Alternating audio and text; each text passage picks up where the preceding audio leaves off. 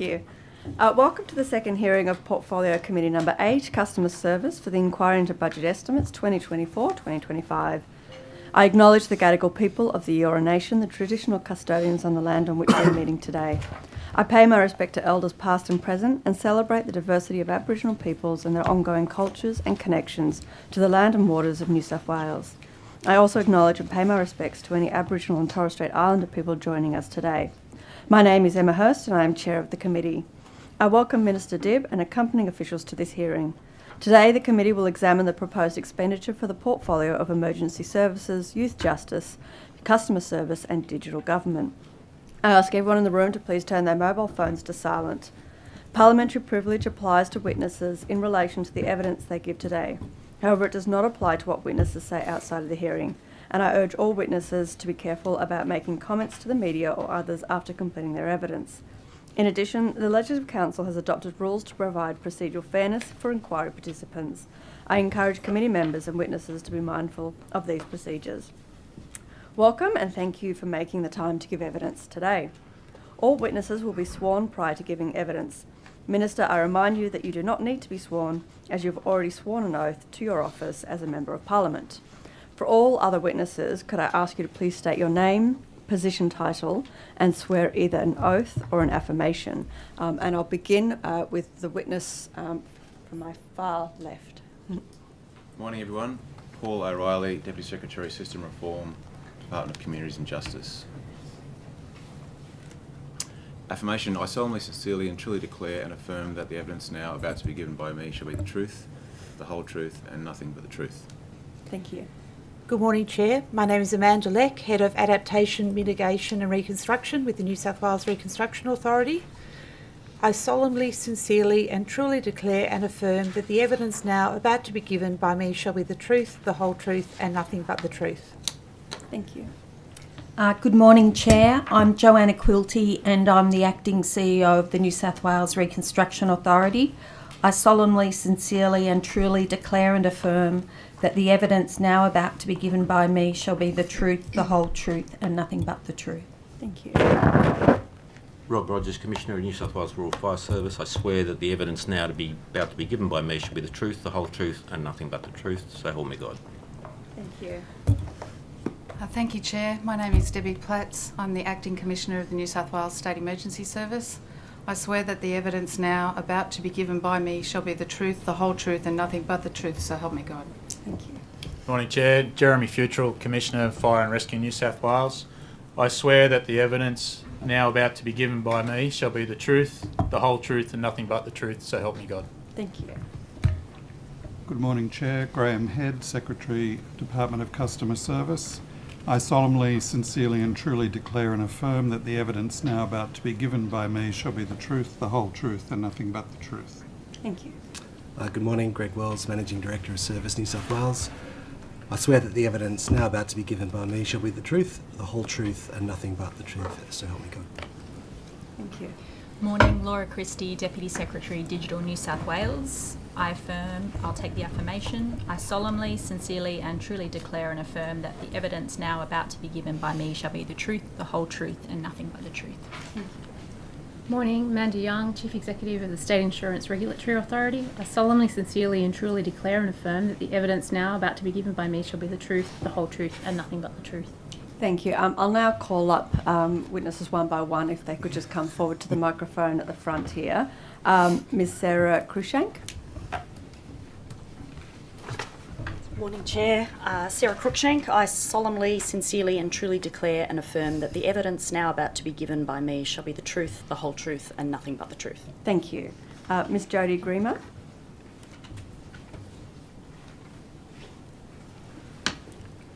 Hello, Jodie Grimer, Acting Deputy Secretary, Policy, Strategy and Governance, and I solemnly, sincerely and truly declare and affirm that the evidence now about to be given by me shall be the truth, the whole truth and nothing but the truth.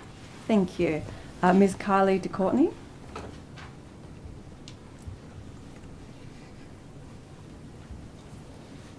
Kylie de Courtney, Managing Director of the New South Wales Telco Authority. I swear that the evidence now about to be given by me shall be the truth, the whole truth and nothing but the truth, so help me God. Thank you. Ms Cameron.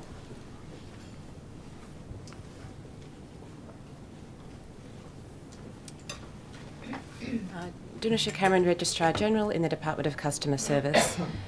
I'll give the oath. I swear that the evidence now about to be given by me shall be the truth, the whole truth, and nothing but the truth, so help me God. Thank you. Mr. Zamoulis?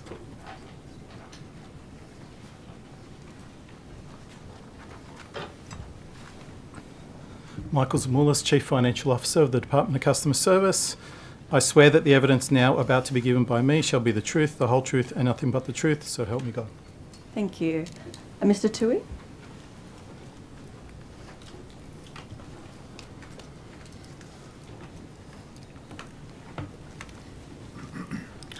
Good morning, Chair. I'm Sam Tui, the Executive Director of Emergency Management of New South Wales Premier's Department. I solemnly, sincerely and truly declare and affirm that the evidence now about to be given by me shall be the truth, the whole truth and nothing but the truth. Thank you. Mr. Graham?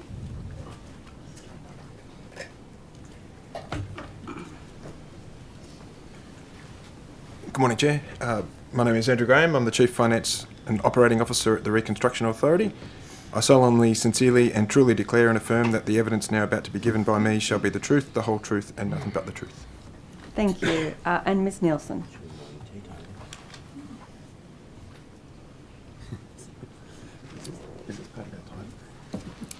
Morning, everybody. My name is Candice Nielsen. I'm the Acting Executive Director for Youth Justice. I solemnly, sincerely and truly declare and affirm that the evidence now about to be given by me shall be the truth, the whole truth and nothing but the truth. Thank you. I believe that's everyone. Yep, great.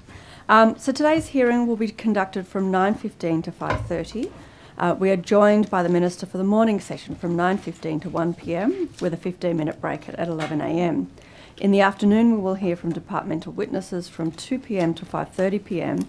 with a 15-minute break at 3:30 p.m. During these sessions, there will be questions from the opposition and crossbench members only, and then 15 minutes allocated for government questions at 10:45 a.m., 12:45 p.m. and 5:15 p.m. And we will begin with questions from the opposition. The Honourable Jackie Munro. Thank you, Chair. Good morning, Minister. Morning, Ms Munro. Minister, when will you confirm that the staff of the Business Bureau are not under threat from the 31% cut to your department? Ms Munro, I can confirm to you that frontline staff in the Business Bureau are not, there's not going to be a change this financial year to the staff of the Business Bureau in the frontline services. And what about support services in the Business Bureau that aren't on the front line, as you call it? Ms Munro, you'd be aware that there's currently a process that we're undertaking through Service New South Wales in terms of being able to make sure that Service New South Wales fits within the allocated budget. That goes back to an overspend of budget of about $179 million over the past financial year. We're looking at all numbers. We're actually in the process of consultation. We've been through that for a while now. So this is your budget, and are you saying that the Business Bureau will be subject to cuts? Staff in the Business Bureau will be subject to cuts? Ms Munro, what I've said is that the frontline Business Bureau services will not be. What I will also confirm is that the Business Bureau this year was funded with $25 million in the budget, and there's a $5 million budget as well. So what it does is that we're looking at... So what's the difference between the $5 million and $25 million? Well, the $25 million is set up. And the $5 million is the operational cost, of course. So during estimates last week, you're obviously aware, I presume, that Minister Camper said that, his words, "I've got the Business Bureau fully funded and there would be no changes at all to the structure of the Business Bureau." So was he telling the truth, or who's in charge? I think what we've just seen then, what he said is the Business Bureau is funded. The Business Bureau has said $25 million and $5 million. There will be no changes to the frontline staff. That's the concierge staff, those who are working with people at that business frontline service. So but he said there would be no change. So he said there would be no changes at all. So you're saying that he is wrong? I haven't said that. I haven't said that at all. Well, you are if you're saying that there will be changes to the structure of the Business Bureau. So let's put this in perspective. The Business Bureau was part of an election commitment that we took. It's now been established, and within the Business Bureau, there are elements that were the old Service for Business in New South Wales.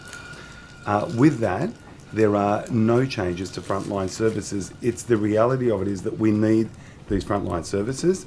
There's been years of overspending, and what we're trying to do is we're trying to preserve these frontline services. So Well, how can there be years of the overspending? commitment that I'm Because giving, the Business Bureau, you said, is apparently your idea. So how could there be overspending? it was An the election Business commitment. Bureau was an election. Excuse me. The Business Bureau was an election commitment, and that election commitment is being delivered. But how can there be an overspend if it's your budget? Sorry? How can there be an overspend if it's your budget and your policy? That's very tricky, Miss Munro. The fact is, Well, I'm not trying to be tricky, I'm trying to understand. Service New South Wales is part of, Business Bureau is part of Service New South Wales. Service New South Wales, there had been an overspend by $179 But you're telling me that million. there's going to be changes to the Business Bureau. Is that what you're telling me? There will be staffing changes to the Business Bureau. The Business Bureau was set up as part of an election commitment. Hmm. There was a service for business function. That has been changed into parts of a Business Bureau. The Business Bureau set up frontline services will not be affected. Okay, so my understanding of that, just to be clear, is that when Minister Camper said, I've got the Business Bureau fully funded, that he was incorrect. It is funded. So there will be no staffing changes to the Business Bureau. This year, there will be no changes at all to frontline services to the Business Bureau.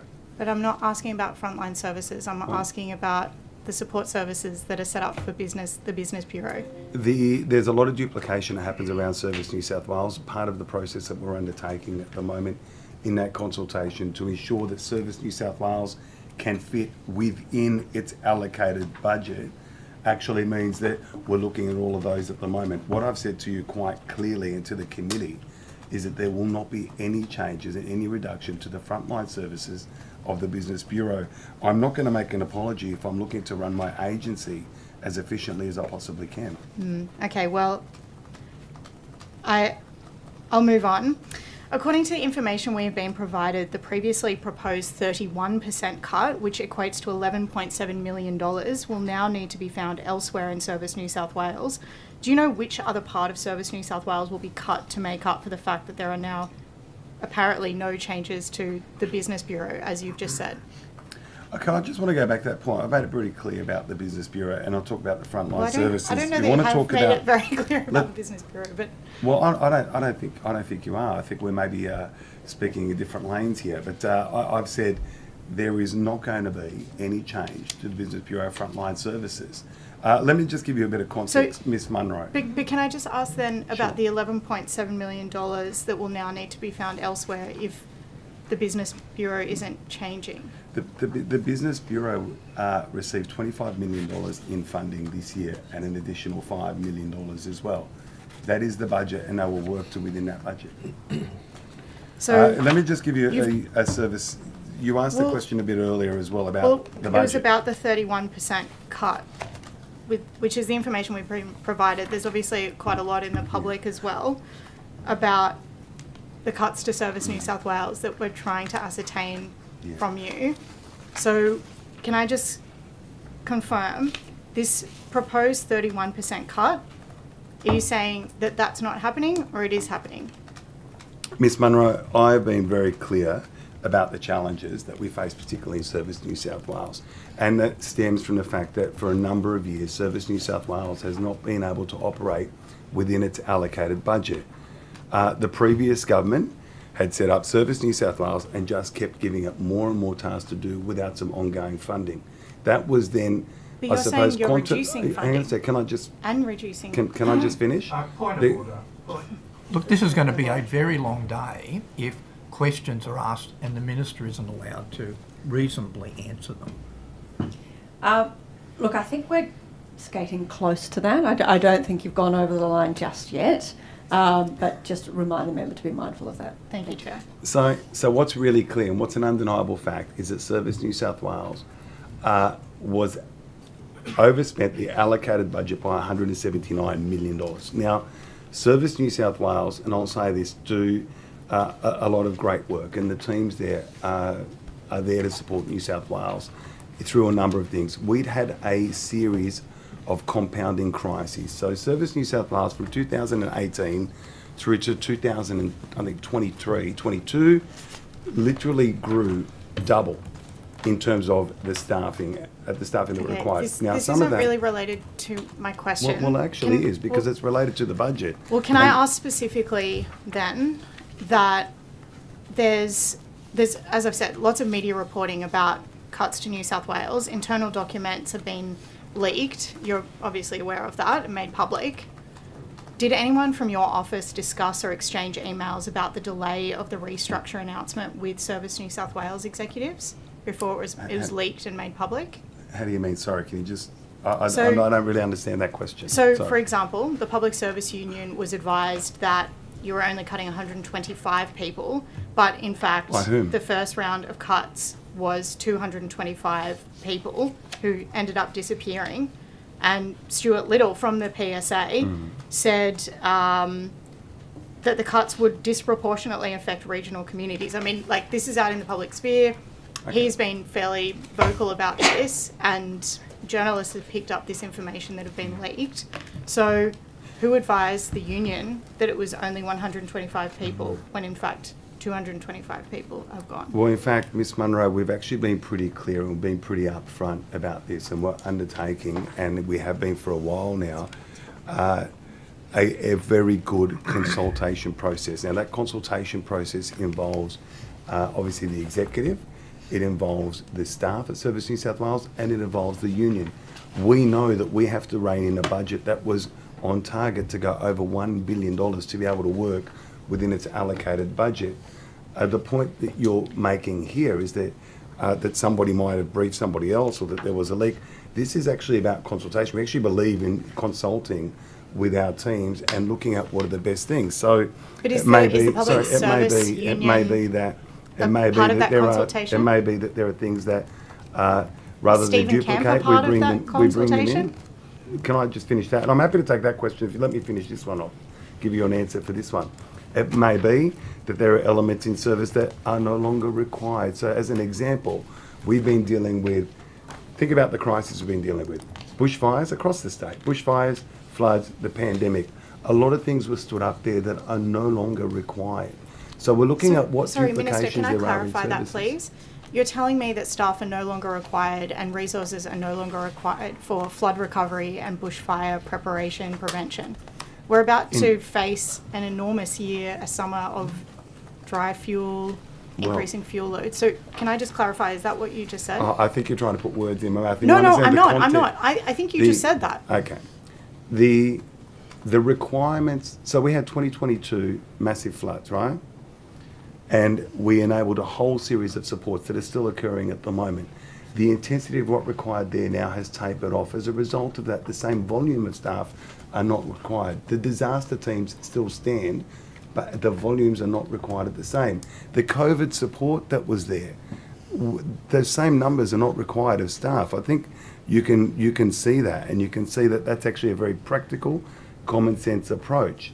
Minister, And in terms of, when in terms of the upcoming fire season, we've just had the storm season launch on Saturday. We've got the upcoming bushfire season launch coming up, the Get Ready weekend. that I think wasn't later actually my this month. question, Well, you made Minister. the point about No, my you made the question point about was, dry do you fuel think- loads. No, my There's been a question point was of order. pretty Sorry, clear. there's been a point of order. Yes. You just made a ruling a few minutes ago suggesting that Ms Munro was skating close to the line. I fear that she may have traversed that now, and we should let the Minister finish his answers.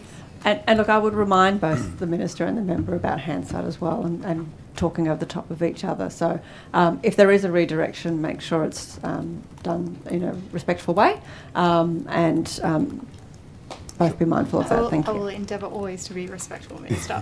And likewise. Thank you. So my question was asking to please clarify what you meant, because what I understood is that we don't need as many staff because we're past some major disasters like floods and bushfires. Is that correct? When a natural disaster hits or a pandemic hits, we need to scale up. And Service New South Wales was scaled up at that time. What I want to do is the requirement, that scale is not required at that same level anymore. Okay. I think anybody would see that that's a very practical and a common sense thing. What I want to do is I want to make sure that Service New South Wales can operate within its allotted budget, that it focus on its core functions of what Service New South Wales actually is.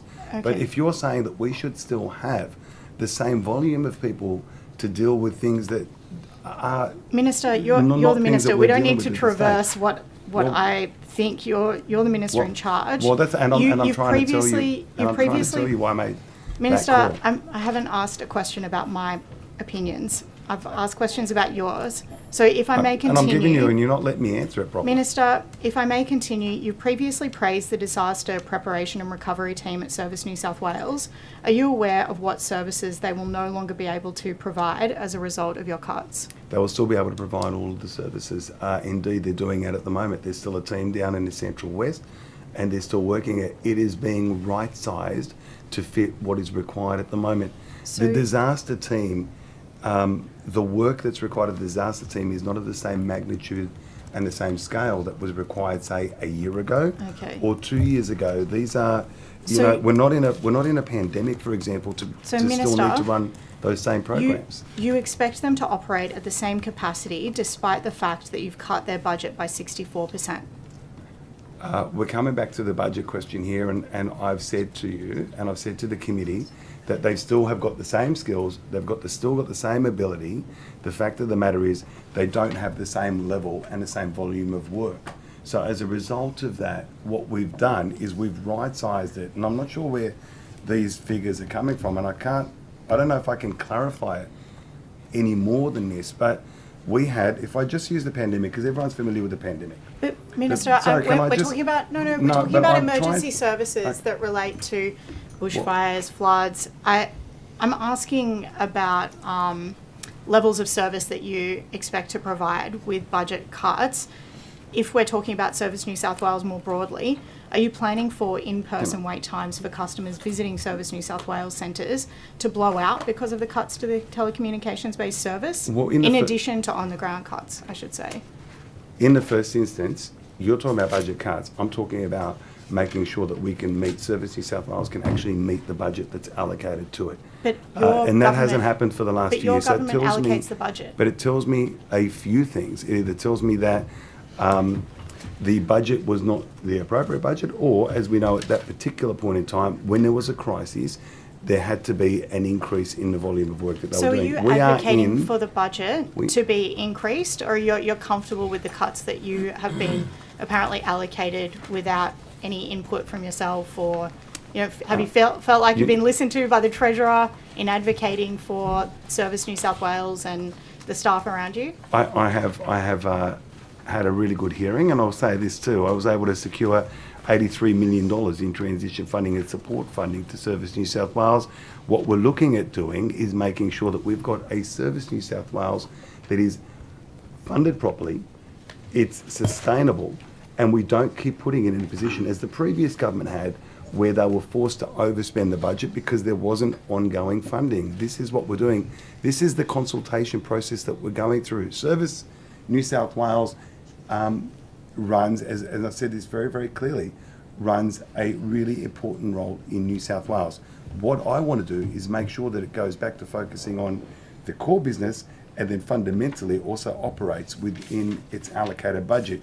You can't keep overshooting that budget by well over $100 million on consecutive years and then go, okay, this is fine. I'm looking for sustainability in my agency. And I would think that people in New South Wales would expect that from their ministers. Okay. Obviously, you remember at the last budget estimate speaking about AI, I think you said that you're allocating resources elsewhere, so the person who would have been doing the data entry can now do something at a higher level. But I mean, now we've got staff cuts and possibly we've got AI, so we haven't got the benefit from introducing new technology, but we do have staff cuts. So I'm wondering if you're improving the services that we deliver through AI. Can I just go back a step? Sorry. When did I say that, and what was the context? At the budget estimate. And what did I say? If you wouldn't mind, what was it, the context that I said it? I actually, let's not keep going over this Well, if you're no, going to I ask want me to go. I mean, re-quote. you've quoted me as saying something, and I'm asking. I'll what it move on was. to the digital strategy refresh or update that you spoke about. Again, a point of order. Yes, If the honourable member wishes to seek to ask leading questions, I think it's quite reasonable that the minister be allowed to answer them. Rather than I think the minister was asking further clarifying questions, and I think that just maybe created a bit of confusion. But I think Ms Munro's now gone down a different path of questioning. Thank you. Thanks. That's fine. So- Sorry, Matt. Sorry, Miss Munro. In February, you said that following your stakeholders roundtable at budget estimates, you said that the digital strategy refresh or update would be made public by the end of this year. Is that still the case? The digital strategy is something that we've worked really hard on. Really pleased to see the engagement and the refresh, and I'm very confident that we'll have it.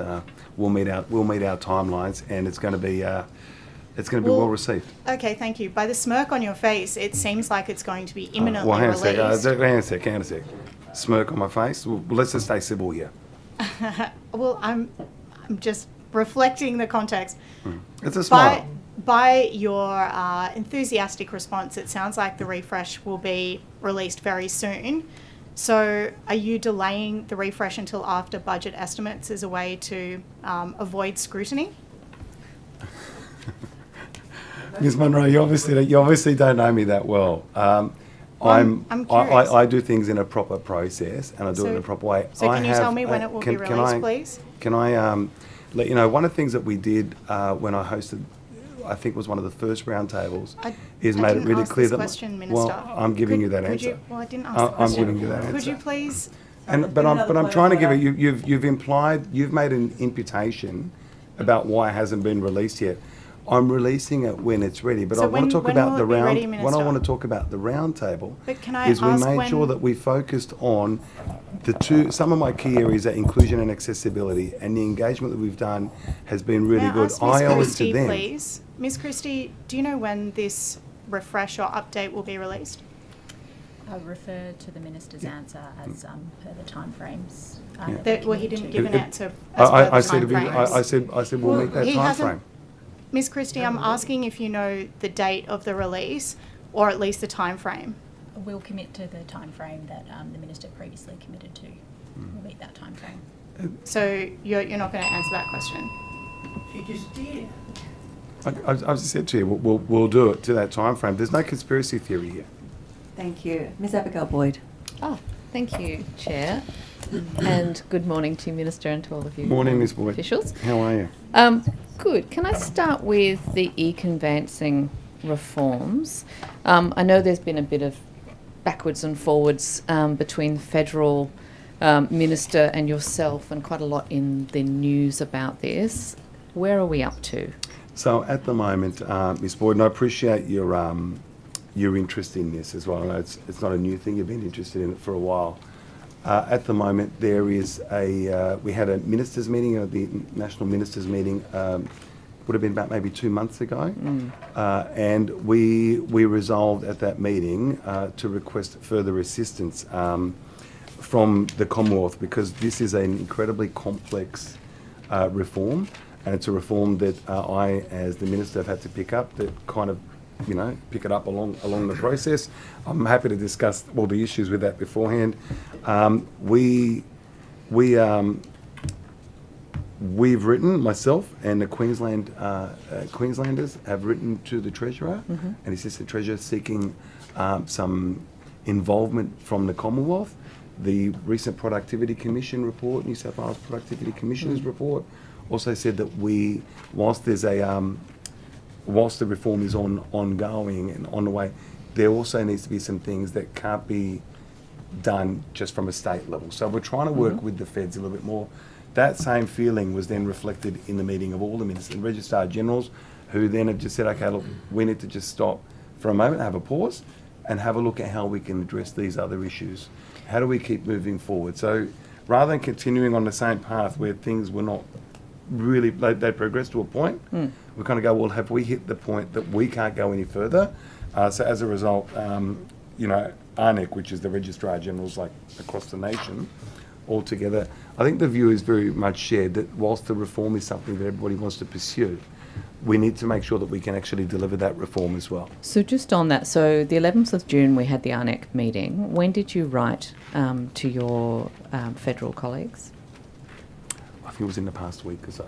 Okay, But so quite recently? Yeah, so it was, we're working with Queensland, closely with Queensland, and particularly through the pause, in terms of having a look at the things. Now, every state and territory is at a different point in the continuum. I think, I'm not going to embarrass which one of our colleague states has just now gone into electronic conveyancing. Yep. Us in New South Wales and Queensland are a long way ahead of that, so we're working with them, and so we'll just we did write to the Treasurer, but we kind of made it clear that this is our intention, as was from that statement. And so what were you requesting from your federal colleagues? Was it to get involved to try and make people be a bit more competitive, or was it to... Pretty much that. Okay. Pretty much saying that, you know, we still committed, obviously, to this, but we believe that there's a role that the Commonwealth can play a little bit more. I've also had discussions with Assistant Minister Lee a while back where I made that point as well. I want to make it really clear that New South Wales is not... we're still interested in this reform, but we know that we might need a little bit of assistance along the way. And I agree with that. I think that there is some frustration about the delay and how long it's taking. Yeah. As you know, this is, yes, it's technical, but it's completely solvable so long as we have the current monopoly player and the financial institutions being made to come to the table. I'm quite concerned that in the meantime, the only currently viable competitor, who happens to be a New South Wales company, is going to be forced out of business. Have you taken any steps to try and ensure that that's not going to be the case? So I'm meeting with that particular company and the other company as well. I've met with them before. I think I'm meeting with them again. It could be later this month. I know there's a meeting booked between both. I try and make sure that I meet with both. If I'm going to meet with one, I meet with the other. Some of the challenges are around the issue of financial settlement. Financial settlements are a place for the Commonwealth's got more jurisdiction, which is why we want them to get involved. We've met certain targets and certain milestones, but you know, there comes a point, this is why we've done the pause, there comes a point where we say, okay, what are now the inhibitors, what are the barriers, and how can we potentially move these barriers down? And that's why we've been pretty upfront. Yeah, in we saying need that we want need to the work with federal Commonwealth. government to tell the banks to do a thing, which is never easy, but unfortunately has to happen in this case. I think we'll work it. But if I could just make a comment about this particular reform, and it is a very complex reform, and you've got to go back a little bit in history. This was sold off as part of a privatisation agenda. After it was sold off, then the reform was to be put into place. I think when you do something like that, you actually, as government, have taken away some of those levers that you could have managed. So, you know, if you want to do reform, maybe don't sell stuff to begin with. I 100% agree, and personally, I'd just buy it back. But and I'll also let you know, and I have asked the Registrar General to look at some of the different options that we've got as well. Like, we're not just sitting on this one. Thank you. Can I just ask you about, there's been an ongoing issue around trying to expand the presumptive cancer, basically the list of cancers that would qualify under eye care. Was that? Sorry, the presumptive cancer regulation. So I understand that eye care has recently provided costings for expanding that list of cancers, particularly relevant to the fireys. Is that something that you are aware of? And how many RFS volunteers have been budgeted for under that? So we made a commitment that we'll have a look at presumptive cancers, and I know that it's a body of work that's being led by my colleague, Minister for Industrial Relations, Sophie Kotsis. We are working together on this. We have also been working with a range of stakeholders, including, of course, you know, people who are affected by these cancers. There is some work that's being undertaken at the moment, and it's probably about as much as I can tell you, Ms. Boyd, in the sense that there was a commitment to explore it. Yeah. And it's a good body of work. It's being led by my colleague, Minister Kotsis. I can advise that New South Wales government is actively looking at some of these policy So options. one of the issues is that in costing this this change, we're looking not just at the fire brigade, but also at the RFS. My understanding is the RFS is not necessarily set up for accurate record keeping that would help it to accurately give data over to iCare for that costing. Are you concerned about the lack of accurate record keeping at the RFS?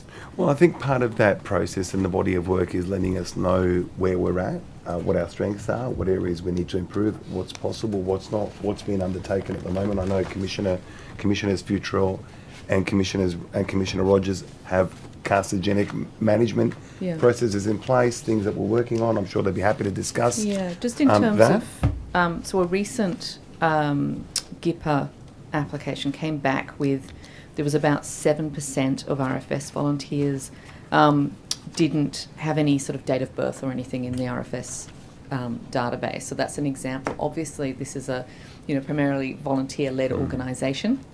The question for you, Minister, is, I guess, are you concerned about the levels of funding? Is there some funding you could give to the RFS for them to assist them to update their records so that they can more accurately provide data for this process?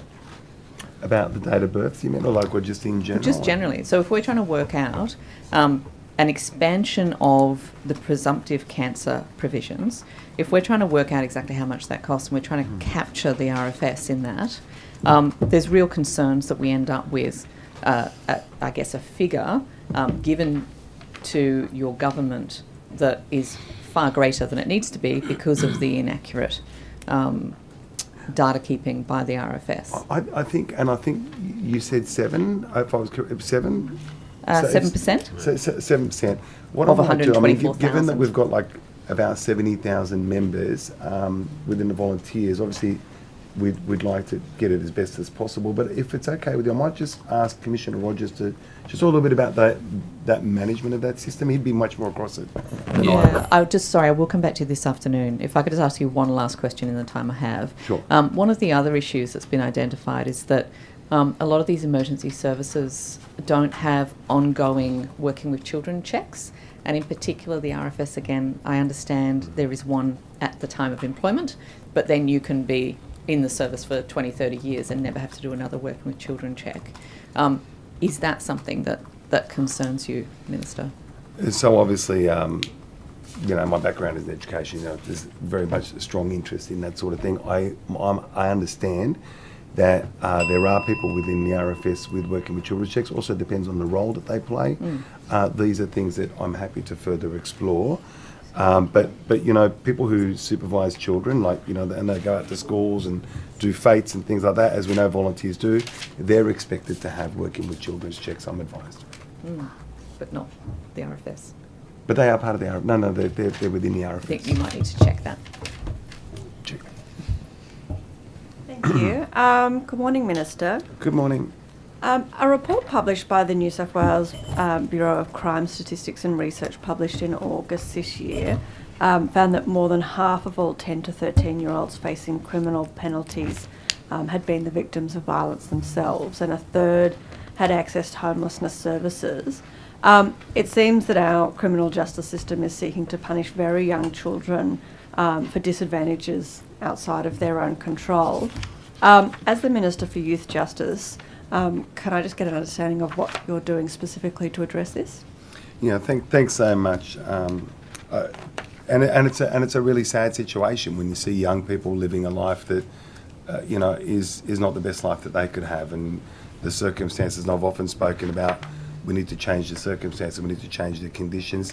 There are elements that I do as Youth Justice Minister because they come into contact with the youth justice system often at the end of that point. So, after the courts have had interaction with them, after the police have had interaction with them, but notwithstanding, as Youth Justice Minister, what I do is work as closely as I can with all of my colleagues across so many different agencies. Dealing with young people and supporting young people, we've got to make sure that it's not seen as something that's just one one agency's responsibility. This is a whole social problem. We've got issues when we're trying to bring in together education, health, obviously DCJ, youth justice, the police.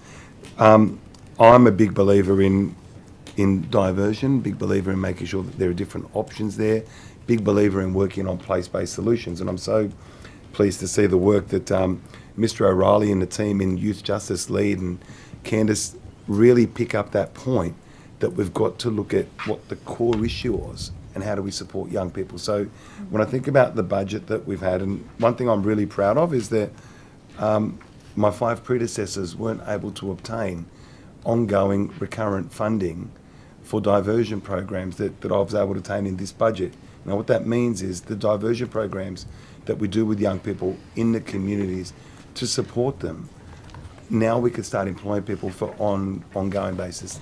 They know where they're going. We're working on programs that are place-based. Often what might work in, what might work in Bankstown won't necessarily work in a regional town. So we're looking at that place-based thing so very clearly. But what we're trying to do is say, how can we support young people and what wraparound services do we need to provide? So when a young person comes to us, there's a lot of complexity there, and you can't just solve it with a simple blunt instrument. And we support them through, whether it's education program, through some health programs, through some mentoring, through trying to get them to believe in themselves. I'm just incredibly proud of the work that, at least, or the mentality that youth justice teams have in terms of we don't give up on a kid. Have you been briefed specifically on this Boscar report? Are you familiar with the findings of it? I may have, but it's not, to be completely frank with you, it's not, I don't know if it's that one specific. I get briefed on Boscar statistics. I meet with Youth Justice. I think it's every 4 weeks I have a designated meeting that's in addition to just informal meetings or visiting youth justice centres or programs. Programs like, like A Place to Go, for example, is a program that we allocated money to so kids can be safe. Some of the bail accommodation so kids can be safe. Yeah. But this one specifically, there's a lot of reports. I don't want to say understand. yes It's or okay. no because Yeah. I get briefed on Boscar Yeah. often, but I don't know if it's that one Yeah. specifically. No, I understand. I also wanted to get an update on your work in regards to raising the age of criminal responsibility to 14. I know you've previously mentioned that the Attorney-General is taking the lead, but that you also, as the Minister for Youth Justice, do play a role here. Have you met with the Attorney-General in the last 6 months about this? I met with the Attorney-General, but whether it was specifically about this, I can't recall specifically. But there are a number of discussions that happened. The Attorney-General addressed this, I think, in his budget estimates last week. The Premier said that the Premier's made the position clear as well. As far as I can see, this is a matter that's being led by the Attorney-General. Raising the age of the criminal responsibility, as the Premier said, is not one of the government's priorities at the moment. Obviously this is a very important human rights issue. Is it something that you, as Minister for Youth Justice, are advocating for, given that it does still fall somewhat into your portfolio as well? Look, we've canvassed this, I think, in previous budget estimates. Obviously my responsibility is to make sure that the young people who come into our care and our attention, we give them the best support that we possibly can. We try and help them build that best life. But really, it is an area for the Attorney-General. In regards to the statistics on the Youth Justice New South Wales website, I can see that the number of Aboriginal and Torres Strait Islander children remanded in custody and sentenced to detention have gone up in 23-24. I guess I want to sort of understand, first of all, what's your plan going forward to address this? And then I'm concerned that these figures are going to continue to increase due to the government's changes in bail laws, and again for the decision not to look at raising the age of criminal responsibility. What else are we going to do to make sure those numbers don't continue to increase? Miss Hurst, I should say not Miss Hurst, sorry. Miss Hurst, I I will say that there is an overrepresentation of young Aboriginal people in youth justice. I think you can't get away from that fact, and I think it's a problem. It's a problem that successive governments have been dealing with for a long time. But we're looking at this problem in terms of how we look to address it. Some of the work, for example, that's happened in Moree is looking at how do we try and change this? How do we arrest this? How do we make sure that young people, particularly Aboriginal young people, if they do come into the youth justice system, that they don't come back into that system. And so as a result of that, some of the work that's taking place, particularly with isn't recidivism more likely once they're in the system for anyone already? Like, isn't that part of the problem? Like, aren't we doing something to actually stop them from entering the system in the first place? Well, there's some of those diversion programs that I was talking about a little bit earlier, and some of the work in Moree in particular, in terms of... Sorry to interrupt you. Can I understand? Yeah. I mean, obviously, I did hear what you were saying about the diversion programs. I'm assuming at this point in time, because it's such a new project, that there's no numbers to show that has decreased the numbers. My concern is obviously that the numbers are going up. Have you been briefed on the reasons why the numbers are going up? Look, I have, as I said, those briefings pretty much once a month that we have those briefings, and the numbers fluctuate a lot. They fit within, I suppose, a variable. I don't have the exact number for today, but I think, if I check with Mr. O'Reilly, about 200. We had about 230 young people in youth detention. 236. 236 today. There's 236 young people in detention centres today. But you do realise that it has gone up. I think the proportion, so that there is an overrepresentation of Aboriginal young people. The data that you're asking, we don't have that clarity on that data just yet, because we're looking at this again as a 12-month period. But I want to... So sorry, just to clarify, you don't have the data. You don't have the data on why the numbers are going up, and rather than going down. Well, I think there'd be a study. There'd have to be a study on that when you've got enough data to be able to study the data properly. We haven't had a long enough window of opportunity. But one of the things that we do work on, particularly... Sorry, I'm a bit confused. I mean, there's been children in detention for a very long period of time. What do you mean you haven't had a large enough window? No, I've got that. Sorry, I've got that data, but I thought you meant the data referencing the bail things that you mentioned earlier. No. What I'm asking you on is, have you been briefed on why the numbers are going up instead of going down? Why are there more children ending up in detention? We have lots of discussions about that and trying to find it with a solutions-based. There's a lot of work that's been happening, particularly with Aboriginal community-controlled organisations, in terms of what we can do to do things better, in terms of how do we address the issues. There is a concern that these numbers are going up, and that data has told us that these numbers are going up.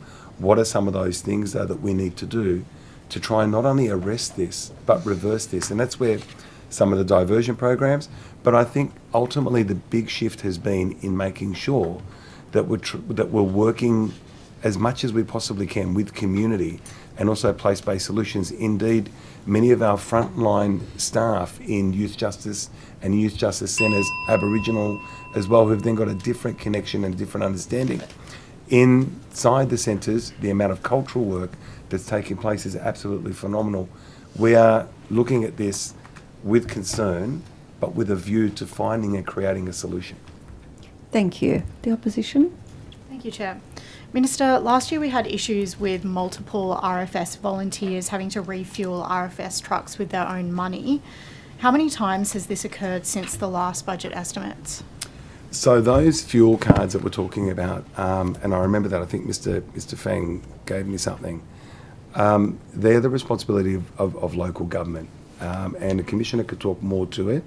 I don't have a specific number, but what I can say is that if that does happen, then they're resolved usually within 24 hours. So to give you one example... No, I don't need an example. I can... Okay, will you give me an example? You've told me the fact, Minister. Well, I know of an example where it took a few weeks for an MP to be repaid, let alone your average volunteer who's just volunteering their time. So could I please ask, Minister, you got asked this at the last budget estimates. Did you not think to ask about this issue on behalf of your volunteers so Mi- that we could fix the problem? Sure. Miss Munro, just on that point, and maybe we can get it clarified, you might want to check with the MP when they actually lodged the claim for reimbursement. Because it may have been a couple of weeks, but I'm under the understanding that they may not have lodged that. And I'm happy to stand corrected, but I'm reliably informed that normally, within a very short period of time, like I'm talking about 24, 36 hours, there is a reimbursement. So maybe you might want to check that with your MP. I'm happy to be corrected. I'm happy to find out the specifics. I'm happy, if that's the case, that it's been a couple of weeks, to ask the Commissioner to speak to them. But, Thank you. Well, are you?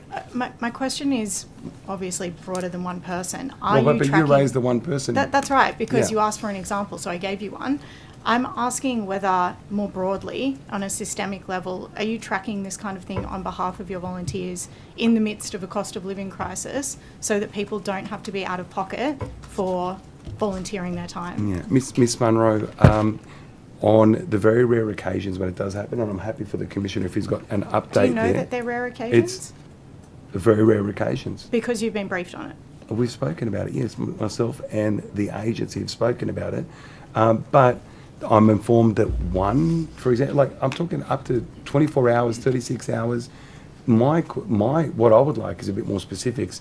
If there is an MP who claims that they were not reimbursed for a few weeks, my question would be, firstly, when did they make the submission? If they made that submission, like they claim the Is that receipt... what you would ask an average volunteer when they made the submission? I want to know that this is actually a situation where somebody has made the claim and then they weren't rectified within a few days. I said I'm going to give you one example, and Madam Chair, if I can, this point, there was one that I'm aware of where in a very small remote town, that particular card wasn't accepted by, the actual fuel card wasn't accepted by that server.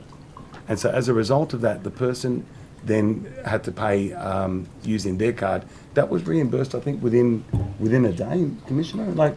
And can I clarify there are very how small much number is of that? cases. How much does an RFS truck cost to refuel? I have to take that on notice because obviously trucks are You would very... imagine it's fairly substantial. Sorry? You would imagine it's fairly substantial. Well, it depends on the size of the truck and depends on how much fuel was there. You would be in the hundreds of dollars, Minister. Well, I mean, as I said, depends on... I mean, a normal tank of fuel is hundreds of dollars.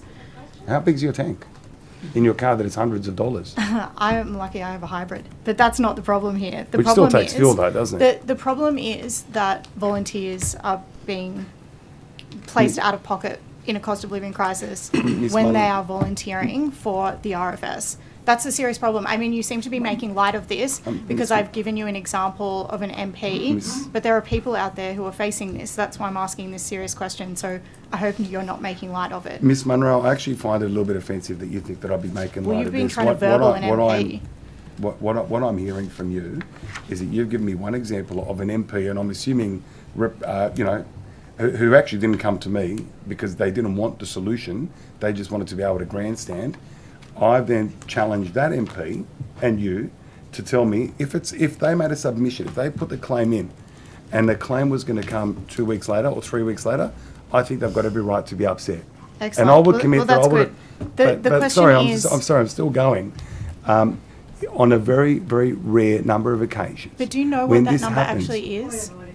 There's been a point of order. I might Sorry, ask the Minister. Commission- Sorry, there's been a point of order. Sorry, Chair, we seem to have veered again into that territory where Miss Munro keeps throwing sometimes questions, sometimes just random comments at the Minister, which interrupts his capacity to answer. And she has asked the question, so I think we should dignify the Minister with an answer. Yeah, I'll allow the Minister to answer before we continue. Thank you. Thank you, Madam Chair. Look, there are about 7,000 vehicles across the RFS, and there's about 2,000 brigades. They've got established processes for fuelling vehicles that do not require volunteers to make payments. Has it ever happened before? Well, obviously it has. Has it been rectified? Obviously it has. You've asked me for a specific number.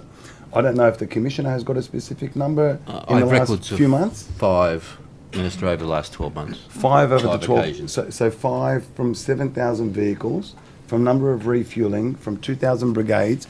You're talking about 5 incidents in a 12-month period, and you're telling me that I'm making light of it. Well, you were making light of it, but We're talking about I'll move on. I appreciate five the instances, Ms. Commissioner's Munro. response. At the previous budget estimates, it's been clear that hazard reduction targets are falling behind. Out of a target of 313,000 hectares, 174,000 hectares were left untreated with hazard reductions last financial year. Given that the overall statewide targets have not been met, which areas of the state are most behind their targets? I'm sure the committee would be well aware of the amount of rain that we've been having in the past 12 months. Indeed, I think the Sorry, last... Minister, that's not my... Um, I'm just wondering which I- places I- are most behind. I'm just clarifying Yeah, that but I'm I- asking which places are most behind. Yes, well, and I'm giving a bit of a context with that, Ms. Munro. So, fire or hazard reduction can only occur at certain times in certain windows when the conditions are right.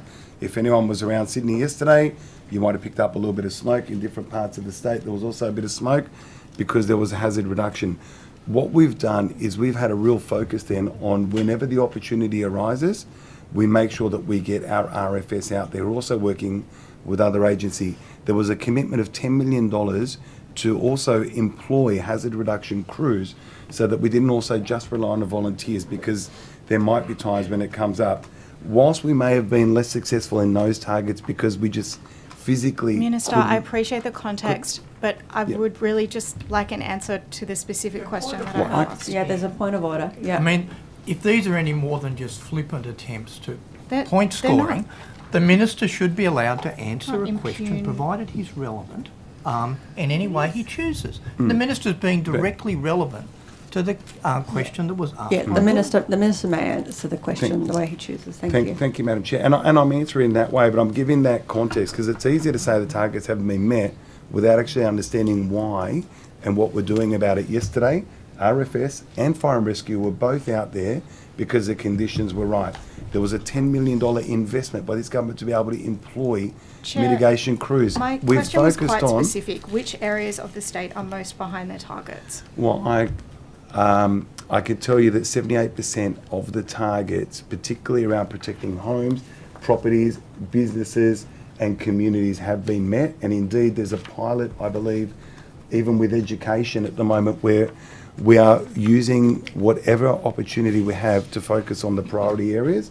We're looking at protecting people, property, infrastructure, and that's about... I can come back to you with specific data. That would be excellent if you had just said that at the beginning. Well, I Minister, wanted to be able to... Order, I wanted to have the, thank you. Okay, let's move on. I think, Ms. Minister. Munro, you'll find that I'm actually being pretty fair. I'm answering the questions best I can, but I'm also not going to sit here and take an assertion without having a Minister, context around it.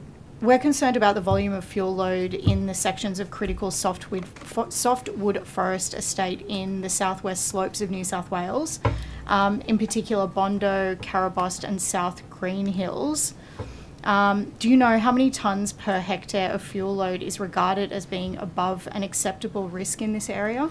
I might ask the Commissioner to answer. He's the expert, specifically expert in this.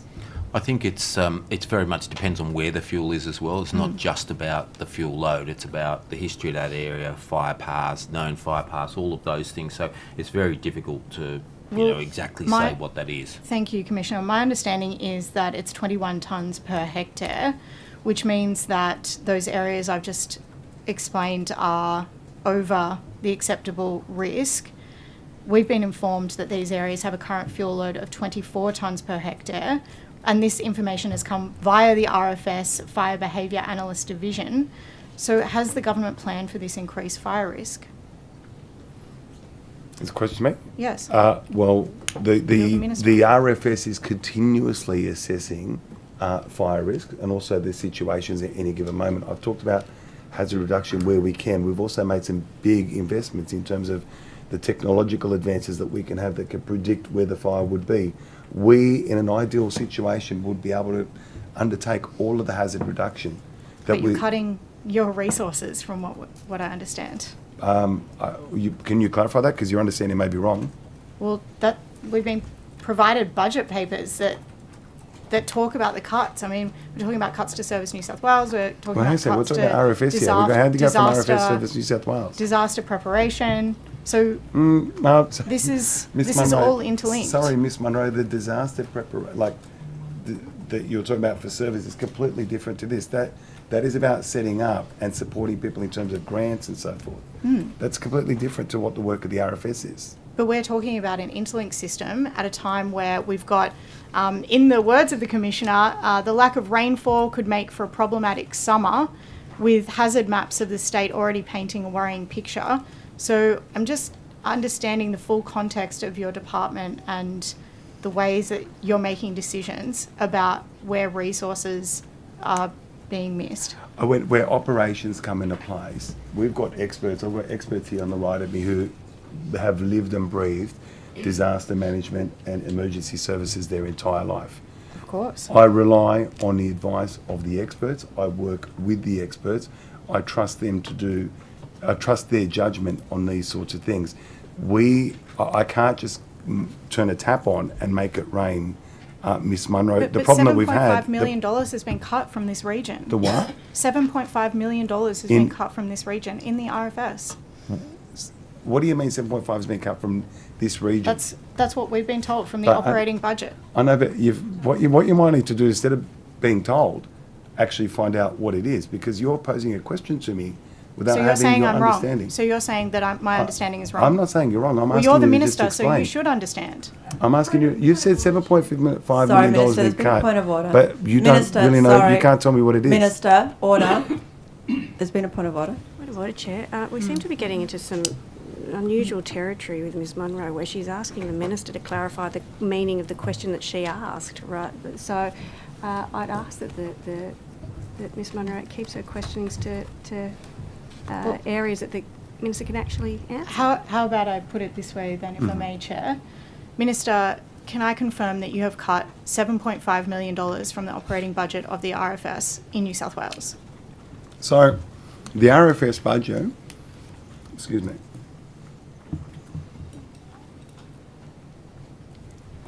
the RFS budget for this year is not the same as it was for last year, and there's a couple of reasons for that. One is a lot of the implementations from the recommendation of bushfire recommendations have now been completed.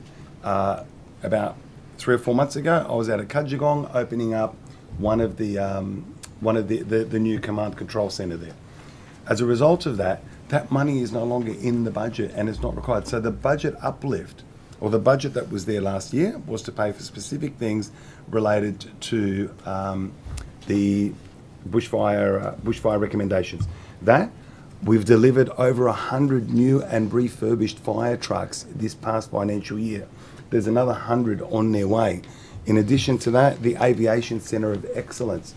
So what you might want to see as you would describe it as a cut is actually because... But what I said was an operating budget. I wasn't talking about capital expenditure. These are budgets all up. I've said to you that we've put in $10 million for mitigation crews, specifically to be able to support the RFS deliver But this. just going back to my question then, Minister, can you confirm that there is a $7.5 million cut in the operating budget of the RFS? What I can tell you is that the budget for the RFS is meeting the needs of what the RFS needs. There's been also less carry forwards this particular year because the carry forwards were to pay for things that we weren't able to get done on time due to constraints around supply lines. I'm not sure what figure. I mean, you just say me, if you could point me to the page on the budget book, I've got it here. If you point me to the page, I'll have a look at it and I'll go through it. So are you denying that there is a $7.5 million cut in the operating budget? Can you point me to exactly where you're talking Sorry, about? there's been a point of order. Yes. The Minister has asked for clarification of greater context in relation to the question. I'd suggest it courteous to the Minister to be able to provide greater context I'm very happy and to. specificity so the Minister can actually answer a question. I'm very happy to. I'm really surprised that the Minister wouldn't know. I assume you know where your own statement is. Point it to me. Point it to me so that I can... Which book are you talking about? Sorry. Which one? Minister, this is actually wasting my time, to be honest, because it is in there. It's no, your budget. I'm here trying to answer. I'm going to move on. Miss This is actually a stunt to try to waste time. Miss Munro, I'm sorry. The budget papers are clear. Sorry, Miss Munro. Sorry, it is not a stunt. You've asked me questions. I've asked you where it is. So- you're not sure. You just said we've been told. it's we've in been there. It's in there. informed. But We've let been me told, been move on. informed, but I have This is explained just to a you, start. Miss If you Munro. don't know your own budget, Miss it's Munro, very concerning. There's another point of order. I'm yes. sorry, Miss Munro. Sorry, Minister. Point of order. Aside from Miss Munro continually speaking over the Minister, she's casting aspersions about the Minister's motivations, which clearly aren't correct. The Minister is making a genuine attempt and continues to make a genuine attempt to answer a legitimate question. Yeah, look, So we if you can, could ask we her can to definitely refrain. cut the additional commentary. Thank you. Minister, how many aircraft have been procured for the upcoming fire season? We have 11 aircraft as New South Wales RFS.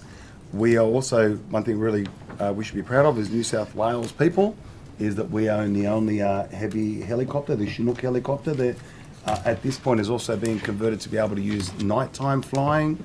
We also have the Marie Bashir. There are, I think, 9 additional ones that have been procured or enabled for this upcoming season. And of course, recently we signed a 5-year with a potential 5-year extension contract when it comes particularly to aviation firefighting. But also on top of that, the good part to that is that it will be stuff that will assist in terms of further training our own local pilots and our own local crews. So we've got, I'd be happier to be the minister here in terms of what we have in the aerial fleet compared to some of my colleagues interstate. We also have another helicopter coming along the way. I don't know if it's let the secret out of the bag there. But Well, Minister, do you know how many are available this week, given the early start to the fire season? I know that we have got it in hand if required, and we saw that. We saw that with the fires, I think it was last Monday or the Monday before. The RFS was quickly able to deploy the aerial support. We had no issues there. Okay, well, perhaps I'll move to the bureaucrats in the afternoon for that. There were 50 or so fires apparently burning last week, so very important that we've got the aircraft ready. Miss Munro, if the inference is that we've got the firepower, we've got the aerial fleet, we use them, but you don't fight every single fire using the helicopters or the large air tanker.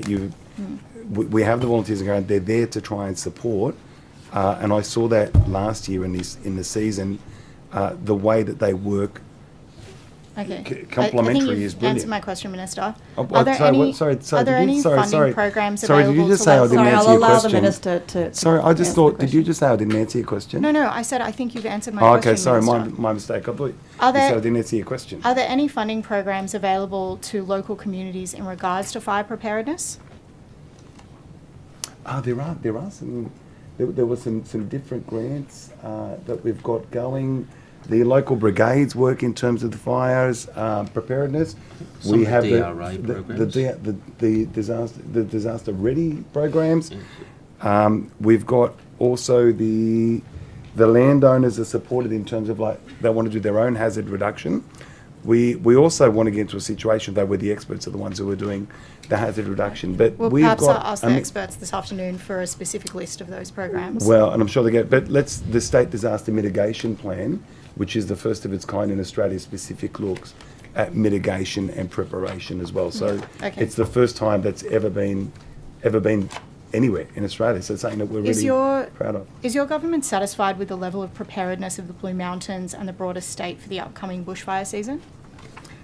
We have been pretty clear that we'd like to be able to do more, more in terms of hazard reduction, and we've had some limitations in terms of why we haven't been able to meet those targets, but we will continue to do that. What we've done is make sure that we try and look at where possible. We do the hazard reduction with the idea in mind that we will protect property and we'll protect plates, but we're being as vigilant as we can on all fronts. That's what we can do. Thank you, Minister. Thank you. Thank you. Minister, I just want to go back to talking about the statistics around youth justice. And you mentioned before that you're focused on these diversion programs. I'm just wondering what evidence you use to suggest that diversion programs are the best way forward, given that you said that you don't have any statistics or information about why the numbers are still going up? Oh, just to clarify that, Ms. Hurst, when I said about the statistics and information, I thought it was in reference to the bail laws. Sorry, but Right, we yeah. do have statistics across a whole continuum. I think diversion programs aren't the panacea. There's a whole range of different things that we look at, and I think, I mentioned earlier the complexities around youth justice, and particularly some of the young people who come into our contact. And so we can't just have a simple one-way answer. Diversion is one in a range of different things that we can do. To give you one example, I know of a town in sort of, call it the Midwest of New South Wales, where one of the programs that one of the local organisations running is effectively going to pick up kids from home to then give them brekkie to get them to school, because what they discovered is that this young people, in not going to school, were getting themselves up into some really difficult situations. They basically had nowhere to go. Idle hands are not a really good idea. So that's why we're working also with education and with health in terms of an holistic approach. But the biggest player in this, and I think we need to always respect that, is also the local community input, because local communities know their context better than anybody else. And I think it's not a case of telling them what to do, but actually saying, how do we co-design something that's going to work? Is it diversion? Is it something else?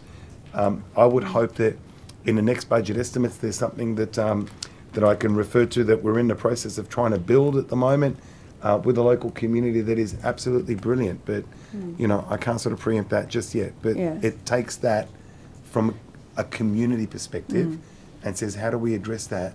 How do we work within the law? And how do we make sure that we can try and give this young person, maybe if we can sort of tilt a little bit the way that their trajectory is going. What I'm trying to understand, though, and my background's in psychology, so you talked about these varied solutions, and certainly that makes a lot of sense. But if we don't know why the numbers are going up, how do we then decide what those solutions are? Yeah. It's almost like the first step needs to be, why are the numbers going up? What are the factors, the specific factors that are causing the numbers to go up? And then when you can understand that, then you can kind of start working on those varied solutions. And so my question to you is, why are the numbers going up? Do we know why the numbers are going up, or do we need to do research there before we start throwing solutions around to see what sticks? So I agree with you in terms of we need to have a look at the why. And part of the elements of the why that we've already seen are things like, is it education? Is it a broader social support? Is it long-term generational poverty, for example? Is it a lack of support in terms of places where kids can go in the evening? Like in one place, where it gets on average over the mid-30s in summer, the local pool closes at 4 o'clock. And where do the kids go after that? So is there a way that we could support that? I know that Mr. O'Reilly looks at this with his team incredibly closely. I've said that there's a whole broader. I'm more than happy for him to talk about specifics that we might be aware of right now, some studies that we've got undertaken, if you're fine with that. I'm more than happy to speak to Mr. O'Reilly in the afternoon, and I know from previous estimates that he's got some very useful information. Yeah. Look, I previously asked questions about the long overdue review for the New South Wales Young Offenders Act, an act that you have joint responsibility for, I believe. And last estimates, you said that you thought that there was a review underway. Are you able to give any updates on that review? So you're right, Ms. Hurst, in that I jointly administer the Act. The lead of that, though, is the Attorney General, and at the moment it's a decision. Well, it is a decision for the Attorney General, and he leads on this. Is it something that you're pushing, though, within government, given that you are jointly responsible for this Act? We work closely, the Attorney General and myself, but so do we do a number of us, basically, who have got like a shared, I suppose, overlap in this area. It includes myself and other ministers in this same space. It's like the Young Offenders Review is being considered carefully. It's complex. I know the Attorney General is working on it, but it wouldn't be fair of me to say this is exactly where it's up to. It's something that he's leading. Obviously, it's something I've had some input in, and I will continue wherever I can. If anybody asks me for advice, I'm more than happy to provide it. Anybody asks my views, I'm more than happy to provide it. And that's, I suppose that's in life, where sometimes you give unsolicited advice. Have you had any meetings As my kids tell me all the time. Have you had any meetings with the Attorney General on this to talk about the timeline or to have any kind of input into this space? We've had meetings. We meet because there's a few things that the Attorney General and I share.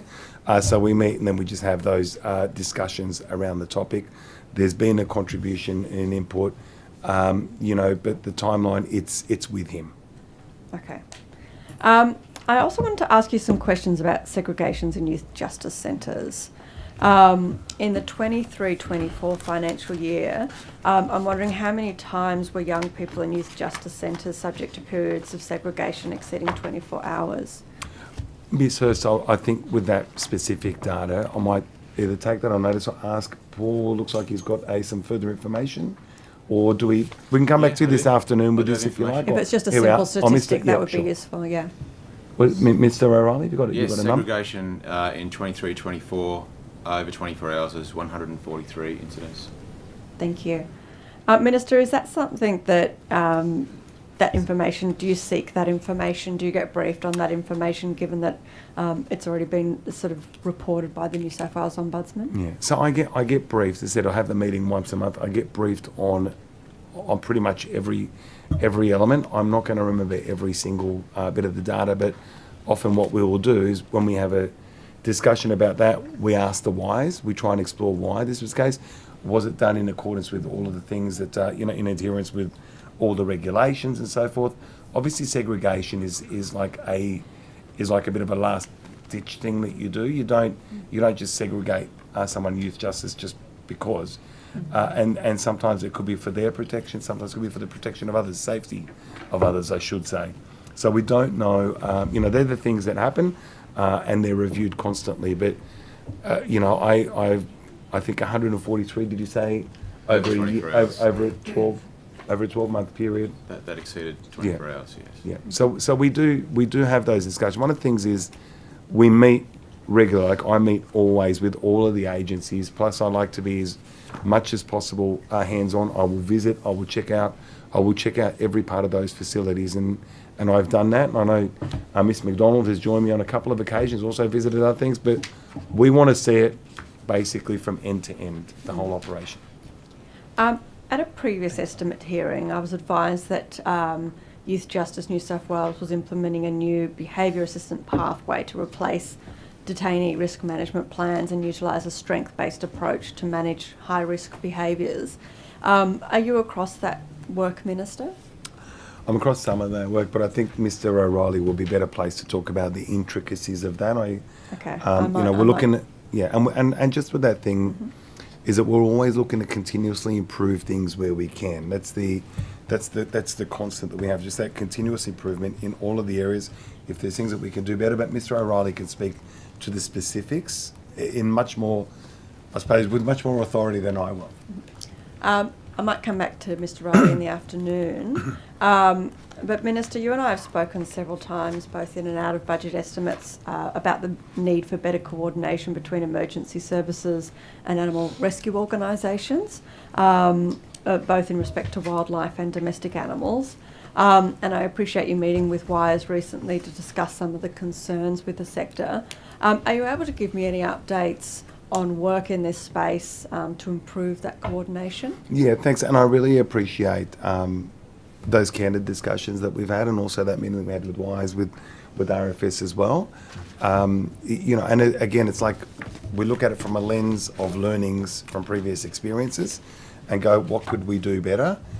We saw some of the impacts we saw the disastrous impact of the Black Summer bushfires, and how can we do it? So I'm pleased to say that there's a wildlife element now that's been included into part of our emergency management planning, and that is credit to yourself and the work that people who really say, hey, can we have a look at this?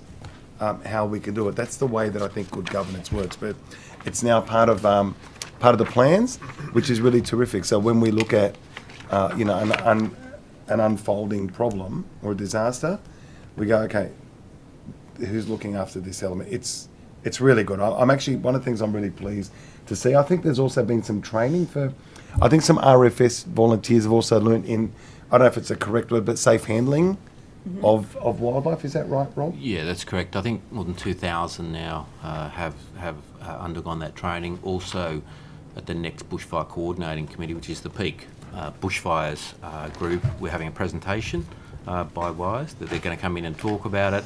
I've also undertaken that we're going to take measures to try and make sure that they're better informed, that our people understand when to call and what to do in the meantime that they're there.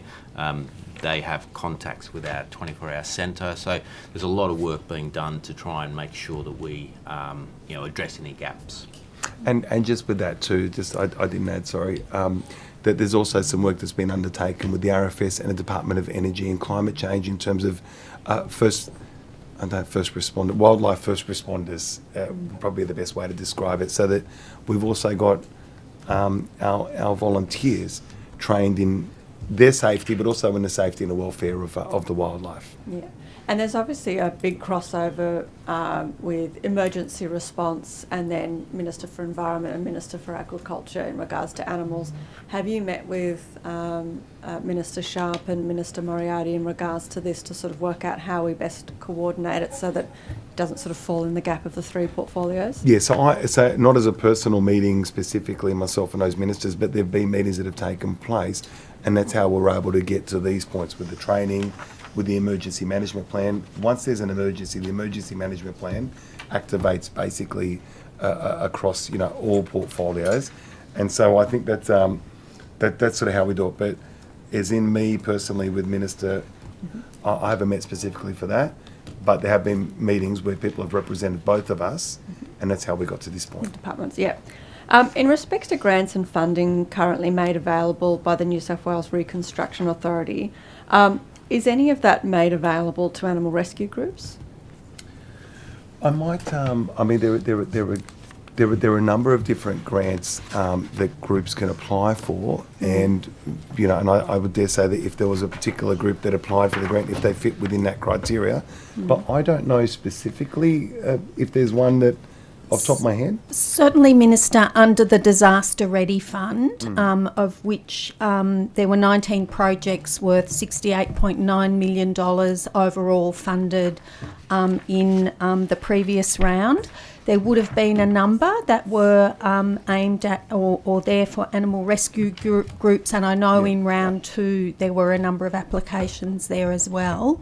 But we can certainly provide you with that information this afternoon. Thank you. That'd be really helpful. And that's the point. I think that it just depends on the applications, but people might do it with that focus. But that'd be really great if we had one specific or some. That'd be really good.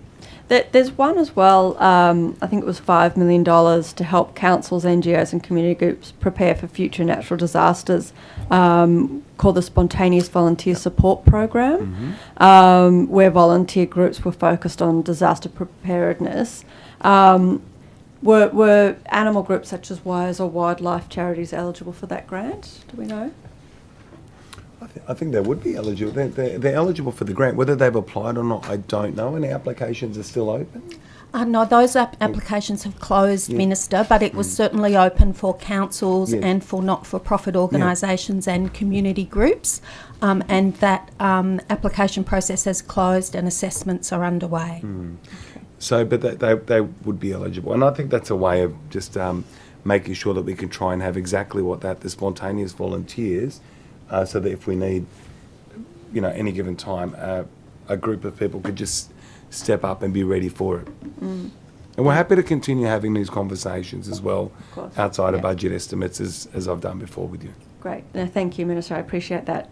I also wanted to ask you about the development of the guidelines for the disaster adaptation plans being led by the New South Wales Reconstruction Authority. Successive natural disasters are obviously impacting wildlife, farmed animals and companion animals. Will the need to protect animals from disasters be reflected in the guidelines around the DAPs? And if not, who is going to be doing this work? Yeah, so the DAPs then, and it should, because it looks at all the disaster adaptation plans that are worked within that location and that local community where they basically come together and say, what are the things that we need to do in terms of protecting? What are the things that we need to protect straight away? Whether it's moving, if there's a habitat, make sure that that is part of the plan. So that stems from the state disaster mitigation plans, where we're looking at, and eventually, what we'd love to see is that we'll see is every local area will have their own disaster adaptation plan. So not only adapting to disaster, but for want of a better phrase, what's our game plan when something happens? And certainly animal welfare should be a part of that. Thank you. Minister, have you read the 2024 review of emergency volunteering reports? Yeah, this was released about a little while ago, about a month and a half, 2 months ago. Yeah, might have been fairly recently. Yeah. The only. I'll be. I think I've got it here if you need it, but it was, no. It was. I think it was. I'm trying to remember. It was quite thick. Yeah, I think this might be it. Yeah. Yes, I've got it here. Yeah. And that's where we talked about some of that spontaneous volunteering and the challenges. Yes. Yeah. Look, the only reference to any animal group in the reports is an acknowledgement that these groups do not have a recognised role in emergency and disaster relief, which you can understand is obviously going to be very frustrating, particularly given the conversations that we've had, and after all the recommendations that have come out of the Black Summer bushfires. How can we stop animals and animal organisations from being left out of these conversations and make sure that we're actually improving this coordination before the next major disaster? Well, this is where I think having it included in the state emergency management plan is really important, because that elevates it to, the important status, and it becomes then part of the plan, which requires people to say, are we addressing this? Are we looking at it? So that's a really important, very big, significant step. I think we're getting better at looking at volunteering, and especially around natural disasters, in terms of a more holistic approach. That report also indicated some of the challenges that we have with volunteers in terms of, people have got lots of different challenges going on in their life. The ability to volunteer as often as they used to can't happen. And so, what are the levers that we could pull there to try and help? But the fact that I would fall back to the position that the fact that it's included in the emergency management plan elevates this as a level of importance as much as any other element of that emergency management plan. Yeah, thank you. I'm just going to move on to RFS questions. And I know that it was already raised with you this morning from Ms Abigail Boyd, the concerns that volunteers are not getting formal police checks or working with children's checks. Now that this is something that's been sort of brought up to your attention, is that something that you'll commit to looking further into? I think I'm not 100% sure about the police checks. I thought there was I thought there had to be a police checks. Is that right, Commissioner? I stand to be corrected, but I thought police checks, there had to be Yes, everybody that joins the RFS is required to do a police check, whether they're staff or volunteers. There is some historical members that wouldn't have gone through that process because of when it came in, but that process has been in for, I have to get the exact date, but it's like probably 15, 20 years that process has been in. Is there any way of sort of retrospectively going back to the because I'm assuming maybe that's what the concern is that's been brought to our office, that there are some that may be there from 15, 20 years ago that have sort of skipped that process? Yeah, look, and it's true that there may well be. We haven't done that retrospectively. The only trigger is when someone moves brigades. So if they change brigades, they're then required to go through that process. Working with children's checks, anybody that has a role where, again, be it staff or volunteer, if they have a role, so if they have a cadet group in that brigade and then they have someone that coordinates that activity, they're required to have a working with children check. So we have quite a number of people adult members of cadet brigades. Correct. If they're doing anyone activities with young people. Yeah. I think it's anyone that has the, and I'll stand corrected, but I'm pretty sure it's anyone that has the potential to be alone with junior people is required to have a working with children check. Minister, can I just, my time is up, but Minister, can I just get a confirmation from you that you're looking to, it sounds like there are possibly some gaps in both of those spaces. Can I just get ask you if you're willing to commit to looking into those gaps and making sure that that's as strong as it possibly can be? We'll have a look at that. Look, and I'll go a step further, have a look at around that emergency services area, notwithstanding the fact that obviously, there will be some challenges, but certainly I need to look into it. And I've just been advised, if I can, just read that. So wildlife organisations are now recognised in the wildlife in emergency subplan. So that's wildlife specifically, even in the M plan, and that was endorsed in December last year. Great. So we're getting there. We're getting there. Slowly, but we're getting there. Great, thank you. Questions from the government members? No, all good, wonderful. All right, well, we will now break for morning tea and be back at 11:15. 11:15, is it? 11:15. Okay, great. Thank you.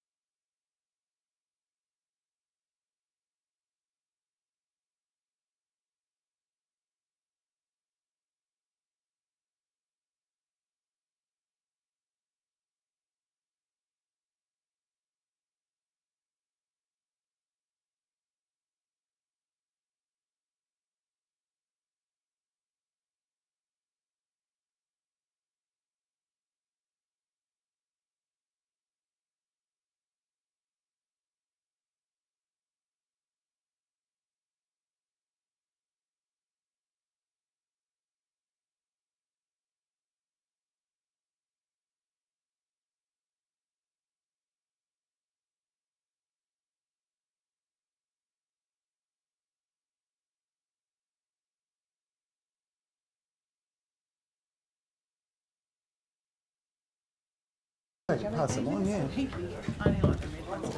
Thank you. Welcome back from the break. We'll throw straight away to the opposition, the Honourable Aileen McDonald. Thank you, Minister. I understand Youth Justice has a one per room... Sorry, Ms McDonald, could you just... Speak maybe up? Thank you, Sorry. Can you hear me now? Nice and clear. Okay, all right. I understand that Youth Justice has a one per person a one per room preference to enhance safety and privacy for children in detention. Do you have steps in place to ensure that with the sharp increase in the population of detained children, this policy will not be jeopardised? So firstly, thanks Ms McDonald, and also thank you for the way that we work together in this portfolio, and also for the stuff around the Parliamentary Friends Group. Really good to see that. There hasn't been, as far as I understand, like a sharp increase in the numbers of detainees, but Youth Justice does look at them, is continuously looking at them, so we're pretty comfortable in that space. Obviously, the preference will remain to try and keep one person, one room, and that's for a number of reasons, especially just for safety, but also the privacy and things like that. But that's still the preference where possible. But there hasn't been like that sharp increase. There are numbers that fluctuate, but within a pretty acceptable area. Yeah. So just on that, so like under the new provision in the New South Wales Bail Act, a young person can only be released on bail if the bail decision maker has a high degree of confidence that the young person will not commit a serious indictable offence whilst on bail. What are the forecast additional costs that will be incurred as a result of the anticipated increase in the number of young people on remand and being held in detention as a result of this new requirement? I think it's hard to give a I suppose to forecast something where you're not really 100% sure what it's going to be, and that also works on a proviso that there is going to be an increase. If I could ask Mr. O'Reilly if there's anything specific to add, but we're not predicting, we're not predicating that there's going to be X number of people, which means we need this amount of dollars. But Paul, is that about right? Yeah, there's not enough evidence to enable us to accurately forecast an increase in cost specifically. There is a fair bit of fluctuation in the numbers in detention normally. Today it's 236. In the last 6 months it's varied between 200 and 250. It's 236 now, and that's fairly normal variation. Yeah. And sorry, Ms McDonald, if I could just ask you, maybe if you could just be closer to the mic, please. Yeah. How about that? Thanks so much. Okay. Okay, well, I'll turn to the Disability Royal Commission made a recommendation around screening and assessment for children with cognitive disabilities involved in the criminal justice system, that they receive appropriate responses, including therapeutic and other interventions. Do you know if this recommendation is being fully implemented in New South Wales youth detention centres for children on remand? So Ms McDonald, we've got a disability action plan, and it's delivered 38 projects over a number of those years, 21 to 24. That was in tandem with the work of the Royal Commission. Now, when a young person does come in, they do get assessed on any number of things. I mentioned earlier in the hearing, not only in terms of some of their health, but some of the cognitive and any other physical disability they may have, and we work with them. The support they receive there is the therapeutic support that we run in our youth justice centres, of which there's a whole range, but also a number. All of the kids will participate. All the young people, I should say, will participate also in school. Every centre has a school there, and within that centre, then it caters to individual needs. So the Youth Justice is working with the recommendations and with the Royal Commission outcomes to do that. So I suppose the short answer is yes, and we're working on it. Sensory devices, whole heap of things that we're doing, and happy to provide you a bit more of a list later on as well. Thank you. Can I turn your attention now to, because you've answered those two questions. So the Tasmanian Liberal government and its evolving policies when it relates to youth justice reform. Are you aware of the creation of a special task force by the Tasmanian government? Not the one that you're specifically referring to. I don't know. Obviously, we have a look at what's happening in terms of some best practice, but I don't know specifically around what's happening in Tassie. So, okay, no worries. Is there like what? I don't know what it is. Is there something happening in Tasmania that would it help us? I think so. I think it would, yes, because they're providing national leadership in their work to basically a new approach to youth justice where they're working whole of government, whole of community, and it centres around integrated and a therapeutic approach focused on the rights of children, rehabilitation and breaking the cycle of offending to... So, yeah. Well, that's good. I did have a conversation with one of my colleagues from another jurisdiction about constantly sharing some information about best practice, but some of those things fit very well within the principles that we have, which is that wrap around the whole of government. I mentioned a bit earlier that when it comes to an issue like youth justice, sometimes it's easy to say, oh, well, it's a youth justice minister, but we know that there's a whole lot, as you'd be aware, with all of the government agencies. Yes. What we've got to be really good at is trying to break down those silos at the end of the day to try and make sure that we work well together, because if we can fix one issue here, we don't want it to appear somewhere else. It's all a government. So we're always open to looking at best practice, and if we can improve ours, then we do that. I think that's what people should do. Okay, and so just on that, would you be prepared to take a proposal to the national meeting of youth justice ministers to develop a best practice national model of youth justice? So we don't have a national youth justice meeting because, here we've got a youth justice minister, but I think in some other places it's part of the responsibility in addition to what they have. I'm more than happy to have a look at that, and if it means that we have some conversations, and you and I can continue these discussions outside of budget estimates as well. But I think how that works with things that we're doing in New South Wales, we're doing that. But if we can do it better, then why not? And if there's things that they could learn from us, then we're sort of also really happy to share that. And I think there's good people in this space who genuinely have got that intention of trying to help young people, and I think that's probably the good thing about this. I totally agree with you. And would you, as Minister, you said before, that we've got a Parliamentary Friends of Youth Justice Reform group starting. So would you then be prepared to work with me in a cross-party way to advance the idea of developing best practice model for youth justice, with a strong focus on, as the Honourable Emma Hurst, on diversion and breaking the cycle? I think Miss McDonald, Miss Aileen, sorry. It's all right. Miss Aileen, now I'm not a Mr. Fang. Miss McDonald, sorry. I'd always happy to have conversations, to work with you, to do things. Indeed, we've done some really good things together. The Parliamentary Friends Group, I said I'll try and pop up to the meeting.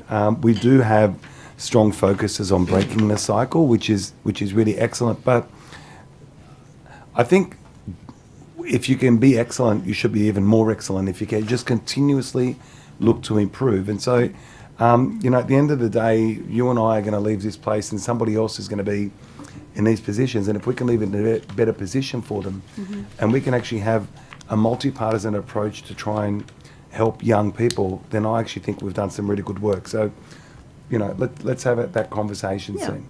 Okay, well, I enjoy, I would look forward to having those conversations.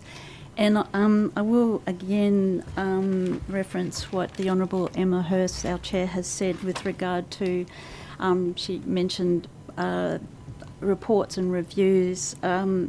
Would you consider a reference to a select committee of Parliament, or perhaps maybe even an established committee, to facilitate an inquiry into best practice and what that would look like in New South Wales, focusing on reoffending? Because we said, what why are the numbers increasing? So would you be prepared to do that? We're doing some work at the moment in youth justice in terms of, around the issues of best practice. We're also working so closely with our stakeholders in looking at what we can do better. I think let's start with that point. I understand also that I think the last Parliament, is it the Law and Order Committee? I think they actually did do some sort of a review or an inquiry. Mm-hmm. So I really want to focus on the things that we're working on at the moment, so we can try and finish one of those off before we start moving on to other things. But Aileen, or Miss McDonald, I'm genuine in this. I'm more than happy to have conversations with you and to have meetings with you about how together we can progress some really good stuff. And I think, the Honourable Chair, and I'm sure everyone on this committee would have that similar view of that opportunity to create a redemption story for a young person who sometimes, because of the circumstances that they face, do actions that they would otherwise, wouldn't want to do. Yep. And I think that's the starting point for youth justice, when we believe that every kid deserves the best. Maybe let's see how we can make it. Yeah, yeah. And Minister, you did mention before a place to go. So it's an alternative for youth detention. Are there any other alternative places located in New South Wales besides a place to go? A place to go had some funding of 2.9 million in this budget. And that's sort of, there's the bail and accommodation services also that can happen at different parts of New South Wales. The idea, especially with a place to go, is exactly in that name. It's a place to go. It's somewhere safe for kids to go. Someone who cares about them. Someone who makes sure that they get home safely or they get through their accommodation. So we've got the bail services. We've got that. I'd say we've got the rural residential alcohol support services. And then of course, just those other programs that I've mentioned sort of during the course of this hearing. Yeah, and so in March this year, you announced, is it 8.7 million for the bail accommodation and support service in Moree. Is that facility operational yet?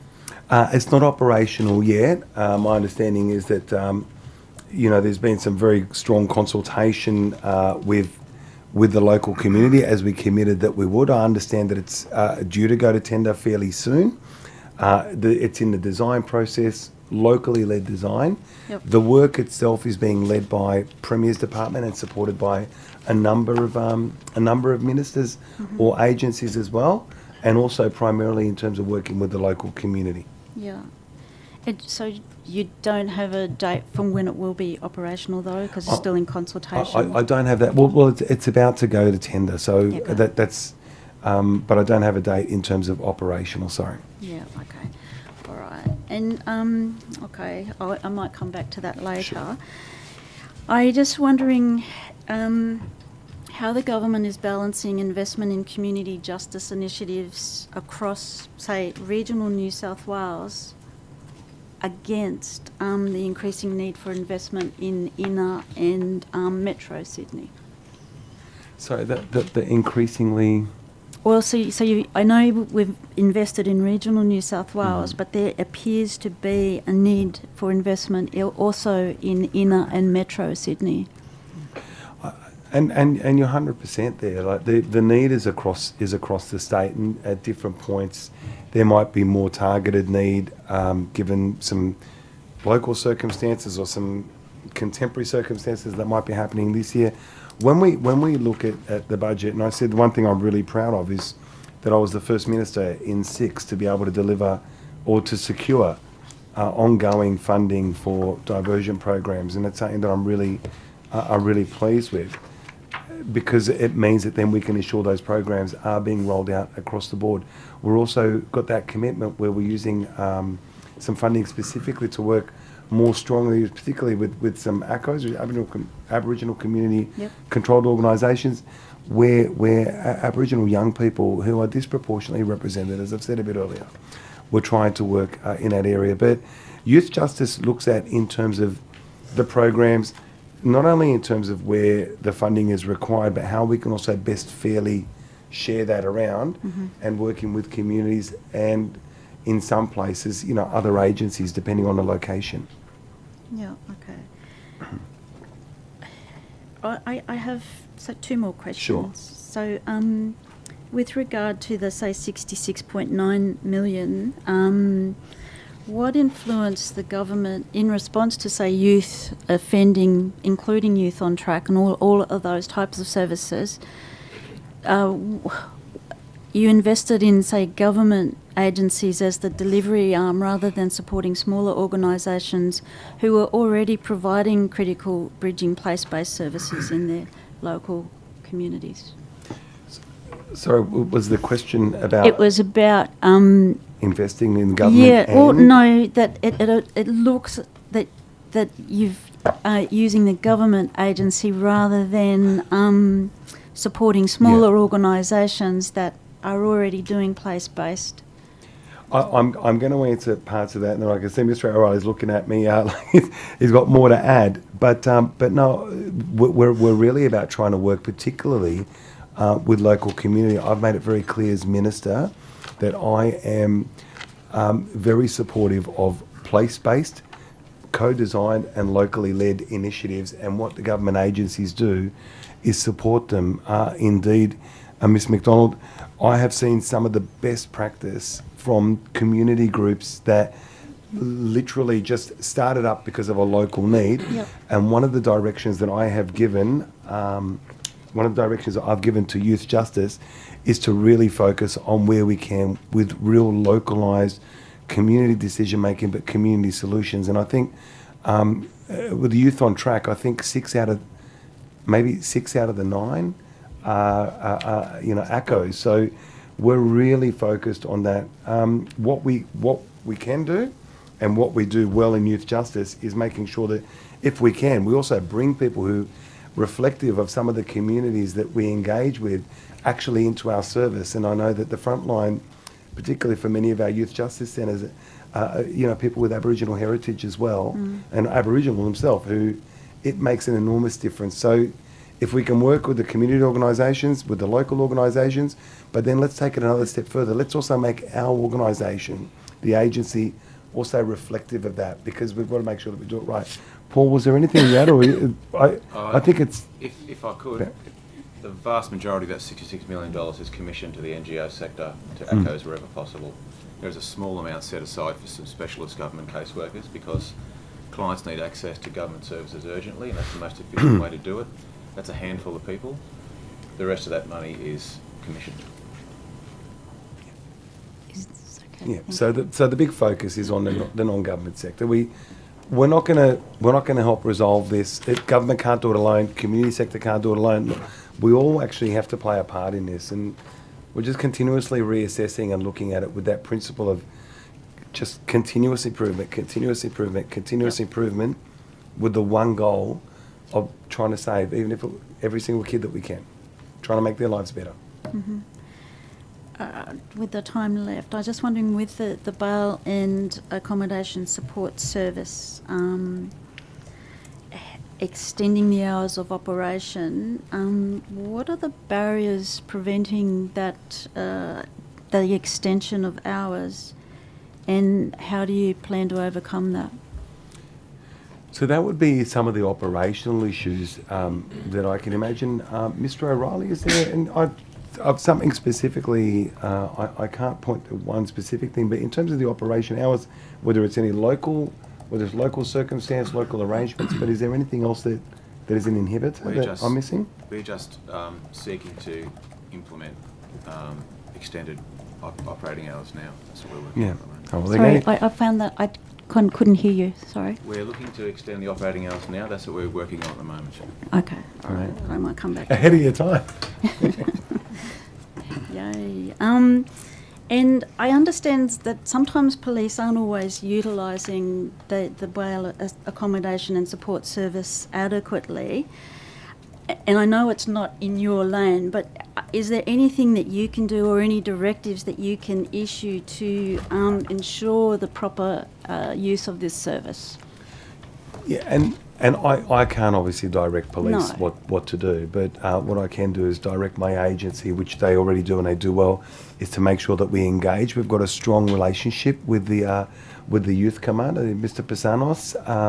Strong relationship with him in terms of working. They are included in when we bring people together to talk about how we can improve the situation, what are some of the challenges that we face. I think that's what they can do. What we can do is we can continue to promote one of the options and the availability of that. So that's on us, and we'll continue to do that. We've started, we'll do it, but we actually also want to just the whole breadth of everything. I'd love people in the community to know that this thing exists and what it's about and what the potential goodness is in it. Okay. Thank you. Dr. Amanda Conn. Thank you. Good morning, Minister. Good morning, Dr. My apologies to yourself and to the rest of the committee. I'm chairing the PC2 hearing in the other room where we're examining Minister Jackson's portfolios. So I'm. This one's more fun. Well, welcome. Nice to see you, Dr. Khan. You too. My first question is about the accessibility of 000. We had a discussion at previous estimates, in particular about the National Relay Service not operating out of hours and the Optus outage in November last year. You indicated that you'd already reached out to telecommunications carriers at that time. What's been the result of those conversations? So thanks, Dr. Cohen. And I did. I indicated that reached out. I also was an issue that was raised with Minister Rowland at a national level as well. And I know that she's been working on that. I then also wrote to Minister Rowland formally to make sure that we do that. And Minister Rowland, I understand, has also just done a detailed update on this. So it's been something that is not only about being on the radar, but also was identified as a potential problem. The telecommunications people also in work with Telco, our Telco authority, have been asked about this, but also the expectation of government has been really clear about let's make sure that no one's going to fall through a gap here. So that's the work on that has not stopped, but it's brought in Telco authority, so our guys, or our people, Minister Rowland, the telecommunications, all have been working together on this. Thank you. I'm glad to hear that work's happening. Yeah. For someone who's deaf or hard of hearing, can they access 000 outside of business hours yet? Yes, I think, and I might just ask if we got 100%. I might just take that one on notice so I don't give you the incorrect. Would that be okay if I take that one on notice? I'm just conscious that something as important as that, I don't want to give you the wrong answer, and I'll give you the detail on that one if it's okay, Dr. Khan. Absolutely. I look forward to that answer on notice. It's obviously extremely important for yes, of course. The community. On a different topic, I'm hearing that the current infrastructure funding model for fire stations is serving to patch holes where there are upgrades or fixes that are urgently needed, but that there's a wider issue of the quality of the stations being quite poor and deteriorating. Is that something that you're aware of? Dr. Khan, we've got over 300 stations across the state. Some of those stations are only a few weeks old, like Busby, but others are over 100 years old. So in something that large, there's going to be some maintenance questions or some maintenance issues that we do have. But the capital budget that we've got is, I think, about $96 million or so just for this year alone. We've got a building program in line, but I'm not sure if the Commissioner wants to add anything specific about those, but we do also recognise there are 300 stations, variable, some are well over 100 years of age. There will be some maintenance, that we need to address with, but the capital budget at $96 odd million is what's in there for this year. I don't know, Commissioner, if there's anything you wanted to add. Look, it is a big challenge for us, given the number of stations and, as the Minister's outlined, the age of some of those. We know that 77% of our stations don't have adequate facilities, what we would set the benchmark on today. So that's an ongoing piece of work between the program around privacy upgrades and also just the renovations and then new builds. We're doing what we can to address it, but it's certainly an area we continue to focus on, work with government with. Thank you. And I mean, for those 77%, is there a program for proactive maintenance or upgrade, or are you relying on individual stations to apply for funding to fix them? No, so we've rated all the stations in terms of the ones in most need of renovations or work. And then there's also a separate program for the sort of repairs and maintenance budget as well. Okay. So what's the plan moving forward for that 77%? Well, obviously we're prioritising those. We're also looking at prioritising the stations that have women working at them to put appropriate facilities in there as quickly as possible. Thank you. Can you give me some examples of the stations where the work's being done to accommodate women? Yes, we've got a fair few there.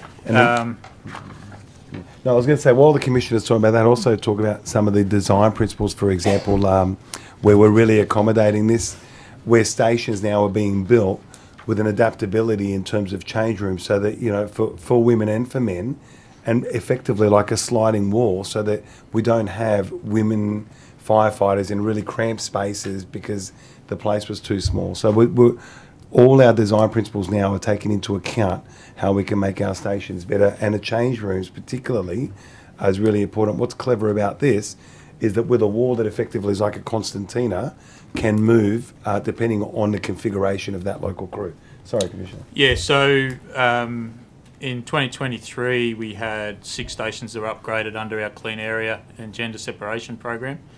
And this year through 2024 we've completed upgrades at Coaldale, Uralla, Alstonville will be finishing shortly, as will Cooma.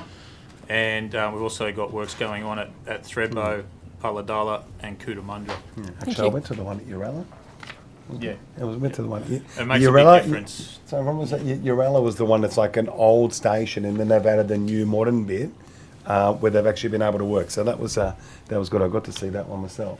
Yeah, and those changes make a huge difference to the facilities, and obviously we want our firefighters as New South Wales public servants to have appropriate amenities at their stations. Thank you. I look forward to following up on that work. I'm just going to jump across to the RFS. Sorry, I've got a lot to cover in 20 minutes. How much has the RFS spent on aerial fire retardant in the past financial year?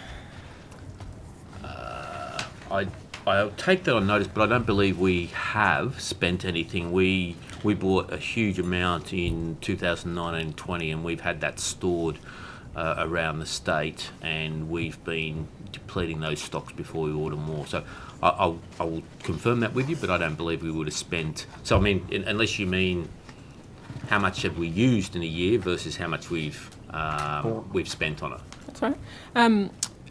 What consultation have you had with the EPA or other relevant government departments about the safety of the chemicals that are used in the fire retardant? So we've had the EPA test the retardant for us to make sure that it was okay. The EPA had no concerns about about the retardant itself. We, as a matter of routine, try to avoid putting it into watercourses. Because it being like a fertiliser based, it can obviously disrupt the ecosystem of that water and can lead to, I think things like algal blooms and the like. So we have specific sort of requirements about our people to try and keep it away as best we can from water sources. Sensitive, sensitive sort of, say, organic farms where game, we do our best to avoid those things. It's not always able to be achieved, but certainly we do our best to minimise impact on them. Yeah, thank you. You've identified the same concerns that have been raised with me. So certainly on Queensland government website states that there's no life-threatening risks to human of fire retardant, but that they're not fully biodegradable and may result in fish kills. The New South Wales Health fact sheet says that drinking contaminated water should be avoided. Have you done any audits to ensure that the retardant is actually being used and stored and disposed of correctly? We have a program to dispose of it, but it doesn't have, it has quite a long lifespan. It comes in a powder form, and that's how it's stored. Once it's mixed, it has a particular lifespan, but I've got to say it lasts for some time. It just needs to be kept agitated and the like. So I haven't heard anything raised with me about concerns about where we have the disposal. There has been certainly some aircraft once they take off with it loaded, it can be unsafe for them to land again with that same load. So we've got some nominated areas around the state. There's about 3 or 4 areas around the state that are nominated where we can dump retardant, and they're actually on forest corporate estates where they've got plantations, because it actually won't do any damage to the trees, but in fact it'll probably help them grow a bit quicker. So we've got arrangements like that to make sure that we don't dump retardant in places where it could be sensitive. Thank you. That's quite a comprehensive answer to the part about storage and disposal. But in terms of the use, you mentioned the need to avoid sensitive waterways or organic farms, etc. Have you done any audits to check that it actually is not being deployed on those areas? I'll have to check. There has been, there's certainly, I know where there's been inadvertent, accidental discharge into watercourses. There's been inquiries into what's happened from that. So if it's okay with you, I'll take that on notice and get you a fulsome answer on it. Yeah, thank you. And in taking it on notice, you've mentioned those couple of inquiries to when it has been notified. I'd be really interested to know what work's been done since then to make sure it doesn't happen again. Absolutely. Thank you very much. Last year at Estimates, we also spoke about the community concerns about escaped burn-offs, and the answer to my question was about how significantly extending the fire danger periods would create a real resourcing burden on volunteers. I'm interested if any further conversations have had about that, and particularly if there's a risk here that we're putting communities at risk because of resourcing issues. Look, I don't believe so. In as much as I think I mentioned last year that the decision on the fire danger period is left to locals, and that's not just RFS. That's other fire agencies as well to have a say in that. It's not just, we don't just make those decisions. It's a collaborative approach. So, where they see that there's, I guess, more need for a longer fire season, then that's absolutely still permitted. Some of the things we're doing for things like permits is we've introduced, indeed in the last 12 months, an online system where people can apply for permits online, where people are deemed as, say, trusted people, that we're going to allow local managers to authorise those people to have instant approvals, so they don't even necessarily need something. And some of the examples there are people like sugarcane people that burn regularly their sugar cane for the harvesting, but they do it in a very responsible way, and fires don't get out. So we're looking at things like that that will help address any concern about additional resourcing. So I think technology will have the ability to help us there. But look, that is in its infancy. But I have a lot of confidence that will make a huge difference in the time ahead. And again, allow local areas to suggest if they do want to get more areas covered by firebans, that they can do that. Yeah, thank you. That's helpful. And for a local area, if there was interest or local will to extend the fire season, particularly because of changing weather patterns that we're seeing, you mentioned in your answer that that's permitted, but I suppose my question is that supported? Is it resourced? If the concern of the locals is that they haven't got the resources to assess all the permits, what support's being offered at a state level? Yeah, look, it is something that there's a bit of a bespoke approach locally right around the state, and in some cases it's more staff that do that work. In some places, certainly in more urban areas, it's mostly staff that go out and do those inspections.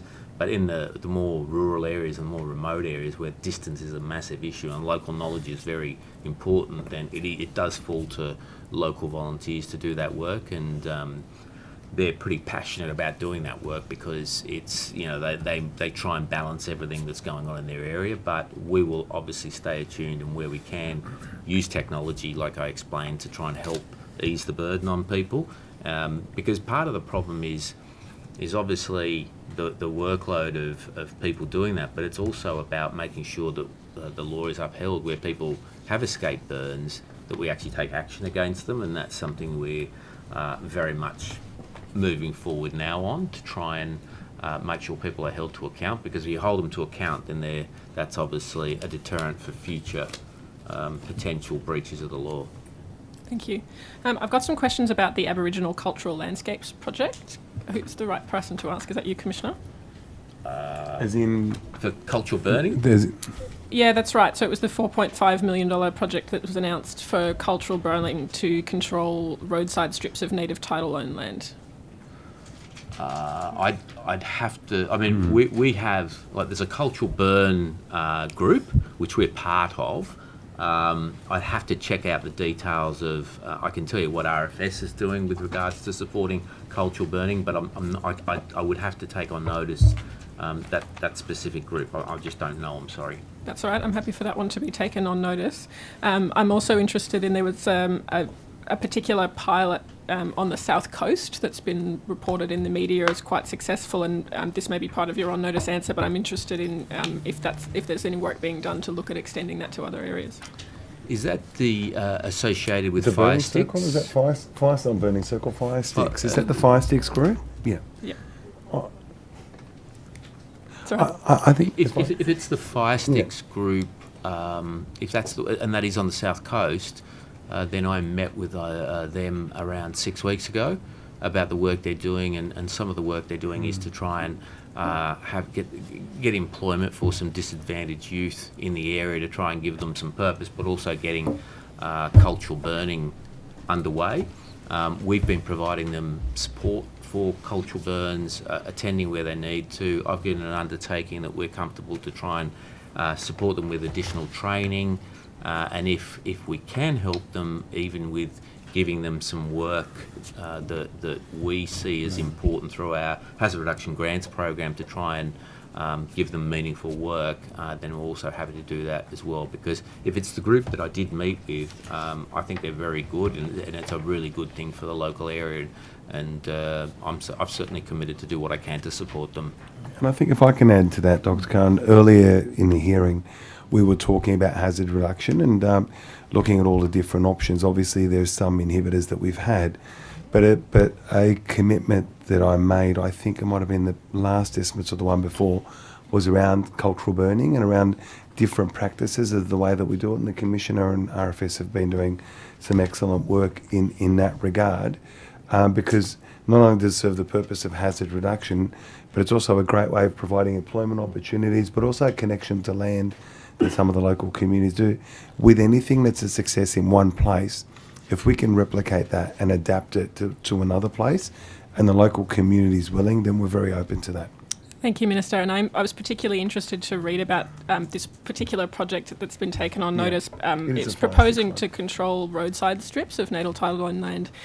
Certainly under the previous government, huge amounts of roadside vegetation was cleared in the name of fire prevention, and some of that vegetation was key habitat corridors. So I'm particularly interested if this is an alternative way of managing risk around roadsides. I think it is certainly one of them. And cultural burns, and correct me if I'm wrong, Commissioner, but I do sometimes pay attention, but cultural burns also burn a little bit slower and lower and less hot, so it actually has a better, not as destructive impact, and potentially when it comes to some of the wildlife. So we'll look at all the different potential ways of conducting hazard reduction and use the one that's most appropriate. And certainly if this one is appropriate in particular parts, then that's what we'll do, because we do need to manage the risk of hazard reduction, but it shouldn't just be a complete slash and burn.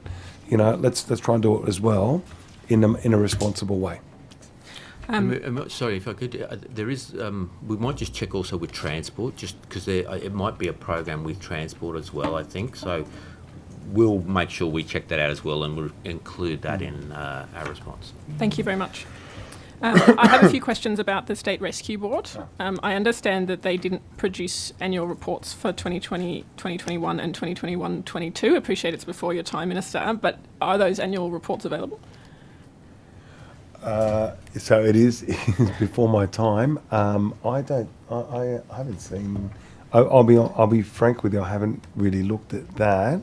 The last report I looked at was 22, I think. Is it? There's been work to finalise a report for that period. That was the COVID? Was that the COVID period? Is that? I'm asking about 2020, 2021, and 2021, 2022. Sorry, Commissioner, you just indicated that work's underway. Premier's Department. Yeah, so when can that data be expected to be publicly available? I'll take that one on notice, but okay. I don't have a clear answer on that one, but the Premier's Department is coordinating and putting it together and working on it. So there will be something, but the Premier's Department is coordinated all. Thank you. And I understand that the State Rescue Board collects data on the number of rescues performed by various units, but I'm also interested to know if that includes road crash rescue performance, so things like the actual outcomes or the response times. I'm not sure about. I mean, the collection of the data is would be a whole range of data that's collected. So not only in terms of the type of incident, but how that incident was resolved. I'd like to think that they would have a collection of all the available data, but probably it might be best for this one too, Dr. Cohn, that I just confirm for you 100%. But I do have actually, I may even not even have taken on notice. If it's okay with you, Sam, I think from Premier's department, do you have a clearer answer on this one? Sorry. Yes, SOB collects incident data but not outcome data. So incident data but not outcome data. What does that mean? We don't. That's all right. I've got 15 seconds to get my last question in, Minister. So that's also my understanding. Do you not think that outcome data would actually be useful in, protecting human life? Yeah, let me have a look. Let me have a look at that one, and maybe Sam, if we put it on the agenda for a discussion with the Premier's department, and happy to pursue that. Thank you. Oh, sorry, just I noticed. So that roadside program, it is Department of Transport. My colleague Minister Aitchison is the lead on that one. Thank you. Thank you. The opposition. Thank you, Chair. Minister, during last week's budget estimates, the Planning Minister stated that the total budget for Resilient Homes program is $790 million. Last year, the Treasurer announced that it would be $800 million. I'm just wondering where's the extra $10 million? What's the discrepancy about? It is $800 million. The $10 million, and I might just get it correct, I'm not sure the exact name of that program. There's a $10 million community support program. Does it have a name? I can't tell you the exact name of it, but there is that $10 million in terms of the community support. This is in terms of, I don't want to mention the name because it's commercial in confidence, but that place that we've helped the community where they've had to remove their local store. Is that $10 million? I'm just going to correct. Is that $10 million? That is correct, Minister. Okay, I'll clarify that later then. If So you don't know, it is Minister. $800 million all up, but some of that, there's a $10 million component which is about supporting community. Okay. During, And I'm sorry, and I could speak to you about it later. I just don't want it because there's a commercial in confidence element. Okay. I don't want to put that out there to affect the business. During the October 2023 budget estimates hearing, it was confirmed that the New South Wales Government would be seeking additional funding from the Federal Government for flood recovery in the Northern Rivers. Can you confirm if the Federal Government has been approached to provide more funding, and specifically for Resilient Homes? Yep, I can. And there was $10 million that was committed to the establishment of the Northern Rivers towns and villages.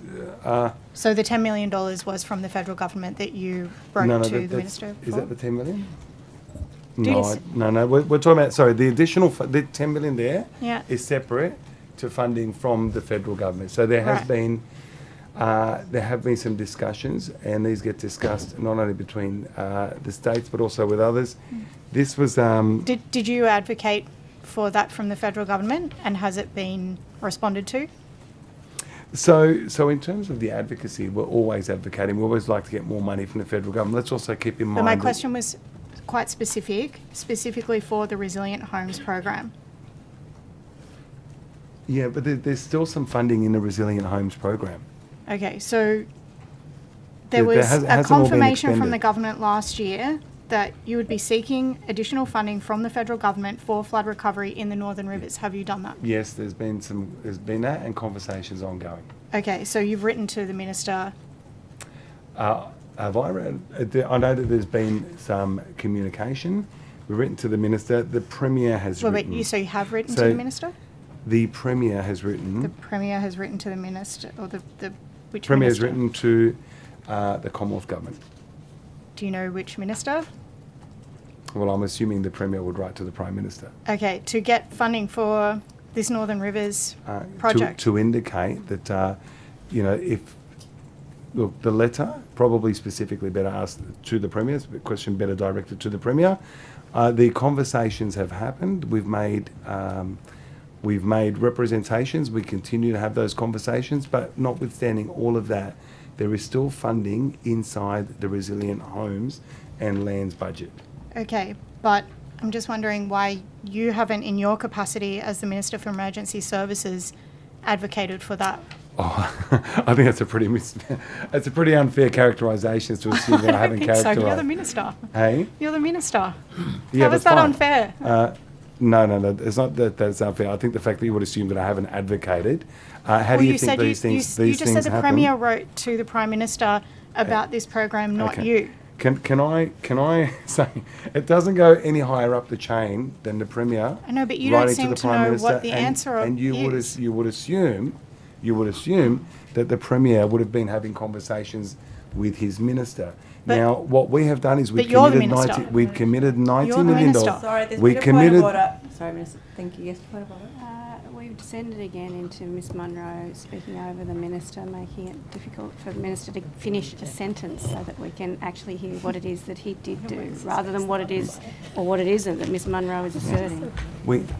Thank you. We We will give the Minister a moment to answer. Thank you.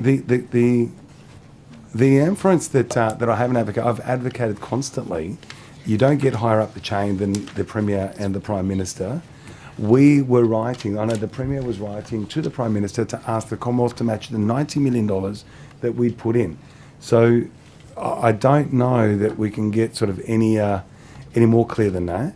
90 million, New South Wales, we write because the system operates on what we're trying to do is say, match our funding. New South Wales, the New South Wales has put $90 million in the budget. We're saying to the Commonwealth, hey, put in 90 million as well, match it to us. Okay, so have you had any personal conversations with your federal counterpart I have. about this? Of course I have. About this specifically? Of course I have. The previous minister, yes. So, as in the federal minister? Yes. Yeah, okay. Yeah, So- there's been changes to recently reshuffled with So- the previous minister, Minister Watt. On the Northern Rivers, are you aware that flood victims who have applied for inclusion in the Resilient Homes program are still waiting for answers to their applications, and they're being told to submit an appeal in order to garner a response? I'm not aware of any specific individual cases. What I do know is that the Reconstruction Authority is working with people in the Northern Rivers, with the community Northern Rivers. We do have the appeals process. There's a lot of work that's going on. Ms. Leck, do you have a specific? Yes, Minister. So to date, I might actually just take this in the afternoon if that's okay, given Well, we have I mean, you've limited asked me the time. question. I can. No, hang on a sec. I can't- understand. That's why Well, I you've am asked asking me- you. you've- No, I We do think this it's all the time. fun for her to move those questions to the afternoon. Thank you. Thank you. Thank you. Well, I mean, Minister, I'll answer the if questions that I can answer. Yes, I'm aware, and unfortunately we're not getting many answers, which is part of the Oh, problem. hang on a second. Madam So- Chair, Order. Madam If the Chair, Minister I've has put up, as an answer, he can for the he can last give probably that couple of answer. hours, I've put up with Okay. snide remarks and I've ignored them. Please don't make those sorts of comments. I'm answering the questions.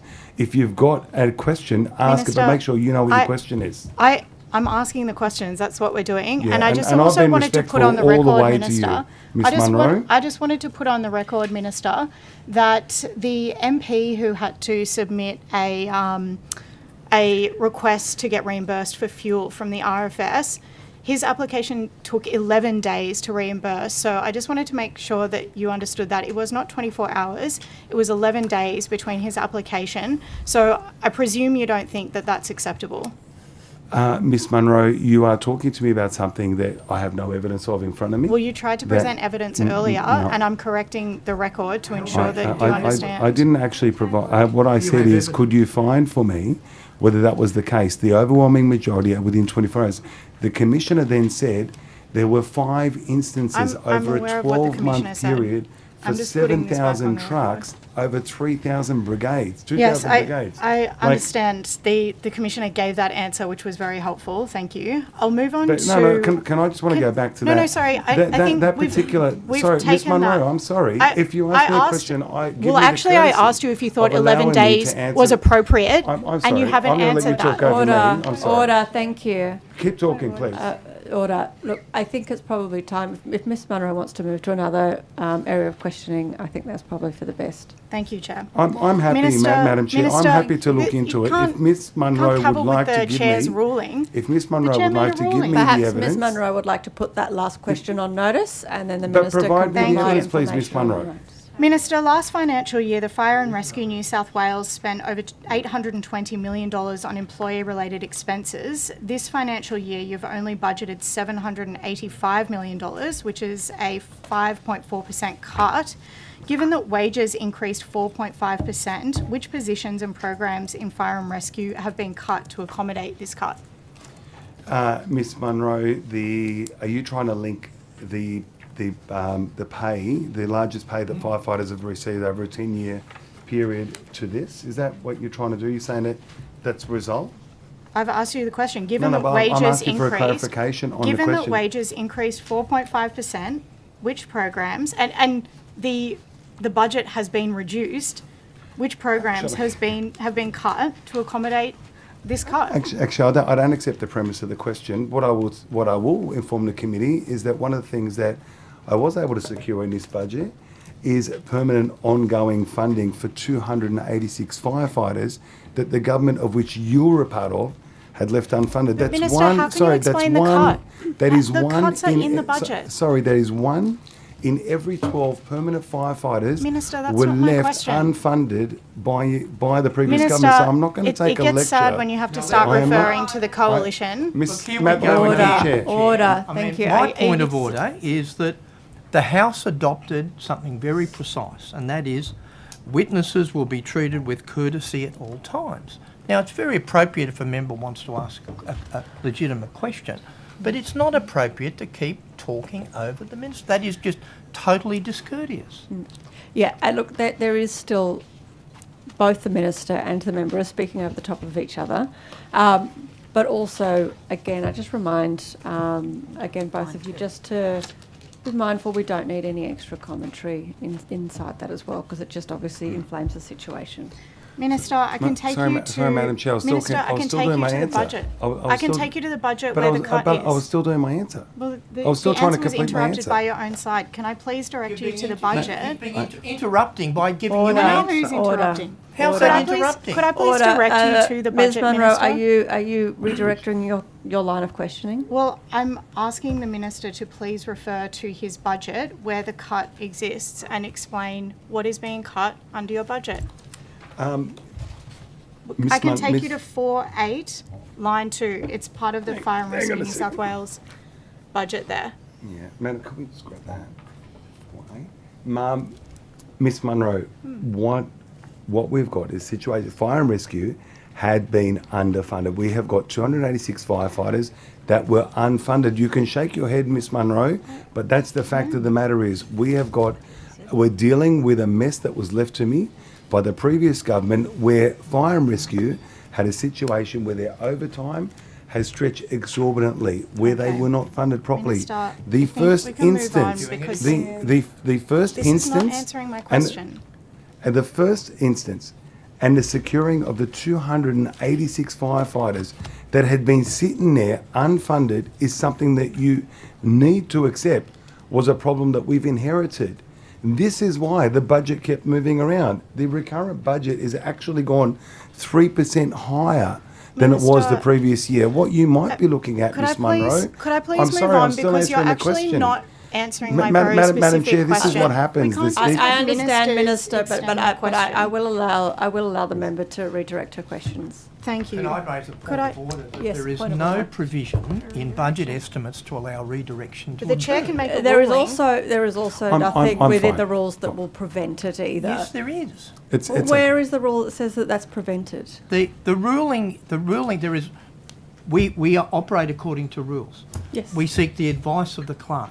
Yep. The clerk has said that there is no provision to allow redirection to occur. No, my understanding, and I'm happy to seek further clarification around this, is that there is nothing in the rules that will stop someone from redirecting as well. So there's nothing in the rules either way. And so if it's done in a respectful way, I believe that we are in a position to be able to redirect those questions. We're under the clock. I know sometimes there are ministers that will talk for a very long time.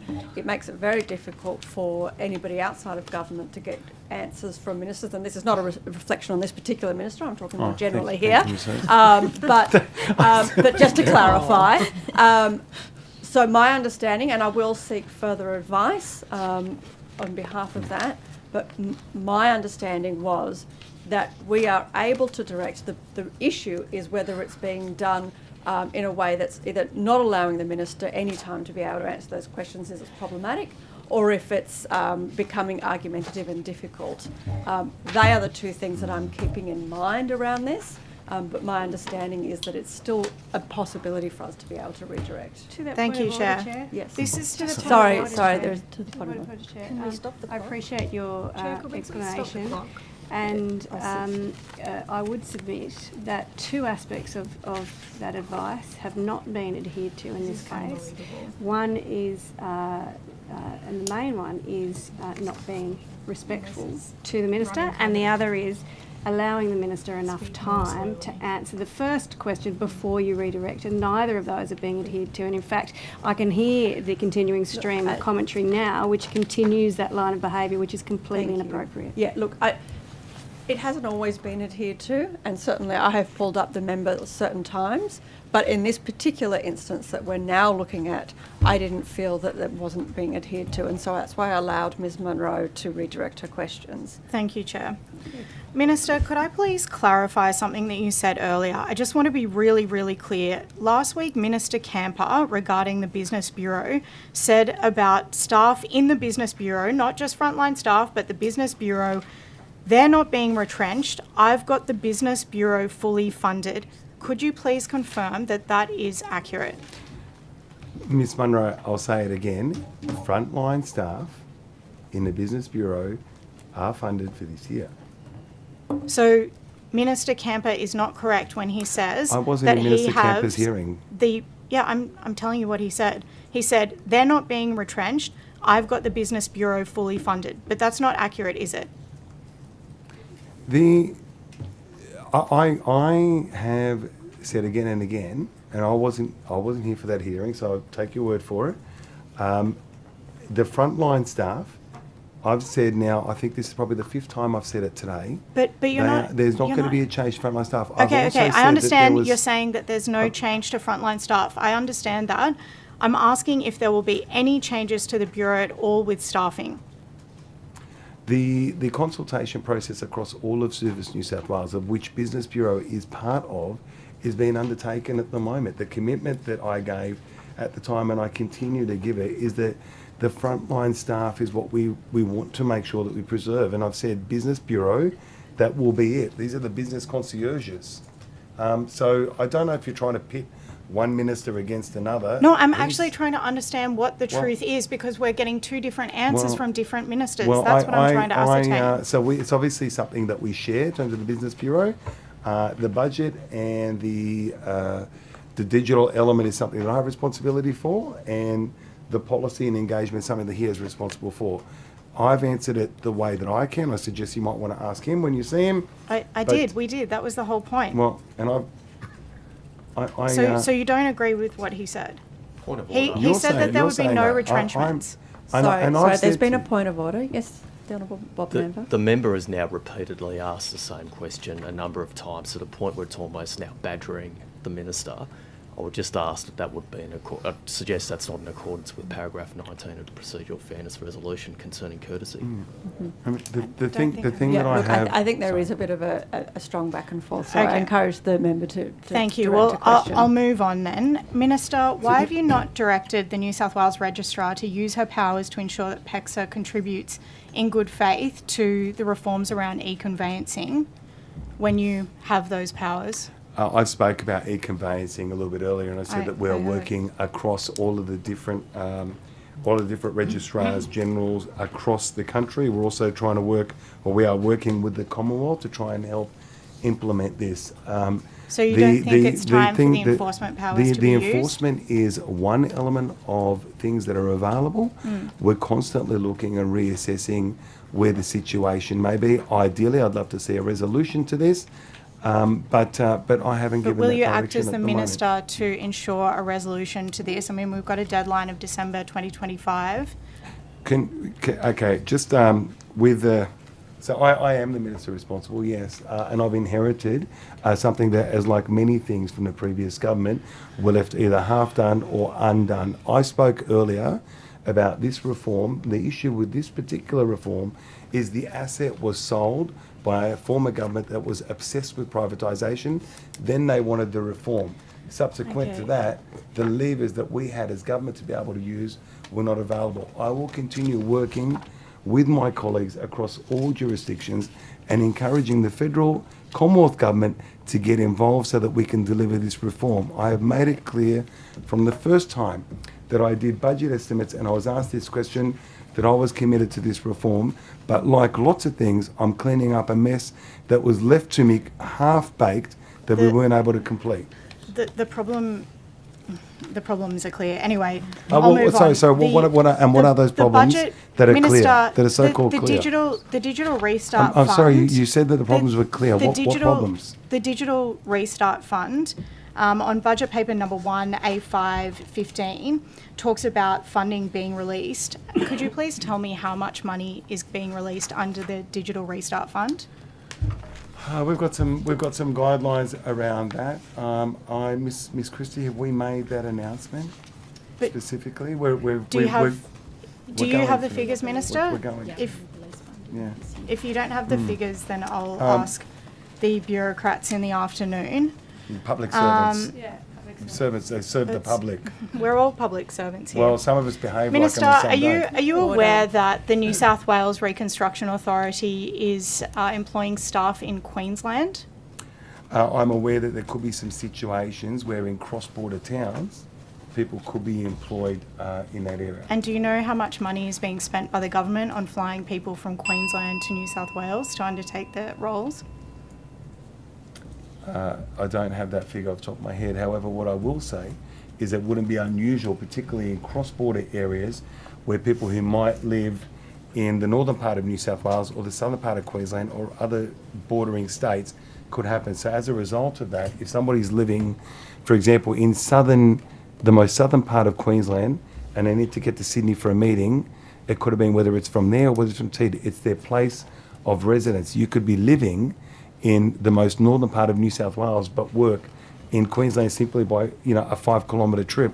Most of us travel more than 5 kilometres a day for work. It might not just be people in border towns. But I mean, look, I've given that as an example. Thank you. Mr. Higginson.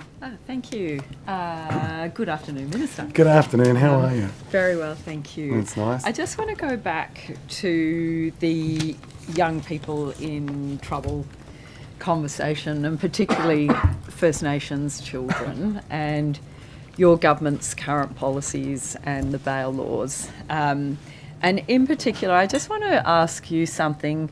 Minister Harris said in estimates last week, when we were looking at the numbers and the fact that we're not closing the gap is widened, and the gap is widening, and it looks like it will continue to widen in relation to that very important target that we have, outcome 11, which is to reduce the amount of young people arrested and increase the diversionary action. He said to me that things get worse before they get better. Is that your view?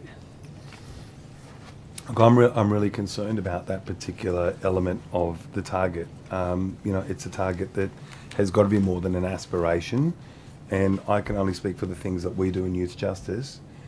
We look at that target and we look at the numbers and we see the increase in the number of Aboriginal people in youth detention, and we're worried about that and we're concerned about that. As for his comment, that's his comment that he made. But I'm concerned about not being able to meet that target not meeting that target at this point in time. So what are you doing particularly? Because I'm really concerned about it, and so probably every other person in New South Wales concerned about it. But from what we understand with Boxar's preliminary analysis of your new laws, it's identified the 66 first bail appearances from April to June inclusive, where the matter was listed within the scope of Section 22C, so your new laws, that 56 individuals, 85%, that involved defendants who were Aboriginal, and 52 individuals representing 79% resulted in court bail refusal and the young person being remanded to custody. And of those, 52 appearances resulting in court bail refusal, 46 individuals, that's 88%, were First Nations people and young people. So what do we do? What do we do now, Minister? Like I realise that the Attorney-General has set these laws, but what are you doing specifically to get these young First Nations kids out of youth detention and remand? So you're right, the Attorney-General, and there matters for the court, but we're not obfuscating from that and saying that there isn't a role that we can play. I said before earlier, and I'm not sure if you were here or not, there's a whole whole of society approach that we need to look at here.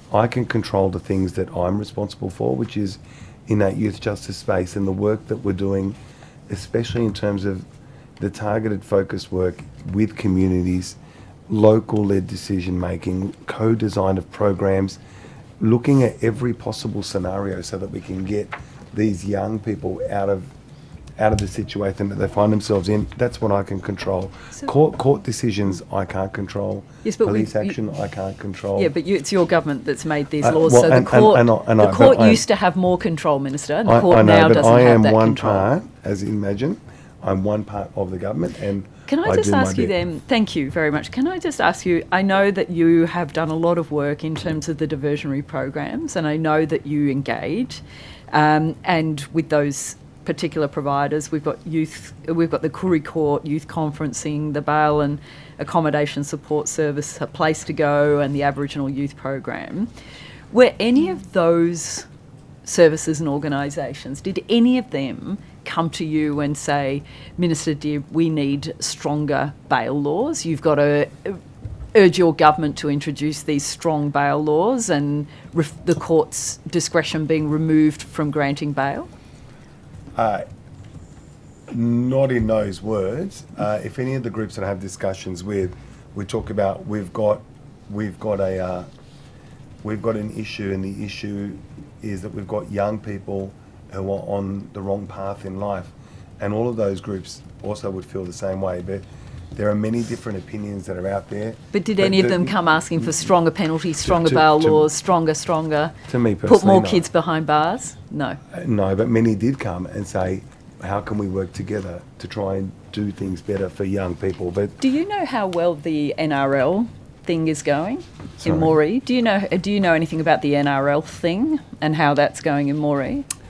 That was touted as an incredible diversionary program of sorts. Look, I think it's one, like another element that will assist. Do you know how it's going though? How many children are signed up? Do you know? Signed up to whatever this thing in the NRL thing. So it's like a bit of a mentoring program. Yeah. Look, I was and I might get if we've got some further information later on. But we don't actually manage that program. Like the But are you interested? Are you interested in how well it's going and what it's doing? I'm interested. Of course, I'm interested. I thought you would be. As all of us are now.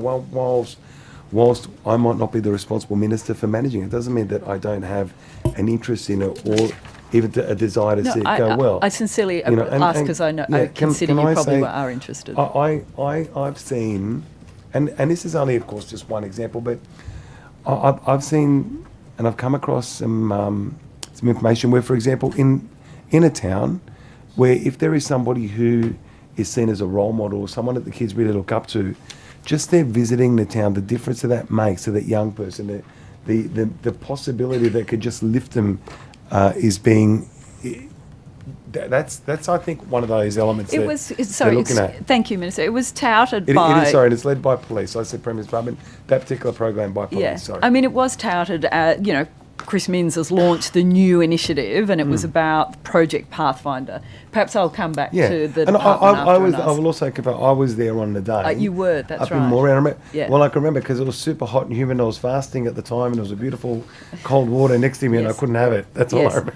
Yeah. Well, but I'm just curious how many First Nations kids are not behind bars because of it. That's my question. I think if we try and draw some really, draw real, almost supposed to be all linear outcomes, we're not going to get it. We want to try and attack this in every way possible.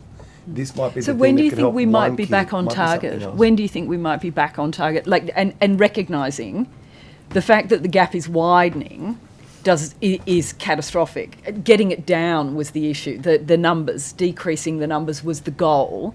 So we're not just not on target, we've gone reverse. When do you think, and when have you been told that we will be remotely in focus of being back on track to reduce the numbers of kids behind bars in New South Wales, First Nations kids? Every single day, we're trying to do the best that we can in youth justice to reduce the number of kids. Now, there's some things that are not in our control. Could you tell me then what's the current dollar value? How much is it at the moment to keep one kid behind bars? For over a 12-month per annum figure. Over a 12-month period, I think it's 2,700 per day. 2,700. That's gone up, has it? From last estimates, I think. Not the last hearing, no. Okay, no, I think it's been sitting around there. So what's that per annum? That's that's it's a big number. It's a very big number. Yeah. Mr. O'Reilly, do you know what that very big number is? No, he's not good. He's not good with a calculator. I know. I've got my calculator. I've got my abacus. Okay. I think we can make that. I think the point I make. It's about one. It's over $1 million. It's over $1 million a year. What's the dollar value of these new funding for diversionary services and wraparounds compared to $1 million a year per kid? I haven't done that calculation. Do you think you should? Do you think it's an important one for the state of New South Wales? I think what I should do is continue. I think I should continue to advocate as strongly as I do and set some direction with youth justice as we do. Mr. Riley, do you have anything to add to that? Diversion programs are far cheaper than detention. They are. Yes. They are. And so, do you think by the time we come to the next budget estimates, Minister, you'll be able to tell us that there actually are less kids in remand than what there are now? As opposed to a lot more? I would love to be able to say there's a continuing less number of kids. What we've got now, the number of kids in remand or young people in detention, it varies. I think I said about 336 this morning? 236 today. 164 but during the year it's varied from like 200 to about 250. These things move up and down. I would love to continue to see downward trajectories. That's what we're trying to do. So, I mean, to ask me a question of would I like to do that, I'd love to. Minister, wouldn't it be great if I didn't have to do that? Did you go back and get your hair cut by that lovely young man at Coburn? It doesn't look like I haven't been out to Wagga. I was actually planning to go to Wagga. I thought maybe I'll let Mr. Fang know when I'm in Wagga next time. No, don't tell Wes. Don't tell Wes. And but I did. But it was, I just on that point though. Even once again, I reposted something recently on my social media for Skills Week. To share that beautiful story. We talk about all this stuff, and I know that and everyone in this community will be the same. We actually do believe in trying to change things better for kids. I know. It is complex, it's difficult. We need to try harder. It requires every part of society to do their bit. Thanks, Ms. Higginson. Thank you. Thank you. Minister, before we were asking, I was asking some questions about the RFS. Another concern that's been brought to my office is that RFS volunteers are only eligible for workers' compensation if they're injured while fighting fires or at fundraising events, but not if they're injured while undertaking training. Is that correct, to your knowledge? Can I pass that to the Commissioner? I'm not sure about that. No. I know that there's some other stuff around workers' comp, but I think Mr. Commissioner Rogers would be able to do that. No, that's not correct. They are covered. I presume what you're referring to is there was a few weeks ago suggesting that one member wasn't going to be covered because they were attending a meeting. That has been resolved. Mm-hmm. We've worked through that with iCare and the member is now fully covered for that incident. We're also working with iCare to make sure that we give examples of what's previously been approved, just to make sure that we can give surety to our members. I've also put out communication to our members saying that, as far as I'm concerned, they are covered for anything that is deemed to be a bona fide activity for the RFS, and then that's my problem, is to make sure that I work with the rest of government to make sure that happens. The Minister also supports that position as well. So I think part of this is the fact that the legislation that covers the workers' comp is quite old. and it Right, hasn't really okay. kept up with the changing roles of emergency services. So I think there is probably going to need for some legislative reform in the future to just close those gaps. But Mhm. I mean, the good thing is that we can have those discussions with iCare and make sure that we resolve any of those sort of issues, and that certainly that one has been resolved. Thank you. And Minister, with that in mind, will you be advocating for a review of the workers' comp legislation for workers who are in emergencies? So we, and I mentioned that a bit earlier, Minister Kotsis is leading some work. We'd made some commitments, particularly around full body impairment. And that's a commitment there, and as well as around the issue of, that I mentioned a bit earlier, the presumptive cancers. Mhm. And, But sorry, and what I'm PTSD. talking about specifically is, we were just talking about the fact that, well, there was one case that has been fixed, but of a worker sort of during a meeting or during training. Will you also be looking at, areas of that workers' comp review that might affect, gaps within that legislation because it's quite old and where it might affect workers working in that emergency section? So there are some things that I can do even in terms of with the regulation, but certainly we'll have a look at it, and I'll ask Sarah if it fits within their purview. But also I know that Minister Kotsis has got a very strong track record and real strong commitment, deep commitment to try and fix some of those things, particularly around workers' compensation, and to have a better understanding and a better look at them. Thank you. Do you know if the RFS has a public gift register? A public gift register? They do have a public gift register, yeah, and they would declare their gifts in line and in accordance with the guidelines that they're required to. Mm-hmm. Is there any public register of consultants and or contractors engaged by RFS? We'd report on spends that we have. Like as a gift register, you mean, or a register? A public register. Of contractors, do you mean? Yeah, of consultants or contractors that are engaged. Is there any kind of At any public given register time. where people can see what contractors were? I'm not sure. No, but we do report. We do report, of course, on reports, and when there's a consultancy, and one of the commitments from our government was to reduce the amount of consultancies and to bring it in house. But when there is a consultancy, the report is published. It's all of the information is published there, including the report. But the would that outcome report. require people to sort of go through each report to try to find that information rather than there being, an actual schedule of consultants in one place? Would it require somebody to go through each report to try to sort of find that information? I think, look, reports are a consultancy would be reported in an annual report. Mm-hmm. So that would be the one So there'd be a whole place- schedule. That would be where it would go. Consultancies there would be reported. Is there Okay. a particular question? I guess, or a concern I you haven't been have? able to find any sort of public register of consultants or contractors engaged specifically by the RFS in one sort of, notice of schedule. And so that's why I'm trying to understand when you're saying that it's in these reports, I'm wondering if it's sort of, it's in there somewhere, but you've got to go and find it in each the annual report, report, yeah. or whether or not there's actually a schedule where you can go to one place and actually see. I know that we meet all the requirements that we're supposed to, Yeah. so I'm not sure whether other agencies have these reports that you're suggesting. I'm not aware of. Maybe this is a better way to put it, Minister. Is it possible to get on notice the schedule of the consultants and contractors engaged by the RFS, say, for the last 2 financial years? Sure, and I'm also I'm advised that the RFS doesn't routinely engage with consultants, but so you want a schedule of consultants that RFS is engaged And past- contractors in the last 2 financial years? Contractors in terms of consultancies. Yeah. Yeah, because I think that we'd have Yeah, so sorry, many not any contractors kind for of anything contract. from Yeah, the paper sure. clips to whatever. Yeah. Yes, fair enough. Last estimates, I also asked about the expenditure for Section 44 during the 2019-2020 bushfires, and I was advised that several Section 44 events occurred and cost over $30 million, and one single event cost over $50 million. I'm just wondering what you're doing, Minister, to ensure that that there's the best practice in terms of procurement during these Section 44 events.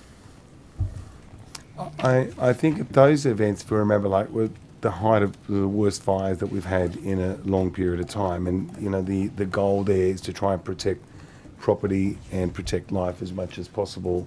In terms of procurement, for example, you've heard the Commissioner earlier talk about the retardant that, you know, they were able to buy a lot of it and store it at, effectively, what I might say is a more cost-effective way of doing that.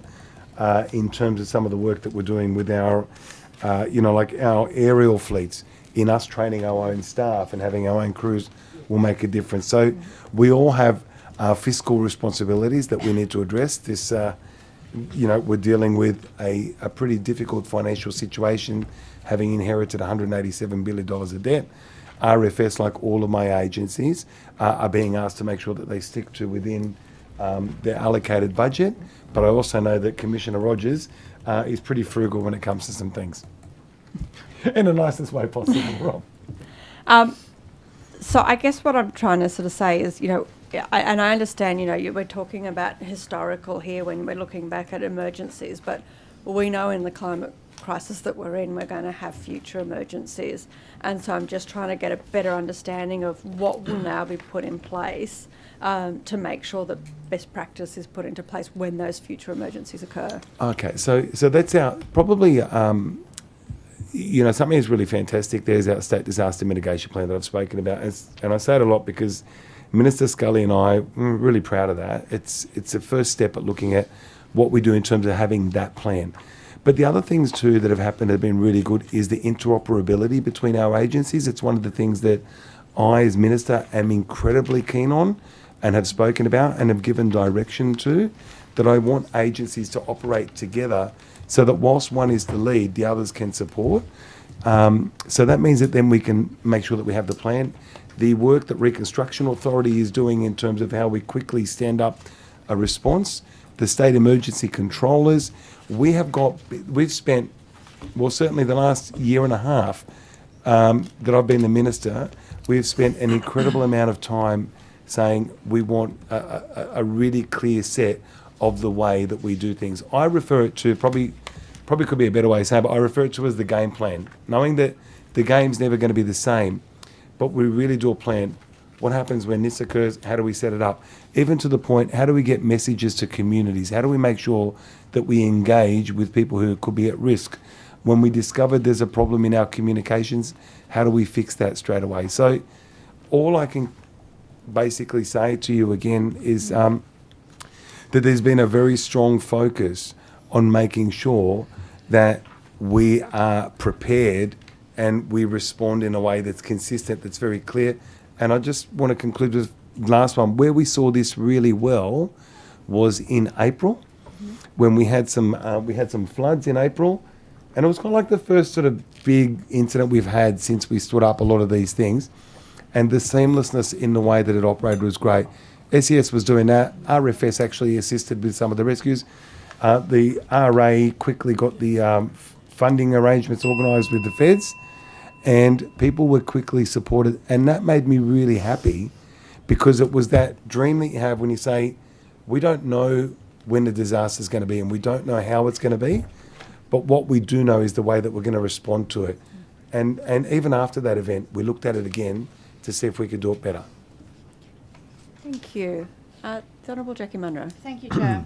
Minister, I want to take you to some figures that we have been given from an internal document that basically raises a range of options for cuts to Service New South Wales, and I'm hoping you can give some clarity as to whether they will be actually implemented or not. So if I can just take you through the areas of Service New South Wales that they relate to. So first of all, there is... Yeah, because Sorry, can we just stop the clock for this one? Yes, there was a point of order. Chair, if the member is questioning the Minister of matters that are contained within a document, it would assist, no doubt, the committee if that document were tabled. Yep, I'm very happy to table it. I just need to get it printed. Is that okay? Yeah, if there's only one copy of the document, yeah, you can make sure you finish the question, but yeah, if you'd like to table it after Would that, assist, would be... no doubt, the Minister as well to have that document I think- in front of him. Yep, I certainly. mean, I'm happy to provide it, but I'll have to get it brought down.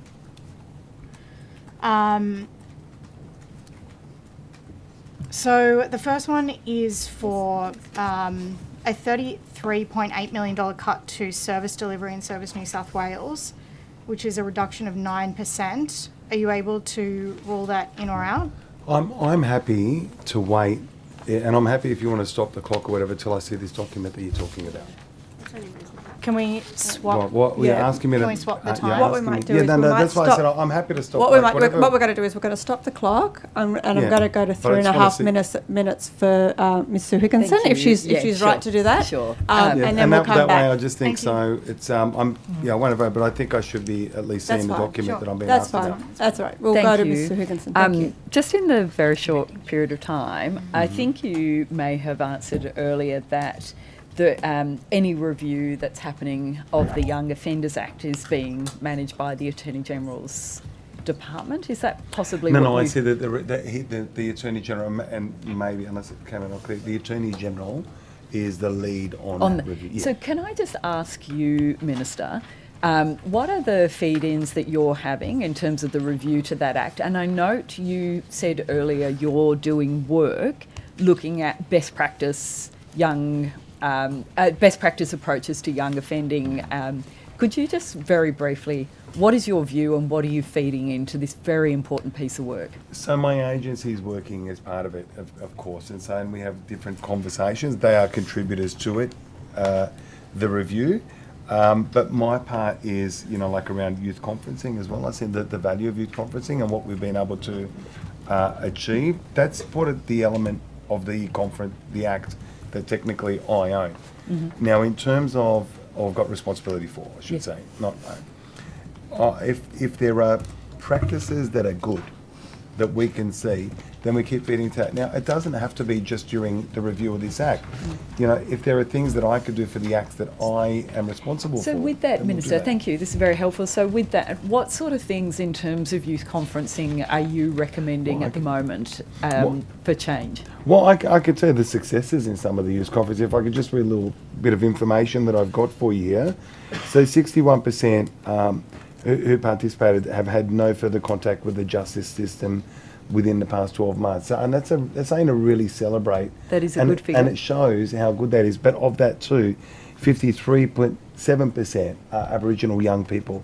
So how to many? me, 53.7%. So Right. what that shows us is that this is one, I suppose, one thing that we could use within the justice system that could work. It may not So be is the your only thing that could focus work. on that, beating that recidivism element, like getting is that your... Absolutely. I mean, even before that, I would love to not even see the young people involved in the youth justice system, but then once they're there, what we really want to ensure is that we don't see them again. I've said to them, and I think the first time I said it, they thought it was a bit odd, but I said, look, I love you, but I don't want to see you anymore. Very You know, cool. this is not how we want to see them, and that's why we do those programs. So what about the fact that young people on remand, because obviously they're not proven or sentenced or guilty, what about the fact that they're not able to generally access supports and programs? Has that changed? Is that changing now? So young people know. So young people who are on remand, it's the court decision, but anyone who's with us in youth justice is able to access everything that we've offered. So, you know, the programs Is like... there work that you can do as the young person's minister, therefore advocate? I'm not saying you are the advocate. Can you talk minister, not young can you talk with your counterparts about how serious and significant it would be to assist young people that are on remand accessing programs to help them once they're not?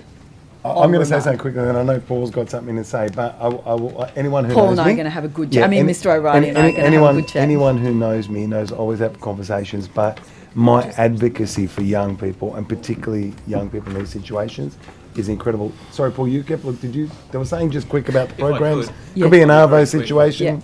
Young people on remand have access to all programs and supports except for criminogenic intervention for the index offence. They have access to everything else. Can I talk to you a bit later about what that is? Thank you, Mr. O'Reilly. We'll come back after that. I'd be delighted. Thank you. Thank you. Are we ready now, Yes. Ms Monroe? That's Thank fine. you. So, Okay. thank you, Honourable Chair. Gentleman. I've Yeah, but that's okay. provided the Minister with Sure. one of the documents. So, I take it this is called Overview of Impact, Disaster Preparation and Recovery, Indicative Savings Target, and there is a reduction of $9.2 million, which is a 62% reduction. Could you please confirm if this is going to be the cut under your ministerial leadership? I said at the very outset, Ms Munro, Service New South Wales had not operated within the allocated budget to the tune of $179 million. Under your budget previously? Actually, under the previous government. And- And I think if we want to play that But it's game, your- Ms Munro, it's your under the budget. previous government, the budget expenditure far Minister, I'm exceeded talking about for a your number of years expenditure because consecutively. you're the minister. Well, and Ms Munro, and that's why I have now the Service New South Wales will operate within the budget that is allocated to it. So We will are not be you comfortable continuing with a 62% reduction in disaster preparation and recovery? you know in I'm the not lead up comfortable with. I'm to not comfortable. One of the most dangerous summers that we're going to experience. I'm sorry. That I well, guess, hang on a sorry, there's been a second. point of order. Yes. No, I'm happy to keep going with this one. It doesn't need to run cover. I am. But actually, Sorry, the point if- of order has to be listened to by the chair. I mean, it's up to the member if he wishes It would to assist continue it. with the fair and orderly conduct of these hearings and assist Hansard, no doubt, if we could operate this as a question and answer session Yeah. rather than a... Yeah, and that's a reminder to Yes. both. So in relation to this particular thing, in relation to this, sorry, is it still, sorry, okay. In relation to this, happy to answer some questions, but I also want to make it clear, we inherited $187 billion of debt. Minister, I'm We asking inherited, about well, your I'm sorry, cuts. we've got to actually look at it in historical sense. Well, Service actually, New we South need to Wales, talk about it in Service terms New of South, what you're Service New doing as South the Wales minister. was You are cutting the budget by unfunded. Madam Chair, this is the same thing that happens Everyone over is and taking over. over the top It's of each outrageous. other. You've I'm got to actually take not, Madam responsibility. Chair. Thank you. I'm Yes, actually not, because order. that's a You're real- making a point Taking of order. responsibility. Thank you. I'm sorry, can you Order, not lecture both me? of you, please. Can you not stop. lecture me, please? Order, Minister. Honourable Bob Denver. Chair, it's not courteous to the Minister under the Running procedural cover. fairness Really? I'm trying to resolution answer the Order. question. to not allow the Minister If at you least try to give me a little grab, Order. at least, Enough. a reasonable amount of time to answer a question, including providing some context to his answer. Yeah, Can't I confirm a uphold the 62% cut. point of order. Thank you. Did you want to finish that question? I don't even know there was a question. It just seemed like I wanted to make a point, Madam Chair. That's And all right. and the point was incorrect. Thank you. So you're not cutting 62% off the Order. disaster. Okay, Can we I now say- go to, we now Yes. go to It's government incorrect. questions. Does the government have any questions? Are there any matters that you wish to raise, Minister? Well, funny you should ask. There actually Spent is. all night there- thinking of that there- question. There, Order. there actually is. And I want to make a, I'm sure you're asking me the question about some budgets and what this government inherited. The previous government decided to put everything they possibly could on the credit card, forgetting that one day, I'm sorry, I wasn't interrupting, that one day that credit card needed to be paid back. This is a government that's been fiscally responsible with Service New South Wales that had grown exponentially because of a series of disasters, one after the other. This is now right-sizing the department back to what it can do. All of these things, the member, Ms Munro, presented me with something about disaster preparation and recovery, That's right. but there was actually no question linked to it. And Yes, so it as a was. result I of said that, Order. what we Order. have, Thank I you. asked you. Thank What- you. It is now government question time. and so Thank what you. we have order. seen, That's enough. what we have seen is an opposition that's more interested in playing games, in making things up. If you want to read something, you read it in its context. In the same way that they will use some information to provide some questions that are unsure. Mr. Speaker, I feel like I was in the chamber for a sec. Madam Chair, I just wanted to clarify that point. I'm more than happy to answer questions as I have. What today's experience has also showed me too is that sometimes people who want to ask a question don't want an answer, or they may be rude in the way that they conduct themselves. I tried myself on the respect that I will display to others. I want to conclude, as I always do with these things, by thanking the enormous people who do the great work behind the scenes, the public servants who actually keep this state going. I want to say that for all of the people in the Department of... I'm sorry, you're really interrupting while I'm Order. thanking Order. people? Order. Really? While I'm actually acknowledging people, public servants? Order. So I want to especially say thank you to them. I know they're tuning in today. They didn't go to their morning tea so they can watch this. I hope it was worth it for them. I also want to thank the people in our emergency services. There was a reference to the upcoming fire season and, of course, the storm season. I was only with Acting Commissioner Platts the other day launching the storm season, and I'll be with Commissioner Rogers launching the bushfire season. They say they're always prepared as best as they can. We don't know what will come our way. We prepare for it. But what I've got every confidence in is the quality of our emergency services in New South Wales. Not only the paid ones, but also the volunteered. And I know that no matter what the disaster is, no matter what the incident is, they step it up. I also want to acknowledge the work that the Reconstruction Authority is doing, particularly in looking at lessons that we have learned from Northern Rivers experiences and making it better. The experiences around the Central West, the relationship building and the community work is just second to none. And I think that's something that really is acknowledged there, and I want to thank them for that. As I said, all the Department of Customer Service, you can see just from the sheer volume of people that we have here as witnesses, the breadth of this portfolio, the incredible pride that I feel in being able to do this, but the teams that I have.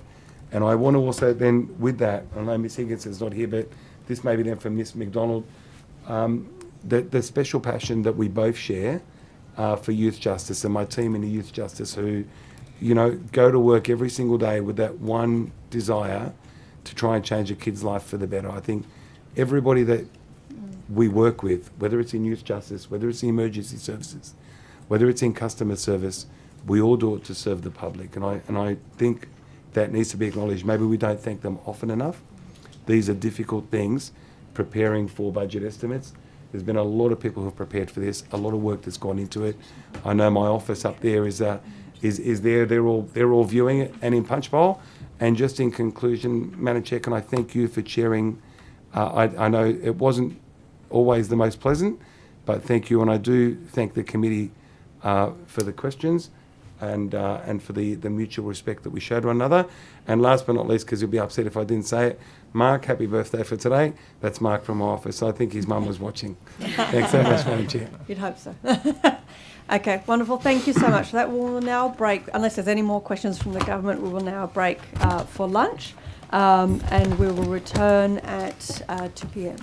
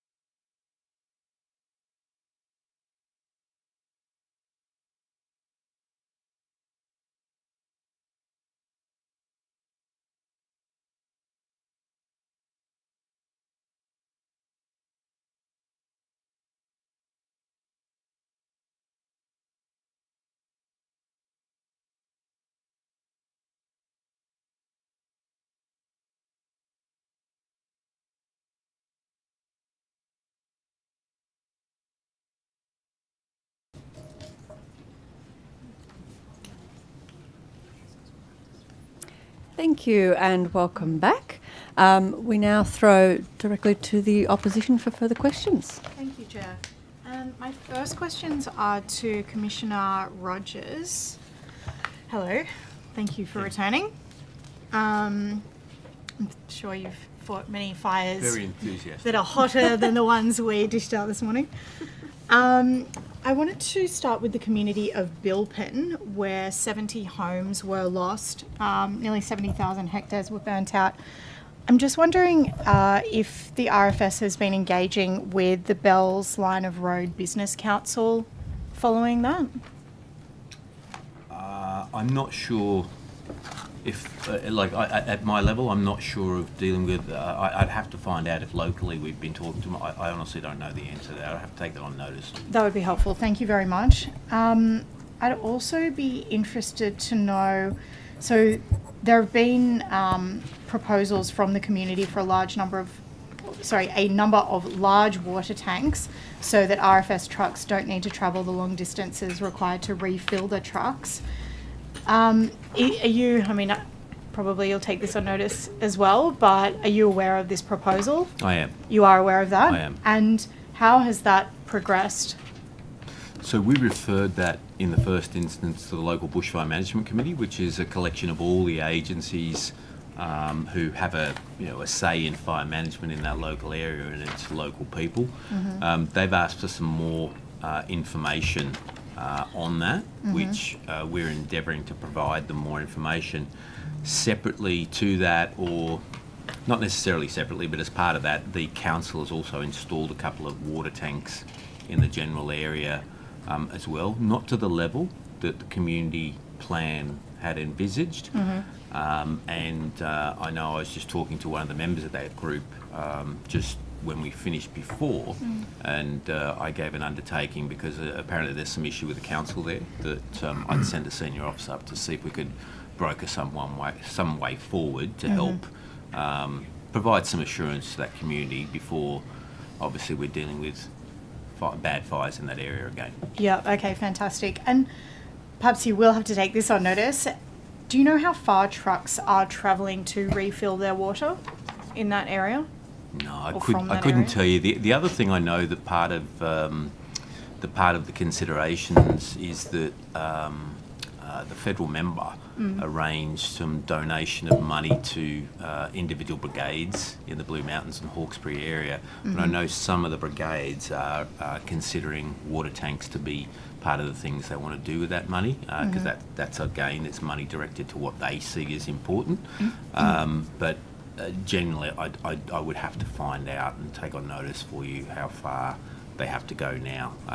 We do have some mobile tanks that we have got more of since those 2019-20 fires, and we're looking at having the ability, not just in that area but across the state, being able to put water, like the trucks don't have to travel as far, and then we can maybe, after the fires are finished, we move those tanks out and take them somewhere else. Okay, thank you. That's helpful. This is a bit of a broader question now about hazard reduction with the RFS Forestry and National Parks and Wildlife Services around how much money was spent on hazard reduction. Is that something that perhaps each... Yeah. Obviously, you've got a specific responsibility for that, but is there an understanding, perhaps from Mr. Head, about hazard reduction spends over different agencies? I'm happy to answer that. That falls to the RFS to coordinate that, because we're the lead agency. So we collate statistics and we produce statistics in our annual report that's for National Park, State Forest, Fire and Rescue New South Wales, as well as RFS. Also, what council report. We're talking to Transport, trying to get them to also report on that. So from a whole of government point of view, that's what we seek to do. And our Act actually provides that. We have a system that's a multi-agency system that everybody can input their data into, and that's very much what we go off. So the figures we talk about, completion rates, that's all agencies, not just RFS. So that's specific to hazard reduction? Correct. That data?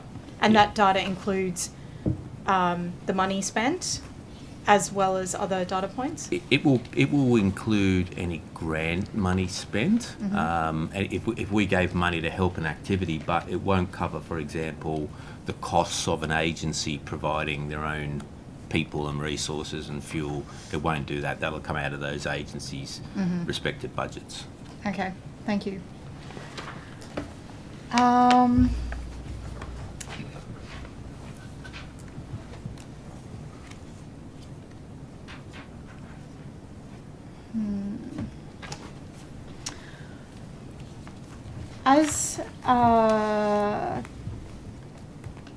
As the Commissioner, can you please confirm whether an RFS volunteer, if they're called to a meeting at their brigade or at the Fire Control Centre, if they have a car accident on the way to or from that meeting, the iCare will cover them as they would in any other workplace? Yes, and we had an example. I think I spoke to the chair about that, where there was an example where there was a bit of a dispute, but that was cleared up with iCare, coverage being given. There's also been an undertaking to just make sure we examine the ledge, making sure it's fit for purpose, and if need be, update that, just to make sure there's actually currency in the legislation. I also sent out an email to all of our members saying, from my point of view, they will be covered, and that's my job to make sure that I get them covered. But we can't have people, obviously, particularly volunteers, giving up their time to do things if they're not covered from a workers' compensation. And indeed, I know that is the attitude of the Minister as well. Thank you. I've just got some questions about the budget, with the fire and rescue budget. Who is the best placed person? Jeremy. Commissioner of Fire and Rescue. Thank you. Yep. So, I asked the Minister earlier about the cuts to employee-related expenses and the wage increases. Are you aware of whether the wage increases that were promised by the government, that 4.5%, are included in this budget?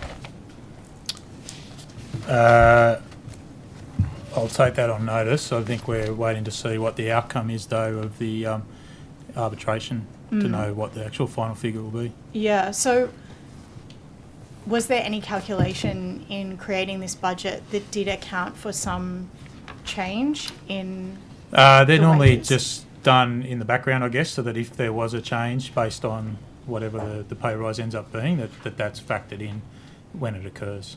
So when you say that's factored in when they occur, so they'll be included in the next budget or perhaps the half-yearly update, and it will just be reflected in the budgeted versus actual? It'd be an update accordingly, yep. Okay, cool.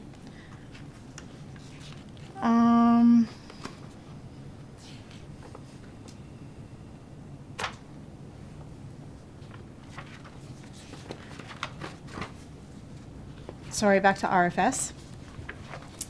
How many RFS volunteers are currently signed up to the organisation?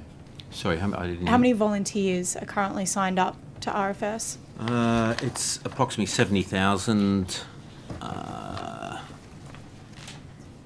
70,948. Nice. As of June last year. Last year.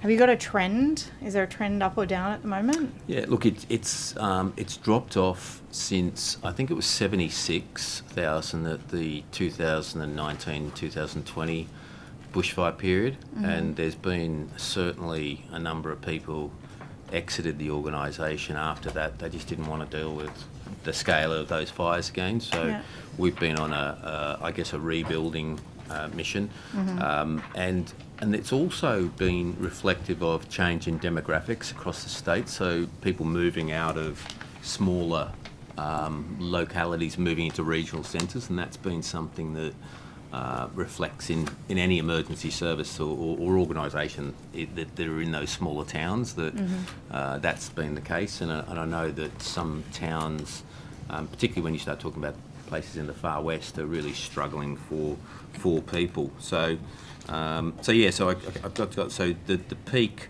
was 76,319 in 2019-20, and it had been going, it was around the 73, 71, 76, then it's slipped back to 70 now.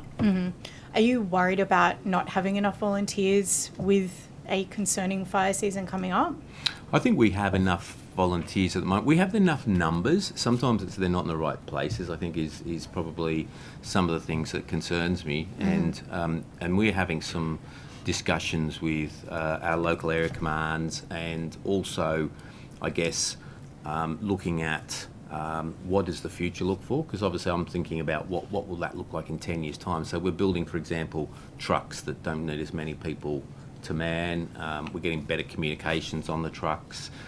We're looking at different ways of having people come in from different areas to support and not just relying on those same people. We're also re-engaged. I think it was a mistake of RFS. We disengaged a fair bit from farmers, but we're making a lot of efforts to reconnect with that. And so we'd like to think that farmers with their pumps and they have on their own property can also be part of a first strike thing to try and stop fires getting big. So there's a lot of work, I guess, to try and complement the way we deal with fires.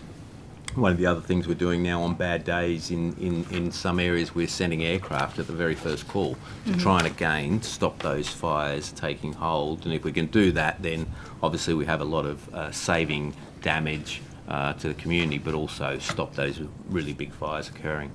So are there particular areas in New South Wales that you're looking at to implement these measures that will hopefully assist where there aren't as many people anymore?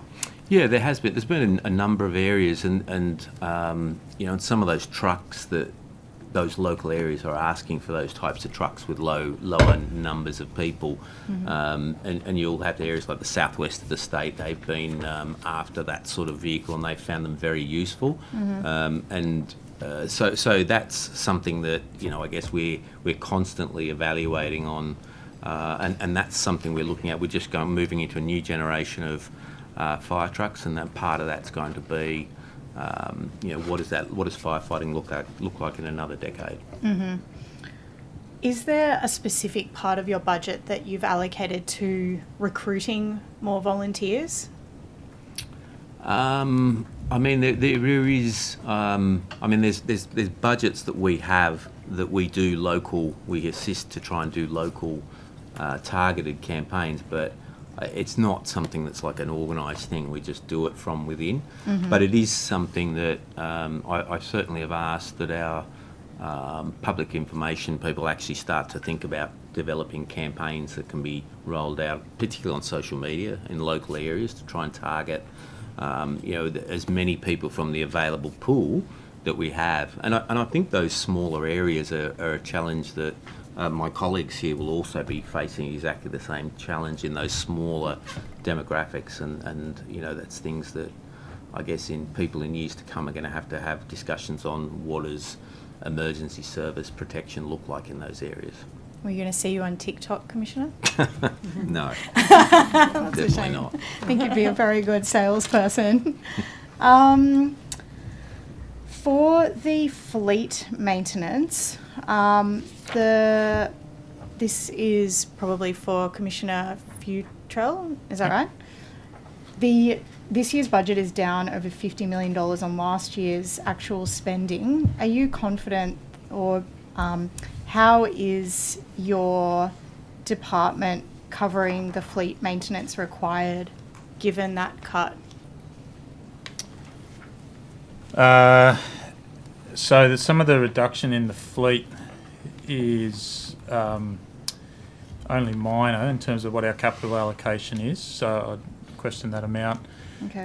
But we've got $18.6 million for new builds this year, and then one last tranche of the Stage 3 bushfire funding for new tankers. And then we've got... How much was that? For $449,000.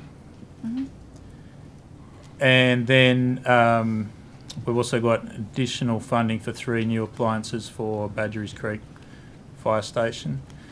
And then we have our maintenance, fix and repair type budget in that as well. Mm-hmm. And how much is that in Badgerys Creek? Badgerys Creek, $2.4 million. Okay. What's the target age of a firefighting appliance before it's replaced? Yep. So it depends on the different types of vehicles. Our urban fire trucks that we have in Sydney have a target age of 15 years. Our fire engines that are based typically in regional locations are 20 years, and our specialist appliances are also around 20-year mark. Mm-hmm. And what funding has been spent on fleet repair and maintenance in the last 12 months? I'll take that one on notice, if you could, please. Thank you. And at the last estimates, there was a confirmation that over 3,000 appliances were over 20 years of age. How many have been replaced since then? I think that might be an RFS figure with that many trucks. Okay. Yep. I'm sorry, what was the question, mate? It was, at the last estimates, there was a figure provided of 3,000 appliances that were over 20 years of age. And the question was, how many have been replaced since then? Over 20 years of age, we currently have 1,169 are over 20 years of age. Our average fleet age is 15 years. Mm-hmm. Yeah, does that answer your question? Okay. Yep, that answers the question. Thank you. Now we have a question about the forestry package in the Murray region. Minister Moriarty announced a $13 million forestry funding package which was designed to provide protection for the softwood industry in the Murray region. Just wondering how much of that has been spent. Is that something for Commissioner Futrell as well? No? No, if that was expending on forestry assets, that would be no different portfolio. So go straight to Moriarty on that? Yes. So there was, I presume, in that package there are things like fire trucks included. So perhaps what kind of assets have been provided to the minister or to whoever's undertaking that plan? So Forestry Corporation are a recognised fire authority in themselves. They're recognised under the Rural Fires Act. Mm-hmm. They have their own fire trucks, but they buy them through the RFS contracts, so they get the same standard of trucks that RFS have. So they have a number of new vehicles that were purchased following that 2019-20 season that didn't have safety equipment that they've modernised their fleet. Mm-hmm. I don't know the exact numbers. I don't have that. I'd have to refer that to Forestry Corp. But one of the things I would say is that we work very closely with forestry because the protection of particularly plantations is a critical asset for the state. Mm-hmm. And you may be aware, but there's obviously the sawmills rely on them. They're a massive employer in local areas. So we work very hard with forestry to assist to protect those assets. Mm-hmm. And whether that's helicopters or large air tankers, we consider them a critical asset. So we certainly put a lot of work into trying to protect those assets. Mm-hmm. Back to Commissioner Futrell. Could you please provide us with a list of stations that have been taken offline in the last financial year? No, not in a practical sense. Okay. It's a dynamic operational network that we run. There's been temporarily stations taken offline under settings that we've had in place since 2008 at different times. Okay. So sometimes they might be offline for an hour or two. They might be offline for training or other reasons. So I don't know that we'd be able to give you a consolidated list of all of that. Okay. Is it, I would have thought you have like a dashboard or something somewhere that says which officers have been taken offline. On any given day, we will know which stations may be offline. But there's not a record of all of them. I'll take on notice and we'll provide what we can. Thank you. If you could also take on notice how many hours they were offline in the last 12 months. Yep. See how you go. Thank Thank happy you. to do what we can. And I'm just mindful of time, but if you could take it on notice, Commissioner Rogers, the number of members over 50, 60, 70 years of age in the RFS and under 40, please. Yep, no problem. Thank you.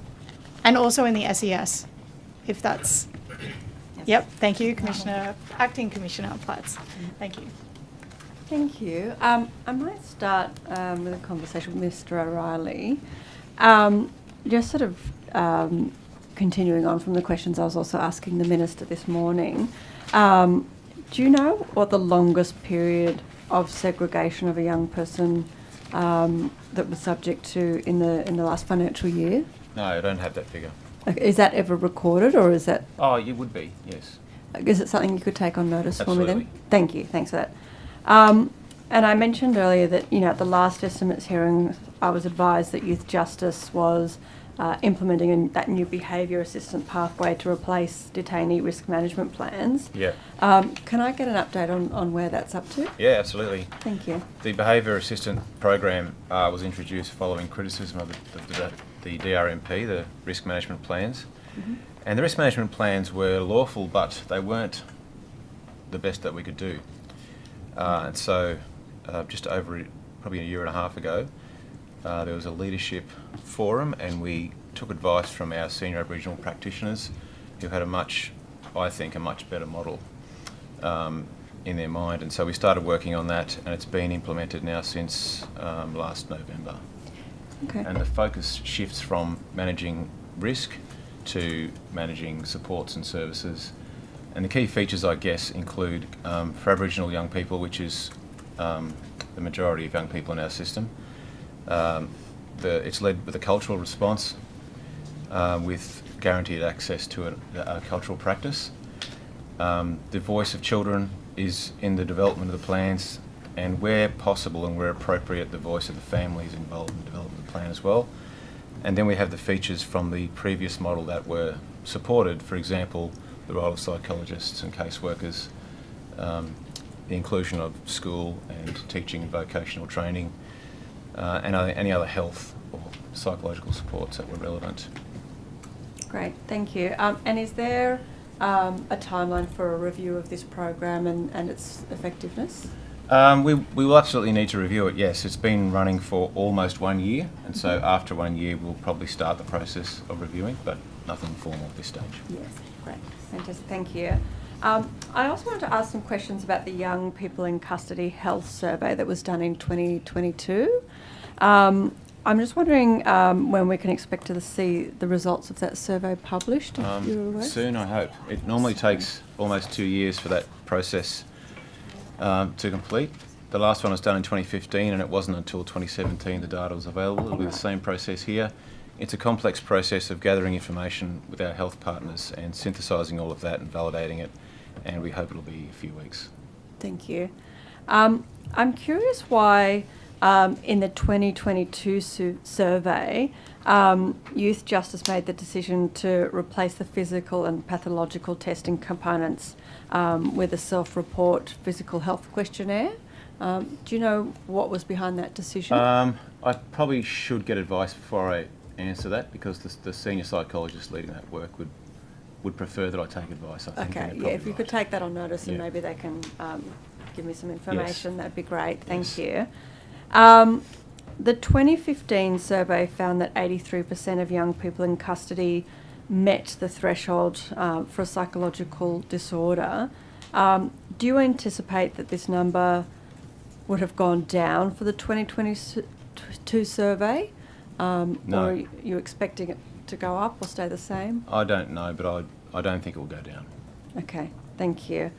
Can you tell me a little bit about any work that's being done to ensure young people with psychological or mental health challenges are not ending up in the youth justice system, and particularly not ending up in custody? particularly in rural and remote areas where these health services are even more lacking? I can talk a bit about that, but it's probably important to note that this is the statutory service that we provide. So we don't have a statutory or even any mandate outside of our statutory function. And so we work with other agencies who do have that mandate and who do have that reach in the community. But we know from the people we work with and the clinicians that we work with that most of the young people who come into our system have come in from the very well documented determinants of offending for children. It's things like trauma, exposure to violence as children, family breakdown, poverty in the community, exclusion from school, disability, high prominence of disability, and in lots of communities, racism in the community. So they're the sort of determinants, I think, and that hasn't really changed. And I would say in some communities it's intensified. So I know that's a very grim picture, but I think that's the truth of what some of our young people are contending with when they end up in our system. And it can be frustrating for our staff because they can see that and they're working very hard to try and respond to it, but it can only be a response inside a tertiary statutory system. It can't really be a prevention from that standpoint. Right, yeah. And so we work very hard to try and prevent re-entry, but there's probably a couple of reasons why that's particularly difficult. One is, and I think I've said this in previous budget estimates hearings, the detention centre is probably the worst place to provide a clinical intervention. And the second one is the transient nature of the group. So 57% of kids in detention are in detention for less than 24 hours. So that's a very short period of time to stabilise somebody and get any sense at all of what the best support or intervention is during that small window. So I guess I'm setting out the complexities of preventing kids entering the system from where we sit. Yeah, no, definitely. Thank you. I might move to Commissioner Rogers and just going back to some of those questions about the S44. Have there been any formal concerns or complaints raised with the RFS about the spending of the S44s in emergencies? There certainly was during the 2019-20. There was concerns expressed by local government because at that point local government were doing pretty well all the purchasing, apart from things like aviation and things like that. They were doing the majority of the purchasing. So that was certainly, and then because they were seeking to, they were doing that and then they were paying vendors, there was a massive time lag before people were paid. So we had a dedicated team come in, a multi-government agency team, people from right across the sector came in to help us try and clear that. Since that time, we've put in place an electronic logistics system, and we've taken the bulk of those things now away from local government needing to do them, and we do them directly, and that's overseen by our procurement people, and that looks to use people that are either already on contract, or if it's smaller amounts that they can be quickly bought, vendors can be quickly bought online. But so I guess it's fair to say that whole system's been reviewed. Yeah, fair enough. Thank you. I also understand that additional hazard reduction crews will be deployed in 2024-2025 through a $5 million allocation towards bushfire mitigation. Will burn-offs be part of that mitigation approach? Sorry, the last bit again, I missed that. There was the $5 million allocated towards bushfire mitigation. So that's the additional crew money, I think. So we have that was an additional. It was $5 million a year to have an additional 100 people of our mitigation crew. So they're the paid people employed to carry out midweek burn activity, help prepare burns for volunteers that they can do when they can. And the idea is to maximise the time available for volunteers, but also recognising that sometimes they're not available to do those things during the week. And so we need to continue that work, and that's been very much about what they do. Part of the other work they do is 900 people per year is called our AIDA program, which is helping vulnerable people who don't have the financial or physical means to clear their own property, that we go in and do that for them, and we get referrals from other agencies just to try and make sure that our most vulnerable people get help preparing their property when they're in a bushfire-prone area. So that's all part of that as well. Oh, great. When those burns are done, when the back burning's done, are there guidelines that the RFS have regards to measures to take around consideration of wild animals and controlling those burns? And I see you're nodding, but I've only got sort of 20 seconds left. But can you tell me a little bit about those guidelines? Sure. Yeah. So each burn off has a burn plan done for it, and really it has a prescription, and it says to achieve what we want to achieve with this burn off, these are the circumstances we need to occur, like the weather, the humidity, all of these things. It gives a general target to say, to achieve the outcome, this is what we need to do. And obviously if there's endangered species, things like that, then we get advice from people, before we go ahead and do those things. And things like, I know a lot of burns have been moved where, for example, it's in an area where there's, in spring where there's nesting and birds, it's the mating time, and trying to avoid those things. So where we're made aware of concerns, we absolutely do what we can to minimise the impact on local wildlife. Thank you. We'll come back to this, but I'll throw now to Ms. Sue Higginson. Oh, thank you, Chair. I would like to also speak on some of the youth justice matters, if that's okay, Mr. O'Reilly. And I'm just looking for some of the numbers, if that's okay, if you have them, and if you don't, let me know. Sure. I'm just wondering if you can tell me of the latest numbers that you have, how many kids are currently in Acmina? Yes, I do have that. I have today's figures. Thank you. For Acmina. Today we have 29 children in Acmina at Grafton. And then Frank Baxter? Frank Baxter, we have 63. Yep. And then at Cogham? 65. 65. And Arana? 17. 17. And Campbelltown? 17. I'm sorry, I'm going to correct that. Yep. It's 18 at Arana, 37 at Reby, Campbelltown. Okay, I was going to say that sounds a bit low. 37 at Campbelltown? Yep. And then in the Riverina? 21. 21. And do we have any kids anywhere else? There's 2 children at the Austinmere Forensic Mental Health Ward. Thank you. Yep. Thank you. And out of those numbers, are you able to tell me how many First Nations go through those? So, yeah, Acmina. Yes, at Acmina, there are 26 Aboriginal children. That's 89%. Yep. At Frank Baxter, there's 63. There is 39 Aboriginal children. That's 62%. Yep. At Cobham, there's 28 Aboriginal children. That's 43%. At Arana, there's 17. That's 95%. At Reby, 17. That's 46%. And at Riverina, there are 9, which is 43%. And the 2 children who are receiving in the forensic facility, do you know their... They're not Aboriginal. They're not Aboriginal, thank you. Thank you. Earlier this morning, the Minister was talking about youth justice conferencing, and that, he was telling some good stories or good anecdotes around that. Yeah. Is there any... I'm just curious, is there any involvement in those programs from the so-called non-official oversight bodies? Like, I think it is the Children's Guardian and the Ombudsman and the Inspector have that official oversight role. But is there any input from the ALS and Legal Aid and others in the design of the actual programs? Of youth justice conferencing specifically? Yeah. They're certainly aware of it, but I guess the purpose of a youth justice conference is to try and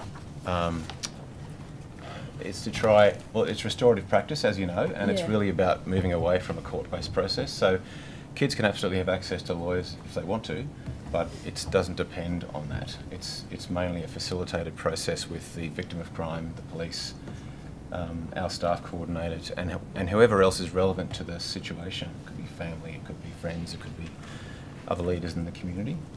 So the procedures, I guess, are set out in regulation through the Young Offenders Act, and we recruit conveners from across the community. We try and recruit as many Aboriginal conveners as we can, because a lot of the children participating in those conferences are Aboriginal children. For example, in the last financial year, there were 1,043 conferences, and 472 of those were Aboriginal children. Is there a place where that's more so, where it's happening? Is there a region where we're doing the conferencing more than other places?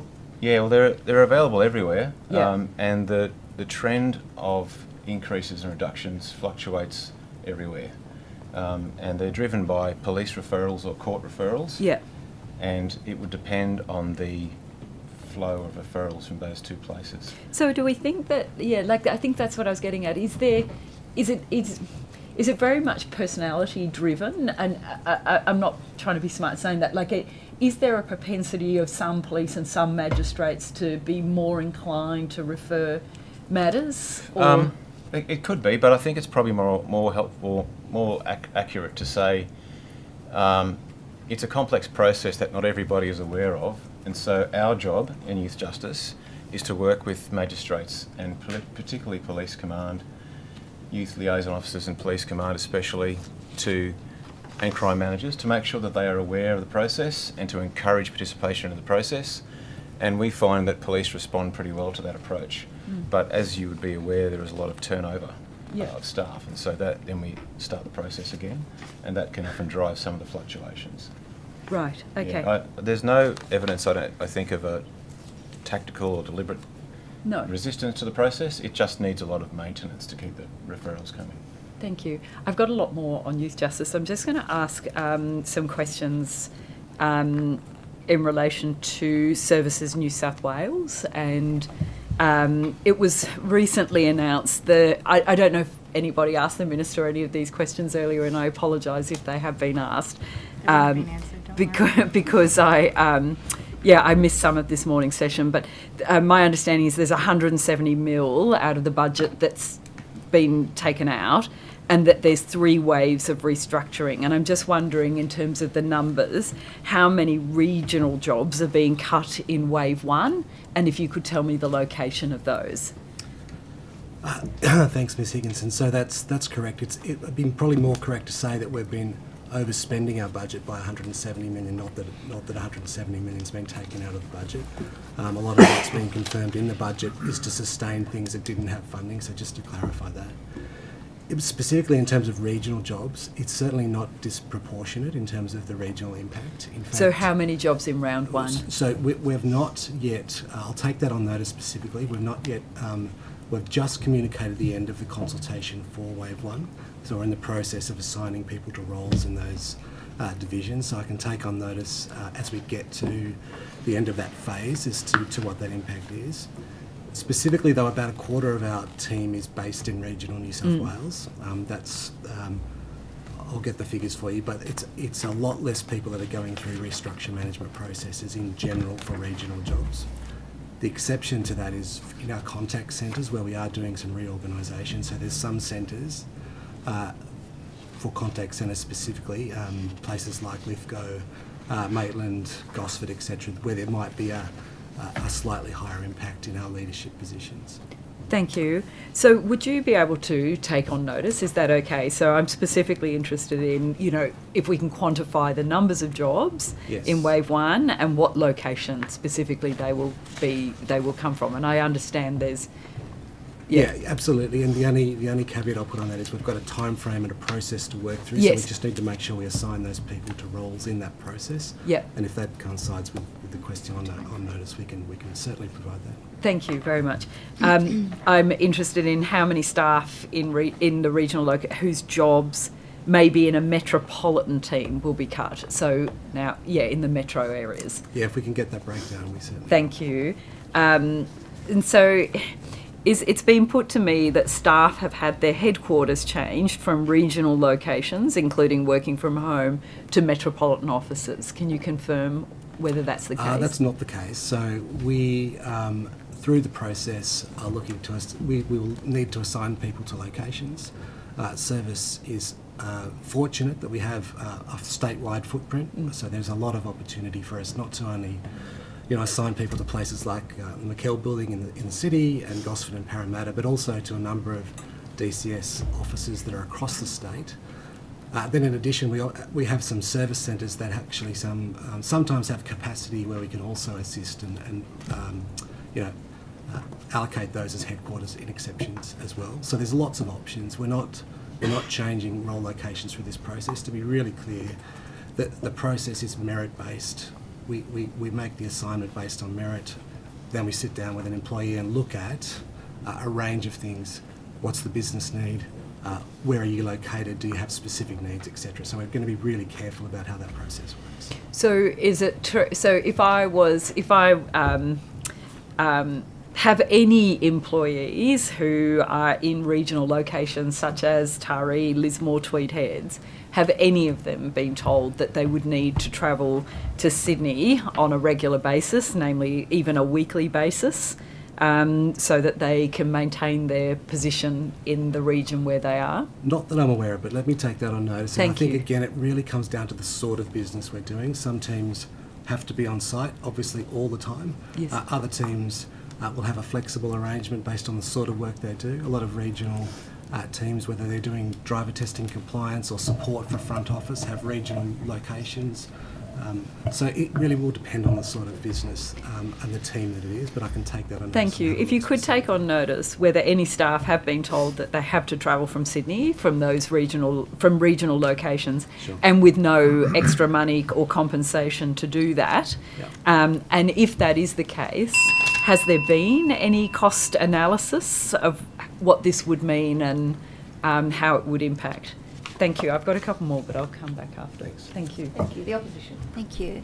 Can I ask my questions to Mr. O'Reilly? I can't quite see you there, but Yeah, it's right here. You're on the right side. I was just wondering if you, and you might have to take this on notice, what is the latest data showing from each New South Wales Youth Justice Centre as to the amount of time in each 24 hours that children spend locked in their rooms? For each centre. Yeah, so you might take that on notice? Yeah. Yeah, I that's would okay. also add that in some of the metro centres there are different programs with different routines because of risk, but Yeah. so that would skew the average for that centre. But we Yeah. can certainly provide a report Okay. on notice which deals with that. And then as a follow-up, again, probably on notice, are you able to advise of the number and the duration of lockdowns in each of the youth justice centres over the past 12 months? Do you mind explaining what you mean by lockdowns? Number and duration. Like security lockdowns. When Yeah, the whole sorry. everyone's locked, the whole centre is locked down. You mean apart from when people are asleep? Yes, sorry, yeah. Okay. Yeah. Yes. We'll take that on notice. It's pretty rare we would do that. Yeah. But I think, Well, that would be good. I think normally when we refer to lockdowns, it's any non-scheduled, like not Yeah. out of ordinary Mhm. yeah. period. That For the whole centre you're talking about? Yep, for Yeah. the whole state, yep. Yeah. Okay. Yeah. And I asked a question of the Minister this morning with regard to the Disability Royal Commission, and I Yeah. might just follow it up. Do you know what percentage of young people are currently screened in relation to cognitive disabilities? It's low because, as I said earlier, you mean in detention? Yes. Yeah. Yes. 57% of kids are in for less than 24 hours. Okay, yeah. And around 68 or 69% less than 72 hours. So there's not really the opportunity to do a proper Yeah, screen during that period. Yeah, okay. But where they're there for longer, remainder? part of our job is to ensure that they are And- not and only the, screened but connected to NBIA. Okay, and so the young people that are, say, longer than the 24-hour period, are you able, maybe on notice? Yes, I'm just conscious of not misleading the committee. Yep. Because, so it will be a long-winded answer on notice to try Mhm. and explain some of those, because there's very few kids who are there long enough for a proper process of testing and screening, Mhm. assessment, referral connection with the NDIA. So one of the other recommendations from the Commission was that youth justice agencies and also Justice Health should engage First Nations organisations to provide culturally safe disability screening and assessment services. If children and young people aren't there for, say, more than 24 hours, have you been able to put this recommendation or not make this recommendation, but have you been able to act on that recommendation? Try to. I support the recommendation. Yep. Clearly, it's a very sensible recommendation, and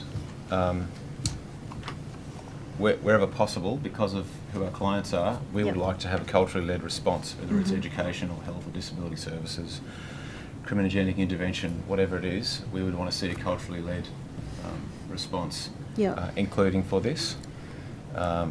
But again, it's rare that we get enough opportunity to do the full process with young people. But I do support the recommendation, and we'll continue to work towards it. All right, thank you.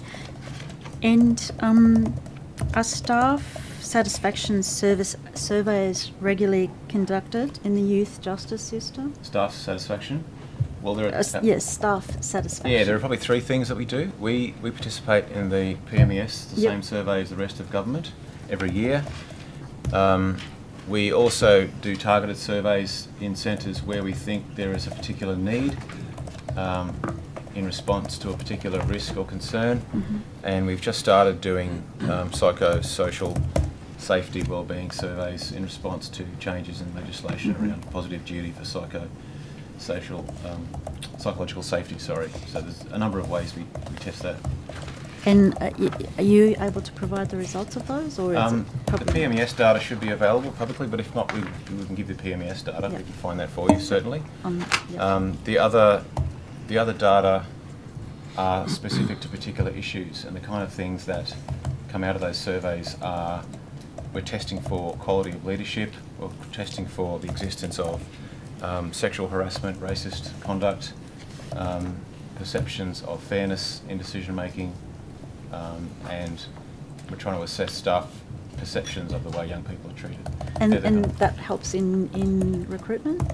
Well, it kind of helps us to maintain the well-being of staff. That's the main purpose of it, to try and get evidence of what some of the challenges are.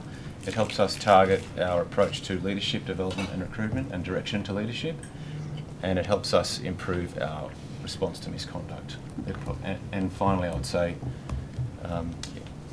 it can shape our client service strategies as well. It's one of the many inputs into that. But we would talk to the young people directly for that. Yeah, so it would also help you with regard to what training needs? Yes, it certainly can help for training, yep. Yeah. That's true. Yeah, okay, all right. And we also mentioned what's happening in Moree, and I know the bail support and accommodation service isn't built yet, but when it is, how many young offenders do you think will be serviced or by this facility? Okay. Well, they'll be young people on bail, so they won't be convicted offenders. They'll be on bail, and so it's an important distinction to make. Yes. We don't know exactly. So one of the opportunities here is to do co-design properly with the community. Yep. And you can do proper community co-design, or you can get something up and running really fast, but you can't really do both. And so we know that Moree has had bail support accommodation services in the past that haven't been successful. So we spent, or my team spent a lot of time working with the community, particularly with ACOs in the community, to work out what a consultation co-design model should look like. And there is a two-step process. The first step is to build a picture of what the community needs, some of the elements of what the community needs, and that would include the service would need to be run by an ACO, it would need to be staffed by Aboriginal people, the service would need to have access to all of the services that young people need. The young people that we spoke to were very keen on the service having employment pathways for them. That was one of the biggest ones. And an open door policy for family was probably the strongest of the strongest. Yeah. So there's some of the outputs from the first set of consultation. We'll now be going to tender at the end of this month to see if there's interest in the market. And if we are successful in the tender process, this next stage of co-design will be led by the successful group in the tender. We will then work with the community on the next set of questions. That would include the location, of the site, and then the makeup and the number of bedrooms and so on. So when would you think that this centre will be built then? It won't be built. There's no capital funding, so it would be a lease, Right. and it would be as soon as the proponent is found through a tender process, a location is found. We have to then work on acceptance in the community of that location, and that's quite a challenge sometimes in some Yeah, places. I understand. And then there would be the process of getting set up. And so I do have an incredibly talented team working on this, and one of the things they've done is build a partnership with TAFE so that we can start developing a workforce pipeline of local Aboriginal people who are interested to do this kind of work with young people and their families, to give them qualifications and confidence to do the work. Yep. So all those things have to line up, Mhm. and our plan, our intention, our desire is to have the service up and running in the first half of 2025.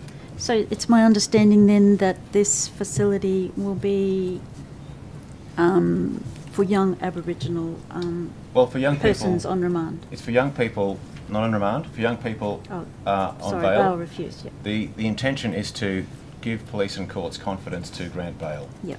Okay. But it's not that we want this to be for Aboriginal kids. What we know from our experience and data in that community is that almost all of the children before police and courts are Aboriginal children. Yeah. That's why it's a culturally led design. Mhm.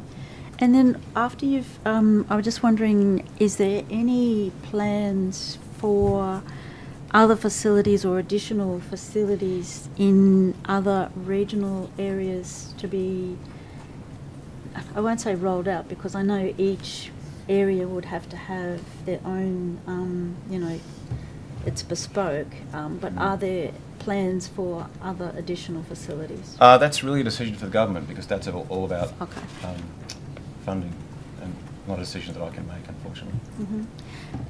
And I just wanted to turn to the, so there was the Inspector of Custodial Services did an inspection, and I know it happened in 2022. She did. So there were 51 recommendations in that report. How many have been accepted and then acted upon? We've accepted all of them except for 4, and there are 4 that we couldn't accept for a few reasons. One of them was about the expansion of our enhanced support unit. The enhanced support unit is a unit at the Frank Baxter Centre with a very carefully designed service model, which deals with trauma and emotional regulation for young people with a particular set of characteristics. And it has an extra dedicated psychologist and speech therapist and caseworker. And that is really very specific. And we didn't support the recommendation to do that in all the centres because there is not the demand for that very specific young people. However, that unit has developed a lot of expertise, and they share that expertise with the other centres as required. So I certainly accept the thinking behind the recommendation, but practically I don't. So we haven't been able to accept that. There are then some other recommendations that relate to decommissioning or closing down of some units at Cobham, because they are very old units, and we would love to be in a position to close them, but we can't because we need them. We really have to do what we can to stick to our intention to have 1 room per person, and by closing units before there is funding to replace them, we really start to then get into the territory of overcrowding risk, and we're not willing to do that. Yeah. So is that in relation to at Cobham? Yes. Yeah. Okay. So I won't ask that question. Now, the other recommendations we do support. Some of them are very clear and clean. Yes, we support the recommendation. Yes, we'll do this. And others are support in principle. And we have ongoing conversations with the inspector to work through that. But it was a very helpful report, and some of the findings are a little unclear to us. However, the intention is really clear, and a lot of the improvements in the system that have been implemented over the last 5 years, I would say, a lot of them are thanks to the work of the inspector and the rigorous approach she takes to compliance. Mm-hmm. And just, so in the report it said there were gaps in staff training, particularly in regional areas. What specific training programs are being rolled out to address those gaps? And how will you ensure that staff, Yeah. knowing that they're in regional areas, receive the training? Yeah, this is an example of a recommendation I support in principle, because of course everyone should have great training, and Yep. people do, but I don't think it's accurate to imply that staff in regions are less trained than staff in Sydney, because that's Yeah, simply okay. untrue. And so what we are doing, I guess, is making sure that we keep refreshing our training approach. The period of the pandemic made training difficult for some of our staff because of the challenges around travelling. We're now well out of that process, and we're rebuilding our training system again. But it's important to note that training for the two big metro centres, that's Cobham and Baxter, there are some elements of the training that must be different because they are high-risk centres and they have different processes. And so they have incident response teams, for example. It would be pointless to do incident response unit training exactly the same way in Cobham as it would be in Wagga, because it's a very different environment. However, we do take elements of incident response preparation and deploy that training in Wagga, but it is right-sized for the environment. But it's not the same training, and so it is really about making sure that we are constantly reviewing the training, freshening it up, trying new things. So, for example, in the last 2 years, we've done a lot more highly specialised hostage negotiation training in preparation for hostage situations in detention, and staff from every centre are part of that process. Every centre has a number of accredited hostage negotiators now. We don't pick and choose the centres, they all get access to that. But it is about recognising the local needs. Mhm. Another variation would be the centre at Dubbo and the centre at Grafton have almost all Aboriginal children. The centre at Penrith at Cobham has usually between 30 and 50% Aboriginal children, but a lot more cultural diversity. So the training needs to respond to that. Yep. And sorry, in the report there was a recommendation, and you maybe said you did other surveys with regard to culture and behaviour. So I don't know whether you did the survey based on the report or whether it was.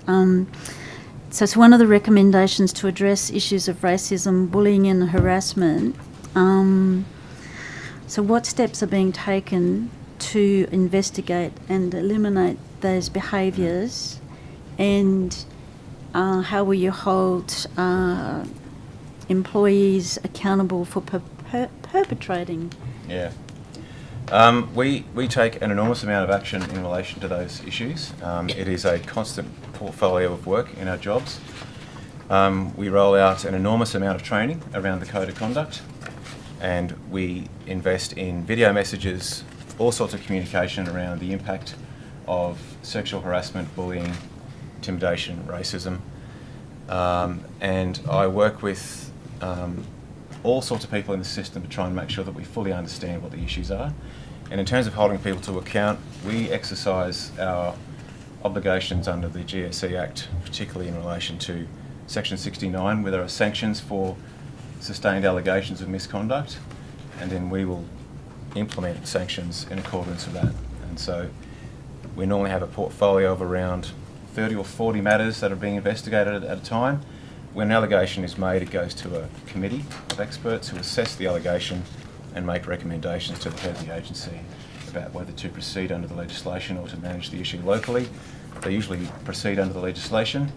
And then at the end of that process of assessment, there will be allegations put to the person under the legislation, of course. They will respond to the allegations, and there may then be a formal investigation.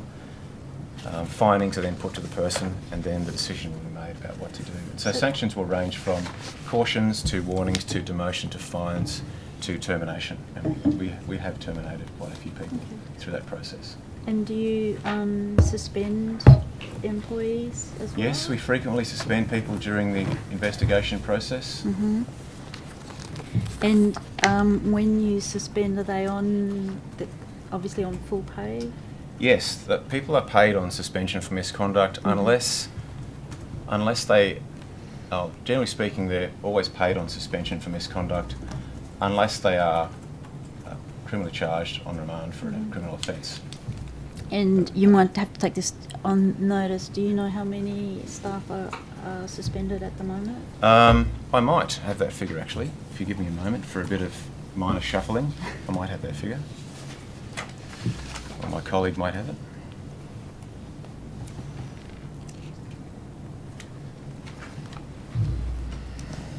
No, I'll take that on notice. It'll take too that long. on notice, okay. Oh, cool. I was going to say, who did we elect a deputy? Oh yeah, I'm yeah. deputy, sorry. Right, take it all. Oh, yeah. Just with the Reby Youth Justice Centre, what immediate? Oh, sorry. There was a complaint that young female detainees or a bit weren't being provided new. They actually had second used underwear and weren't being provided enough hygiene products. So that's been addressed. Yes, that has been alleged more than once, and our policy for all kids coming into detention is, and I've reported this here previously, our policy is and has always been new clothes for every young person coming into detention, and we fund every centre. We check to make sure the stocks are up and that there are new clothes for boys and girls of all sizes in every centre. And then occasionally we'll get a complaint that a young person has come into the centre and received second-hand laundered clean clothes. Yep. We investigate each of those. We have not been able to identify a case where that has actually occurred, but we step up our spot checking to make sure that the supplies are up. But it's never been a policy to give people second-hand clothes. We absolutely recognise the trauma that come with kids when they come to detention, and we also recognise the trauma that the detention process can cause, even when it's done according to the regulations. It can still be traumatic. So this is a very simple way to minimise the trauma. We'll make sure they have fresh, clean clothes every time they come in. So it has always been our policy. So we have not yet worked out how those allegations came about, but we continue to investigate. Yeah, okay, all right. I think that is it, and so I'll sit in the deputy and I think it's to you. Thank you. We're just arranging ourselves as the committee here. Thank you. Can I just go back to you, Mr. Wells, just for a couple of last questions, just on the budget issues with the Services New South Wales and the 170 mil. I'm just also wondering, as I find my pages, are you aware of any guarantee that the government has given, or is there any discussion internally amongst the sector around making sure that there will be no New South Wales service centres closing as a result of the restructuring? Is that a guarantee that you're sure of? Yeah, that's a commitment, that's correct. Great, thank you. And with the, is there anything on the horizon of any more office space being leased along the lines of, I think it might have been the Premier made a commitment of sorts that with the changes he wants to see from the work from home practices, and he stated if the government needs to lease any more premises, then it will do so. Is that something within Services New South Wales that might be likely? So just speaking for Service New South Wales, we've, because we're going through this process that we've talked about, have done a bottom-up analysis of where everyone is, of all the office locations that are available to us and any exceptional circumstances as well. And we think we can accommodate all of our teams through this process with the accommodation that exists within the Department of Customer Service and specifically in Service New South Wales. So not for Service New South Wales. Okay, I see. And that might lean into why maybe some people might need to move around the state. Again, we're not trying to make people move around the state. We're really trying to make sure from the footprint of offices we have and locations that we work from, we try to accommodate both, first of all, the way we work and the way teams work, but also then what's reasonable for our employees. And reasonable is a combination of distance and time and fatigue, cost, personal circumstance, all those sort of things will come into consideration as we get through the process. And so just going back to where we started, when do you think that the first round will be completed? When are you expecting that? So we've finished the consultation on the first round, and what we're in the process of at the moment is assigning people to roles. We anticipate doing that in the coming weeks. The second wave has commenced consultation, and we finished that this week. And the third round of consultation commences shortly. Okay, thank you very much. Mr. O'Reilly, can we go back to more youth justice, if that's okay? Sure. Thank you. I'm just curious whether you've actually heard, and I know that the minister, I've asked every minister I possibly can about the NRL Moree, and I realise now that apparently it's in the ownership, as we refer to it, as of the police, as a program. Have you just heard anything though, given where you're sitting in terms of that as a program? I can't remember what it's called, the Pathfinder program. Yes, we are involved in the Pathfinder program, but it is a police NRL Youth Justice Partnership. Police are the lead government partner with the NRL. The intention of the program is to connect young people with NRL players, to give them some exposure to the inner sanctum of the league, which many young people do find pretty exciting and inspiring. They truly do. Of course. Yeah, and that's great. But it's also an opportunity for the young people to get access to some mentoring support as well.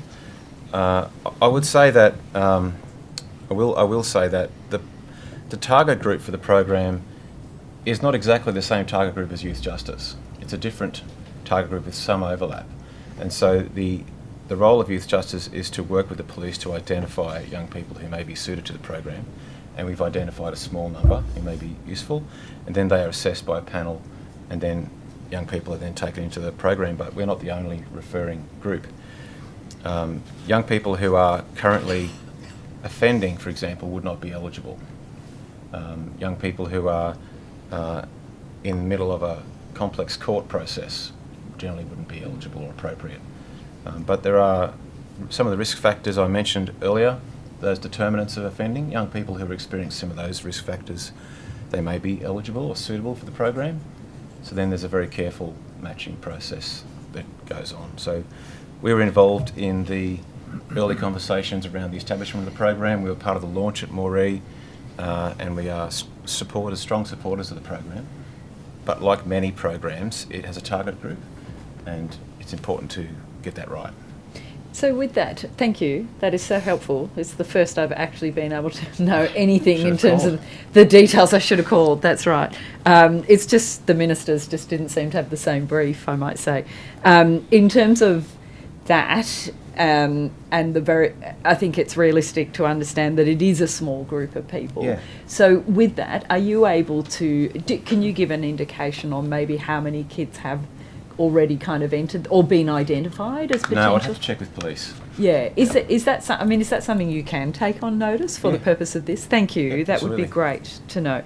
And I'm assuming that these are kids that have a sport aspiration. Like that, is that part of it? Like yes. So we work closely with the police commander. I can't speak for them, but we work closely with them on all sorts of diversion activity, and the police absolutely recognise that not everybody likes football. I personally don't understand why they don't, but not everybody likes football. Depends so the who police, your team is. The police have invested in some fantastic music programs, gaming programs, education programs, to try and develop a sense or an understanding of what are the kind of diversion activities that will attract young people to more pro-social contacts. So it's a pretty diverse range of things the Police Youth Command invests in. This one is obviously prominent for obvious reasons, but they do other things as well. I think its main prominence is, Minns flew into Moree the day he announced that he was going to crack down on bail and other things. Well, I can't comment on that, but that's how it was taken, I think. I do know that the police and the NRL do a lot of work behind the scenes as well. And I think people would love to come along and believe in it too, but it was seen as a very cynical exercise and really difficult to take at the time. Thank you. That's incredibly helpful and gives us quite a bit of insight. Can I just ask as well, in terms of something that I know that you and I discussed at the last estimates, but in relation to in the detention centres and the access to the tablets and the devices, and I think things were still being scoped in terms of what we were going to do. Have we made any progress Scoping is done, but we now need funding, and so there's a process of searching for funding and prioritising that amongst the government's funding decisions. That's the next stage. And is there a dollar figure on that through the scoping? Yes, I'm just reluctant to declare it for commercial reasons, but what I can tell you is that it is significantly more than the advocates suggested, and I have explained that to them. Okay. But in the scoping, has there been an analysis, or is there an existing analysis on the benefits and yes, and what the advocates are suggesting with their work on the benefits? They're spot on still. As I said in the last hearing, we support the case that's been made about the benefits. My sense is that there would be a positive return on the investment. Absolutely, there would be a return, but we still need to find the capital. It still has to be found. That's challenging. Sometimes, no matter how good the return on investment estimate is, there still needs to be money found, and that's the situation we're in with this program. Thank you. And is that something that now is resting with the ministers in terms of their... No, not just yet with the minister. There's a number of funding sources. There's the annual budget cycle, but there is also a centralised DCJ IT project budget that is distributed amongst DCJ depending on the many priorities across DCJ in IT investment. And so we sort of participate in that process as well, hoping to find a funding source. Thank you. Can I just ask you, Commissioner Rogers, whether you are aware of the research that has been published quite consistently now for the last couple of years about the increased frequency and intensity of bushfires due to logging the public native forest estate? I have seen some research. I do believe that it's one of those things. There is also research suggesting otherwise. So, like I but I do know of the research around it. It's very similar to where you've got some people suggesting that hazard reduction burning is counterproductive for protecting people, and then you've got a whole lot of other people saying... No, I think it's quite specific. It's quite specific. It's published research through a bunch of universities, and it's now, and particularly ANU, and there's I think Professor Phil Zylstra has put out some papers, and it's comprehensive analysis over years now about the more intensive logging regimes lead to more frequent and intense bushfires. This is not about, it doesn't go to hazard reduction, which is still encouraged, particularly the cultural cool burns, but it's actually the practice of continually opening up forests to make them drier and they're more susceptible to burn. Is that plantation or is that native forest? quite the just opposite. Native. Is it research that if I sent to you as the Commissioner absolutely. you would be interested in looking at? Thank you very much. Absolutely. Thank you. Thank you. I might go back to the questions we were talking about with in regards to backburning. You said that you often get advice from experts prior to doing any backburns around wild animals that might be in the area. Can I ask who those experts are? Is it a particular organisation that you go to for that advice? Well, for example, if it's so there has to be an environmental approval that's done for a burn. Now, at the simplest level, it's what they call a hazard reduction certificate, and part of that is looking, for example, if there's endangered species, flora or fauna in the area. If it's, say, on a national parks, then national parks would obviously provide that information, or another landowner. Council might be on council land. So it's either captured by the landowner or by the environmental approval. So if it can't be done, for example, so we use the hazard reduction certificate as a streamlined approach, but if there's, say, a native species in there that's endangered, then that has to then go to a review of environmental factors, and obviously part of that then needs to consider the impact on them. And so it only gets flagged if it's an endangered species. If it was another native animal, what would happen there? Endangered species, or if it's, say, for example, koala, like koalas, things like that. Anything that's... But what if it's a native species that's not endangered? What would be the process? Yeah, I mean, it would then rely on whether there's, and I think I gave before, like where there's birds nesting in spring, things like that, those sort of things come to the fore in those environmental checks. So I can't give you an absolute sort of, I mean, I can take it on notice and give you a more fulsome response. Yeah, that'd be useful. But, you know, it certainly is considered. Yeah, I just wanted to get an understanding of, if there was, say, you know, native lizards and other species in the area, what the process is, if anything. Because I know, you know, small native animals that are usually on the ground are the ones most likely to obviously be killed in any kind of fire because they have the most difficulty escaping. I just wanted to sort of have a better understanding of, you know, what is actually considered and what is potentially put into place. I know the RFS also has hired companies to use goats as well for certain spaces. Is that something that is used where there are threatened plants or threatened species? Is that sort of a second option?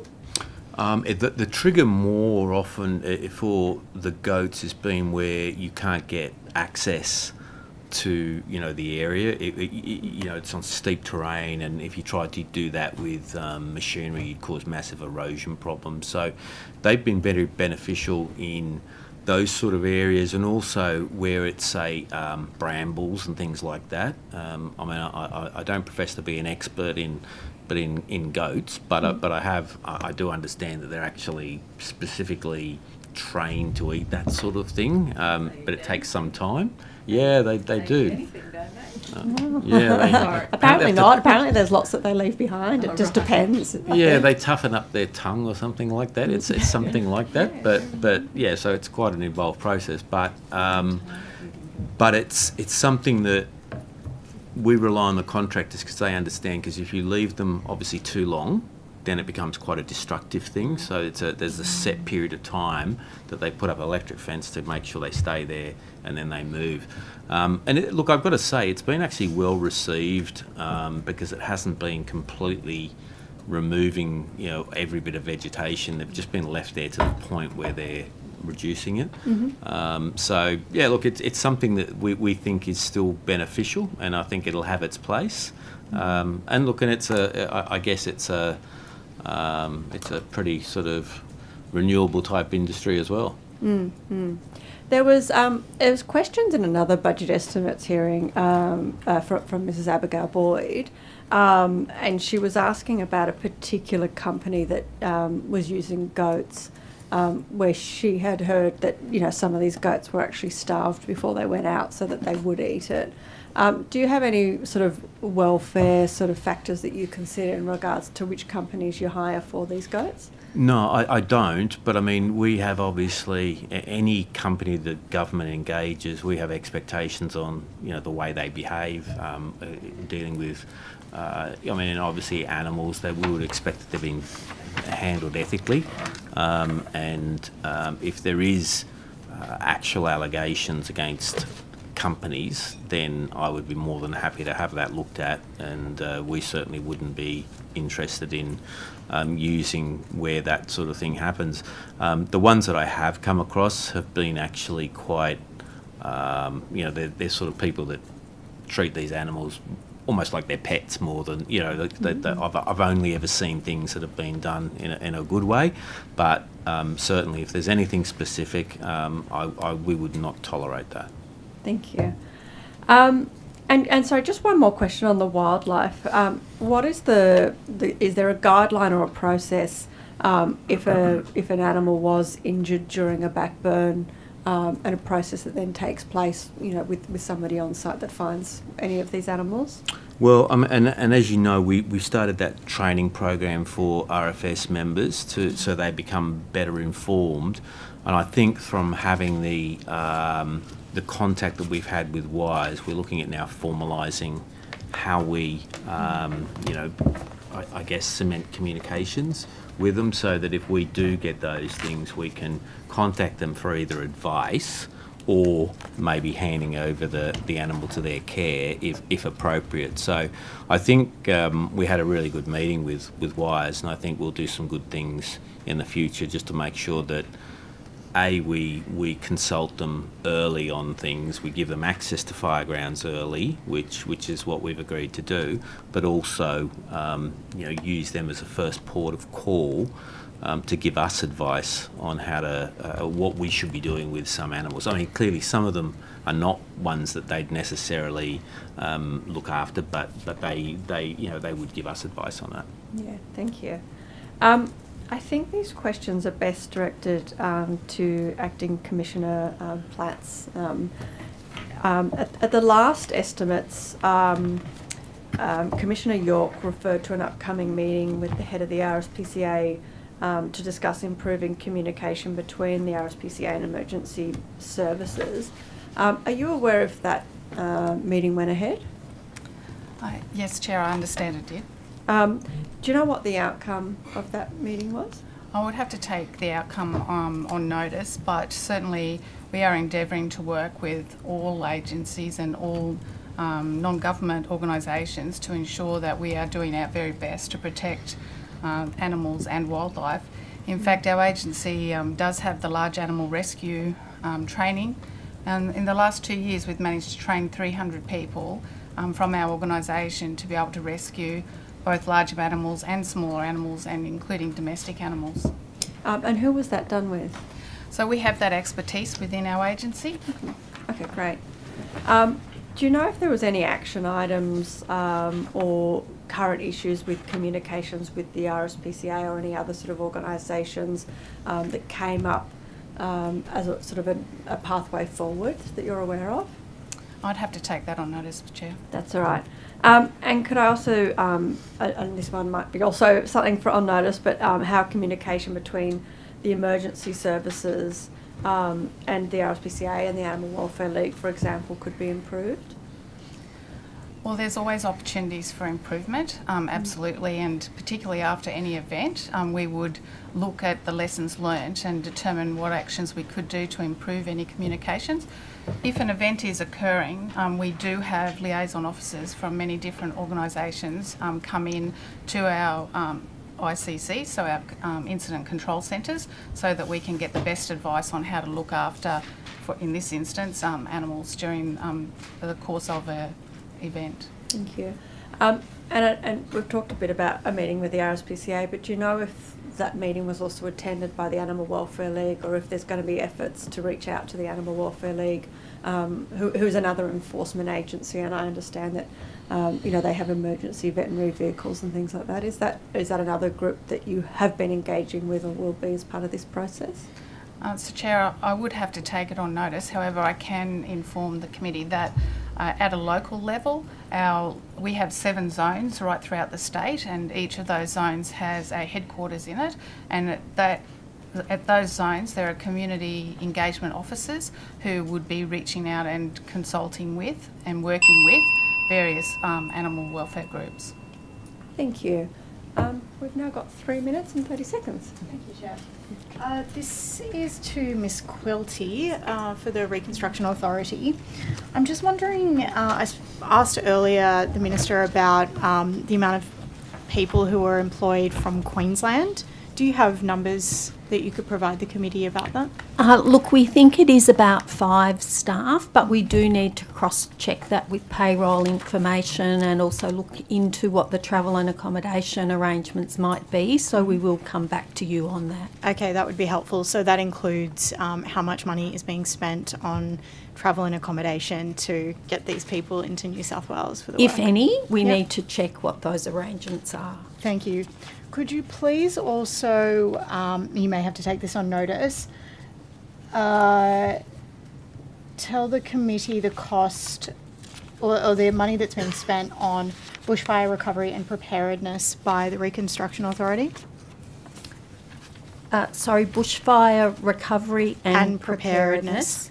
I can certainly refer to what was allocated from the 2019-20 fires, where $4.5 billion has been committed since then to support recovery, response and preparedness initiatives in local communities. So that was over the forward estimates, or...?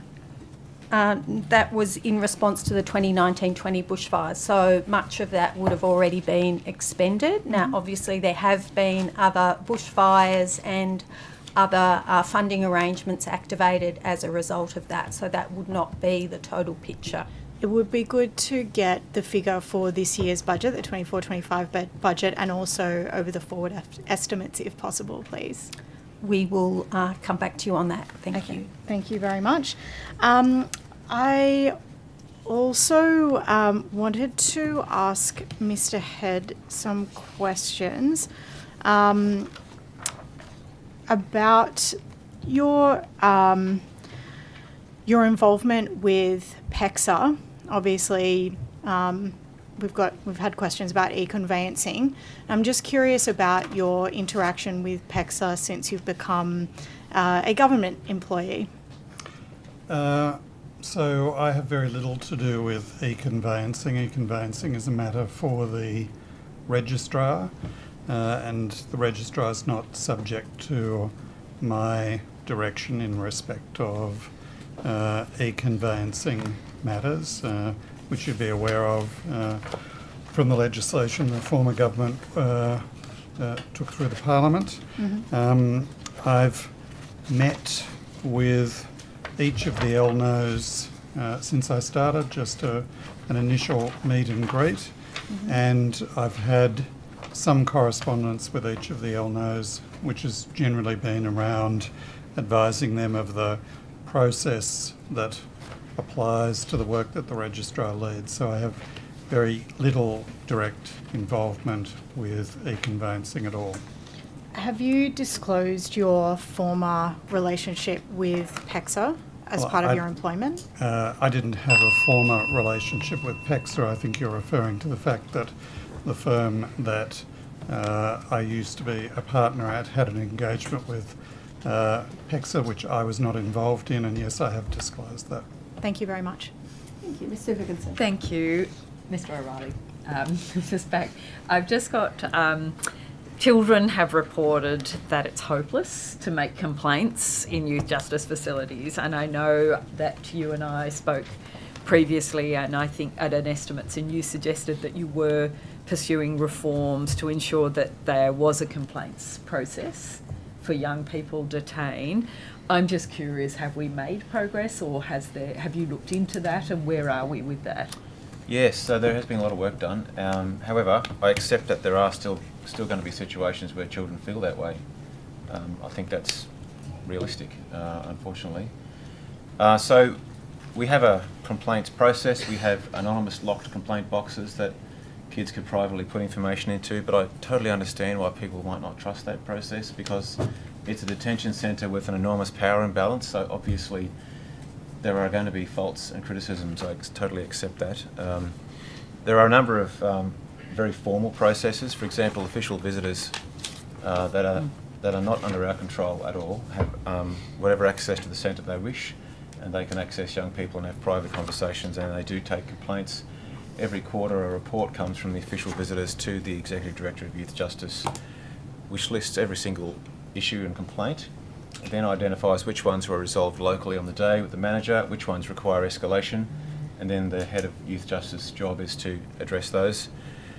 We also have the Ombudsman, of course, who's responsible for managing individual complaints, and we work very hard to promote the services on the Ombudsman. We meet regularly with the Ombudsman's office. We proactively provide data to the Ombudsman, access to the IT system. We're very open with the Ombudsman about all of our functions, but not every young person is comfortable accessing those two options because they are funded by the government, and I think that's what young people tell me as to why they don't use those services.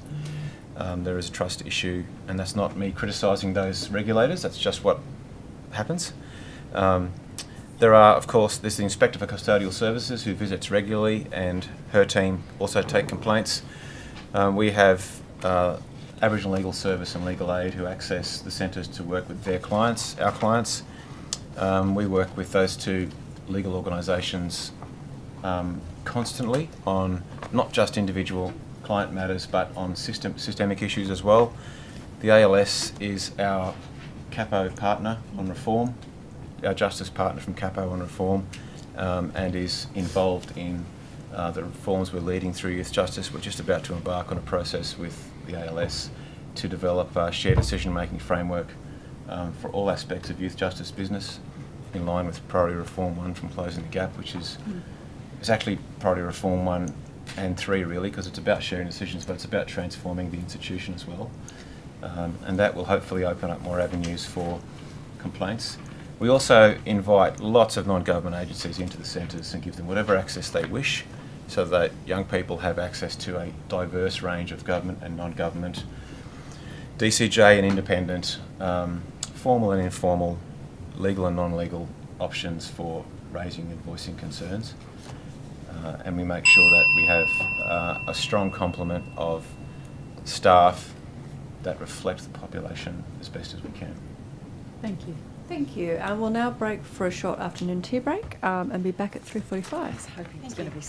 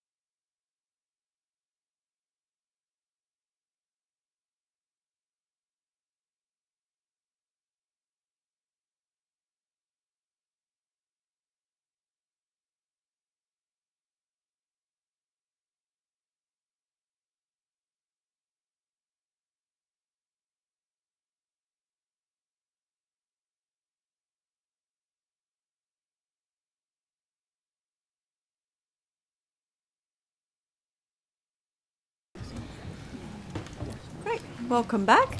I'll throw straight to the opposition. Thank you, Chair.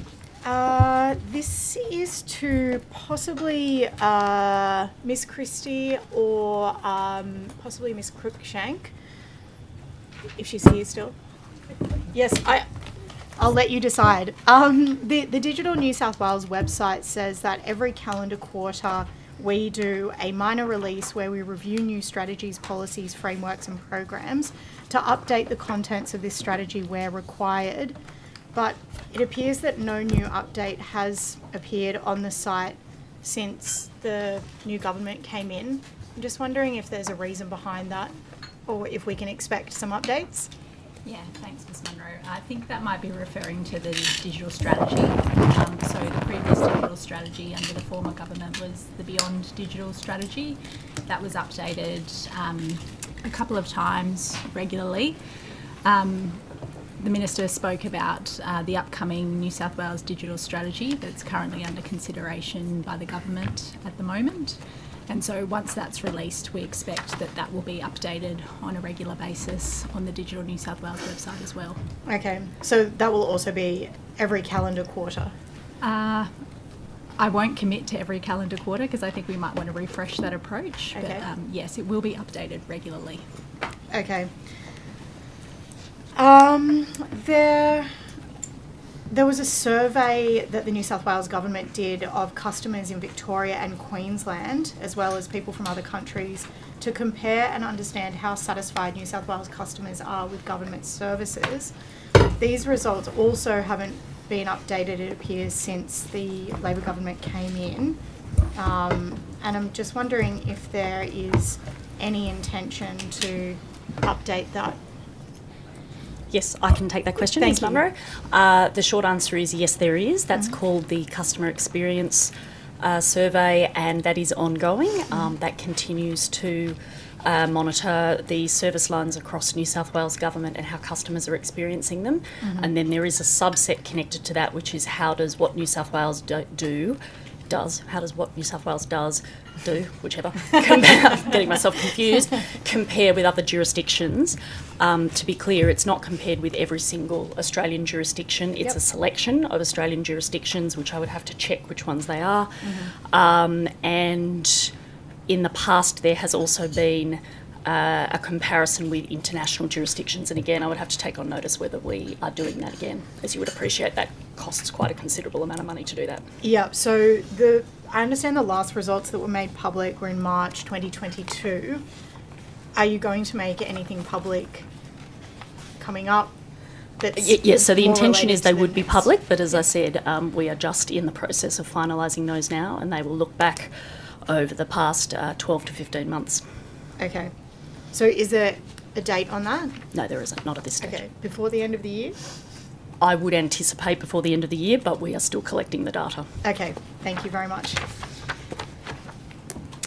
On the Digital Restart Fund, I directed the Minister to budget paper number 1, A5-15, which referred to the allocation of money or appropriation of money. And I just wanted to clarify, do you know how much is being released this year? Yeah, I can confirm that $240 million has been released from the Digital Restart Fund for use on ICT and digital priorities in the 24-25 budget. Okay, and is there a budget allocation for the forward estimates? That is for this financial year. I'd have to take the forward estimates number on notice. Thank you. And are there some specific examples of projects that will fall under that? Yes, a number of projects. There was approximately 99 million was allocated as a contribution to a number of cybersecurity bids across agencies. One of the projects referred to in the budget papers was the Regstar project, which is DRF funding for a transport project that's looking at delivering a new learner's driver's licence with the Drive system that Transport currently administers. Digital Restart Fund was used to co-fund the Digital Identity and Verifiable Credentials program, the Youth Justice KIMS program. the grants management program that we currently deliver. So it was used to co-fund a number of ICT and digital priorities. Thank you. And are you preparing for the audit from the Audit Office with the Digital Restart Fund? The Digital Restart Fund is audited every year, the financials, so the team is kind of well prepared for any audit from the Digital Restart Fund. I believe the Audit Office has specifically called out that they're going to do a project on that in the next, report? Yeah, I think it's on their forward agenda. Again, Yes. because it's audited relatively regularly. Yes. Thank you. On to workplace flexibility, which I think is a question for Mr. Head. Actually, it might be Mr. Wells. Mr. Wells, you mentioned earlier in response to Ms. Higginson's questions that you were assigning people roles in the coming weeks and months. Just wondering, does that include assigning people the role of being retrenched?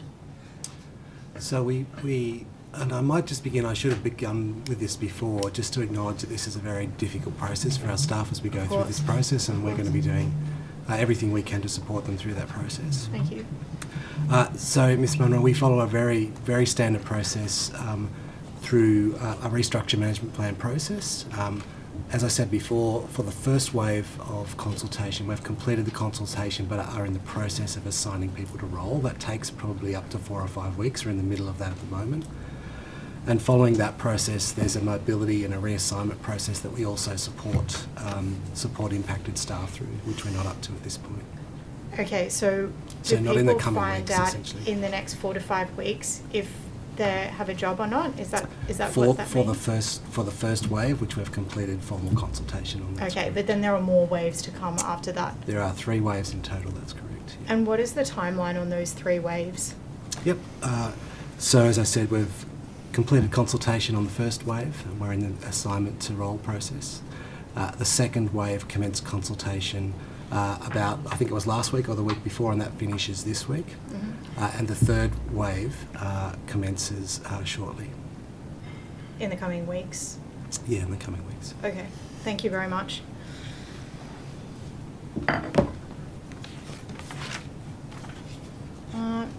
Accessibility New South Wales. Who is the best? Thank you, Ms. Christie.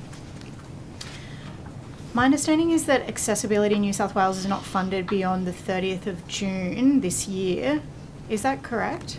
Yes, that's correct. Accessibility New South Wales was funded by the Digital Restart Fund. It was funded for a 2-year period, a time-limited 2-year period, and it has delivered a number of things during that time, including the Accessibility and Digital Inclusion Toolkit.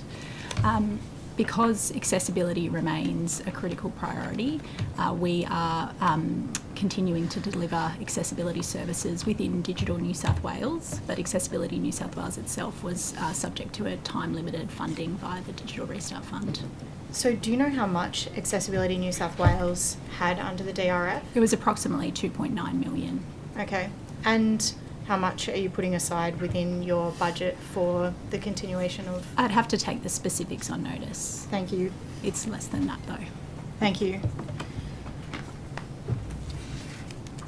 On the Digital Identity Program, what is the status of that? The Digital Identity Program is underway. It's being delivered by both Digital New South Wales and Service New South Wales. So Digital New South Wales is administering the strategy and the policy components of the program, and Service New South Wales is delivering the digital products and services. The digital identity will be delivered through the Service New South Wales wallet. So yeah, we're working collaboratively together on that. So when will that be available? Great question. We're delivering a number of proof of concepts for digital identity and verifiable credentials. In June this year, we delivered the first verifiable credential in the Service New South Wales wallet, a proof of concept of the first aid certificate, and we're currently working on the photo ID card as the next proof of concept. The photo ID card in a international standard to enable it to be interoperable with other states and territories and internationally. We're working with Transport on that as well. So are they designed to all be launched together, or are you going to be launching those for public use on a rolling basis as the proofs of concept are explored? Yeah, we're learning from the proof of concepts, and my colleague Greg Wells might wish to talk more about this as well. But we're getting the learnings from the proof of concepts and the pilots that we're undertaking and using that to inform a broader approach. So the photo ID card, and we're also looking at the digital driver's licence and enabling that into the international standard that would enable that to be interoperable with other states and territories and internationally again. That's part of the roadmap for this year. And again, we would use those learnings to expand the program in time. So how are you looking at securing privacy data within this system? The program's designed in a privacy-preserving way. So rather than having a central honeypot of information where all people's data and attributes go, we're effectively establishing a system which would enable a person to be able to only share the information they choose to share. The example that is often used is in a nightclub, the only thing that a person really needs to know is that the bouncer needs to know is that a person's over 18. So we'll put the power back in the citizen's hand to be able to say, what I wish to share with you is just that green tick that says I'm over 18, rather than having one central repository of information that holds all the attributes about Laura Christie and the identity, my identity attributes, but also the credentials I might hold. So how does that work functionally? Like, you have obviously the Service New South Wales app in your phone. At the moment you show a licence, which is essentially a kind of replica of the physical document, and you don't have much choice over that. But is the idea that you go into the app and I say, okay, I'm going into this club or an RSL, and I just want to say that the government has identified me as someone who's over 18, and I tick a box within the app that says, yes, I'm over 18, and show the whatever establishment I'm entering that information? Yeah, I might get my colleague to talk about the technology itself. Thank you. Yeah. To pick up on a few of those points, I think first of all, your first question was, will the credentials be rolled out progressively? That's essentially our approach. What we have established, though, are other platforms that will enable us to do that. So as Ms. Christie talked about, we've piloted the first credential in one of those platforms, a first aid certificate. We've also piloted the biometric matching to make sure it's a really strong proof of identity as you go through that process, and we've got that working in production for working with children checks at the moment. So to answer your first question, progressively we'll pick up, as Ms. Christie said, credentials like first aid certificates, now photo cards, etc. So that's the approach. But in terms of sharing, that's a really great question, because what we do want to minimise is the storing of the identity documents that went with proving your identity. So this process will do away with that. And exactly as you've talked about, the scenario would be either online, you could scan a QR code and choose what you'd like to share with that provider, or in a physical case, in a proximity case, you might do the same with something you scan at a door, and then again choose only to share the elements of your identity that you choose to share. So when you say that you want all of that data to not be stored in a central repository, where is it? Like, how are you actually decentralizing that? Like, where is that information held? Yeah, it's pretty much stored on your device.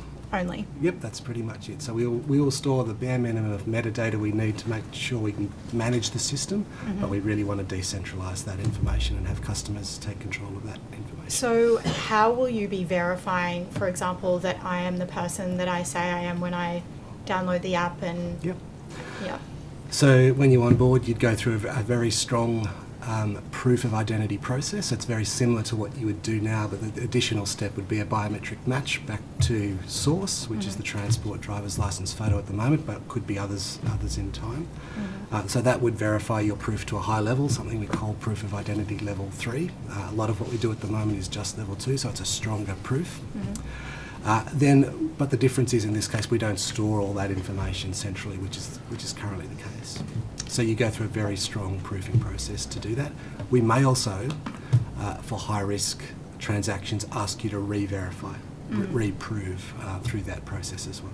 So is the idea that you know that I have the data on my phone? I mean, like, where do I get the data from? Because the data has to come from somewhere to get Yeah. on my phone. Exactly, yeah. So the providers, whoever's providing a credential, in this case a driver's license or a photo card, or from a DCS perspective, a high-risk work license, for example, would be the provider of that information. They're the ones that verify that they've...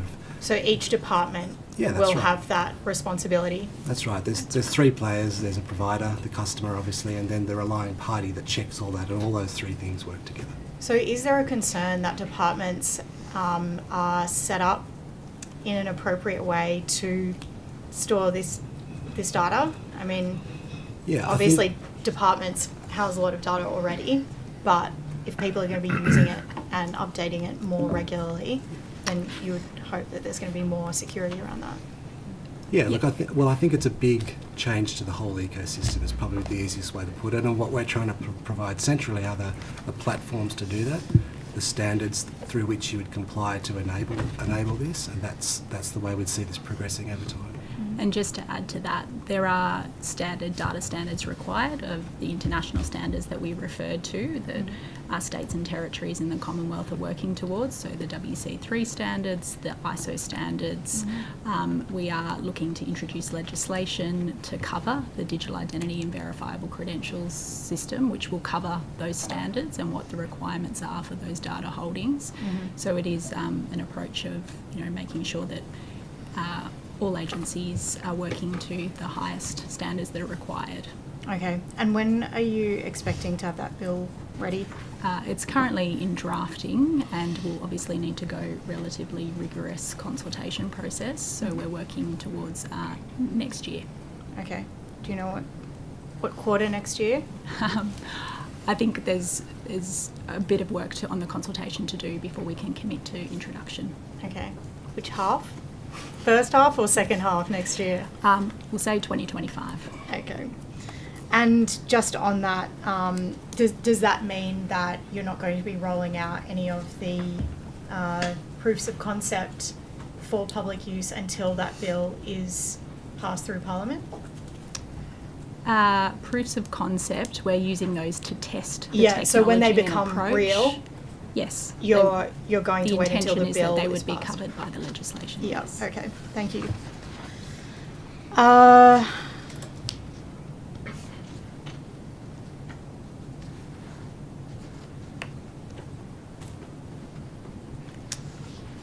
Is there? I'm not sure who this will go to, but I'm curious about current statistics on the adoption rate of e-conveyancing in New South Wales. Thank you. Ms. Cameron will answer that. Thank you.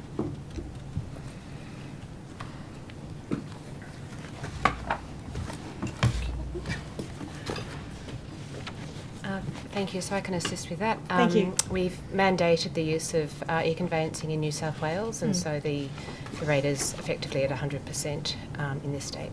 Okay, so you feel confident that people are using the technology successfully? Yeah, that's right. So we worked closely with the peak bodies to set up the timetable for the mandates, and since then we've also implemented an ongoing audit process to make sure that the conveyancers and other subscribers, lawyers, conveyancers and banks, are using the technology appropriately with the appropriate security and access and those metrics. Okay, and what have the results of that audit been? Well, it continues to go. It's just an ongoing process. Part of my team just does that as their basic work. We initially found there were we started as an educative program because it was new to the practitioners. But over time, we've continued to provide more information and reminded people who've made mistakes of their obligations, and over time the rates have consistently improved. Okay. In terms of the recent report that was published, you're obviously aware that there was some concern that there was discrepancies between the federal commentary around the progress on e-conveyancing and the state report. When are you expecting to provide an official explanation to Parliament about that? So this is the Registrar General's report to this Parliament. Yeah, so if I could just describe the sequencing of timing for that report. So that report was required to be tabled on each anniversary of the passing of the amendments to the Electronic Conveyancing National Law in 2022, so it needed to be tabled in June. Obviously, we're very aware that there was a ministerial forum coming up in June, so we were trying to align the timing of the forum, of the statement that usually would come out of that forum. Unfortunately, as June progressed, ministers continued to discuss the statement coming out of the forum, which meant that we did have to go ahead and table the report before that statement was ready. But we made sure to include, to alert Parliament to the fact that a statement would be forthcoming and where to find the statement.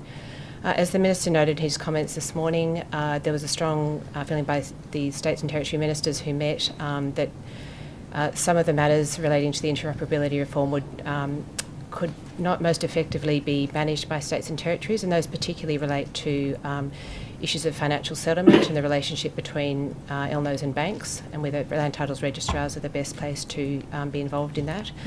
And obviously the interoperability reform is a competition reform, and the ACCC is a role to play in competition, and so the discussions since we tabled the report, which was just a point in time report, we've continued to look at the aspects of the reform that need further attention and how we can work with the Commonwealth on those. So, sorry, just to clarify, will you be making an official explanation to Parliament?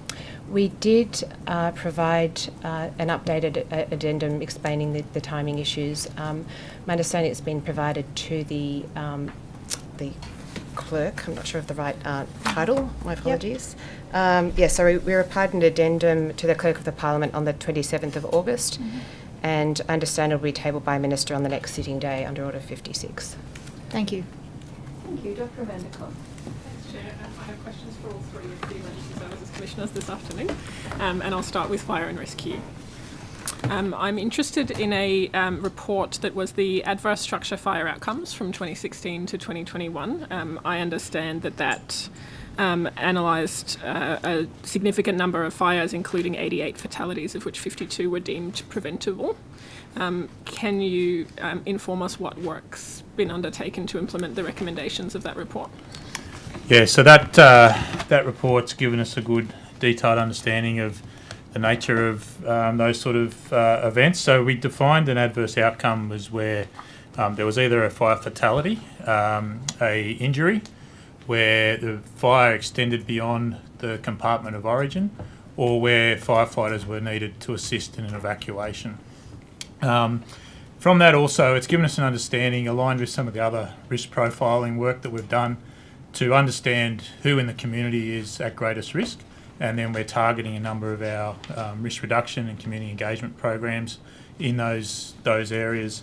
We also have tools available for the fire stations, to the crews at the fire station to use when they're looking at, okay, we're going to go and do some fire safety prevention work, where are we going to put our efforts? And so they can identify that down to an individual household level, where they want to work with those householders and the residents to improve or reduce their level of risk in their community. And so we're also then looking at other work that we do, particularly around other at-risk groups. So we know people that seniors are great at risk, and any other complication related to substance addictions, and also people that are dealing with the issues of hoarding, put them at a much greater risk. So we're using the knowledge and the insights from that report to better target our efforts at the most at-risk groups. Okay, thank you. It's quite a comprehensive answer. Will there be any public reporting against those recommendations in future?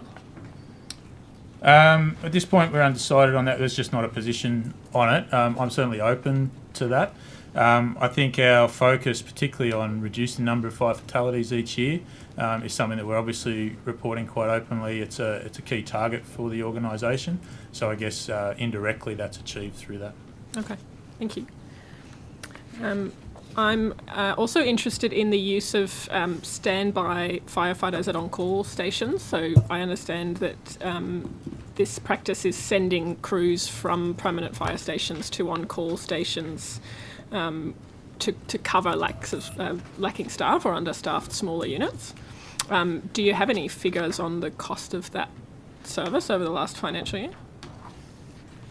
I'll take that on notice just to give you the exact figure, but at times we do have different stations in different locations that might not have a crew that's fully available, and in those cases we will often send staff from other locations, be that permanent firefighters or other retained firefighters, to those locations to fill in on a temporary basis. Yeah, okay. It's been reported to me that that's a very time and resource intensive process for the duty commanders to organise. What kind of support or additional resourcing is given to areas that are having to do this regularly? Yeah, look, and this reflects some of the comments that Commissioner Rogers made before about the challenges in some regional communities, and communities have been impacted over several years with effects of drought, the bushfires, floods, and then just sort of general downturn in some rural businesses. So what we're seeing is a number of communities have fewer people available in the pool of possible employees as retained firefighters, and also a sort of consolidation into the larger regional centres like your Dubbos and Tamworths and those sort of larger regional locations. So we've put a lot of effort into trying to recruit more firefighters in those areas. We've put in dedicated command recruitment coordinators and recruitment officers to be working in the local communities with the local stations, undertaking recruitment efforts to try and capture anyone that might be interested and get them in as quickly as possible. There's a range of sort of systems that we're looking at to try and make the duty commander's job easier in the way they do that. Some different approaches have been developed or trialled, and that's a sort of ongoing piece of work. There's a particular sort of effort at the moment working with the duty commanders to manage those workload related issues. It can be quite time consuming, but we're also then looking at ways that we can provide support from afar to enable them to achieve the outcome that we need in terms of maintaining operational staffing levels and reducing the time and the impact on them. Okay. I've heard that one of those proposals is involving RFS members in covering on-call stations. Is my understanding correct? No, it's incorrect. Okay, thanks very much. I'll go to SES next. I'm interested in the work that's being done towards your reconciliation action plan.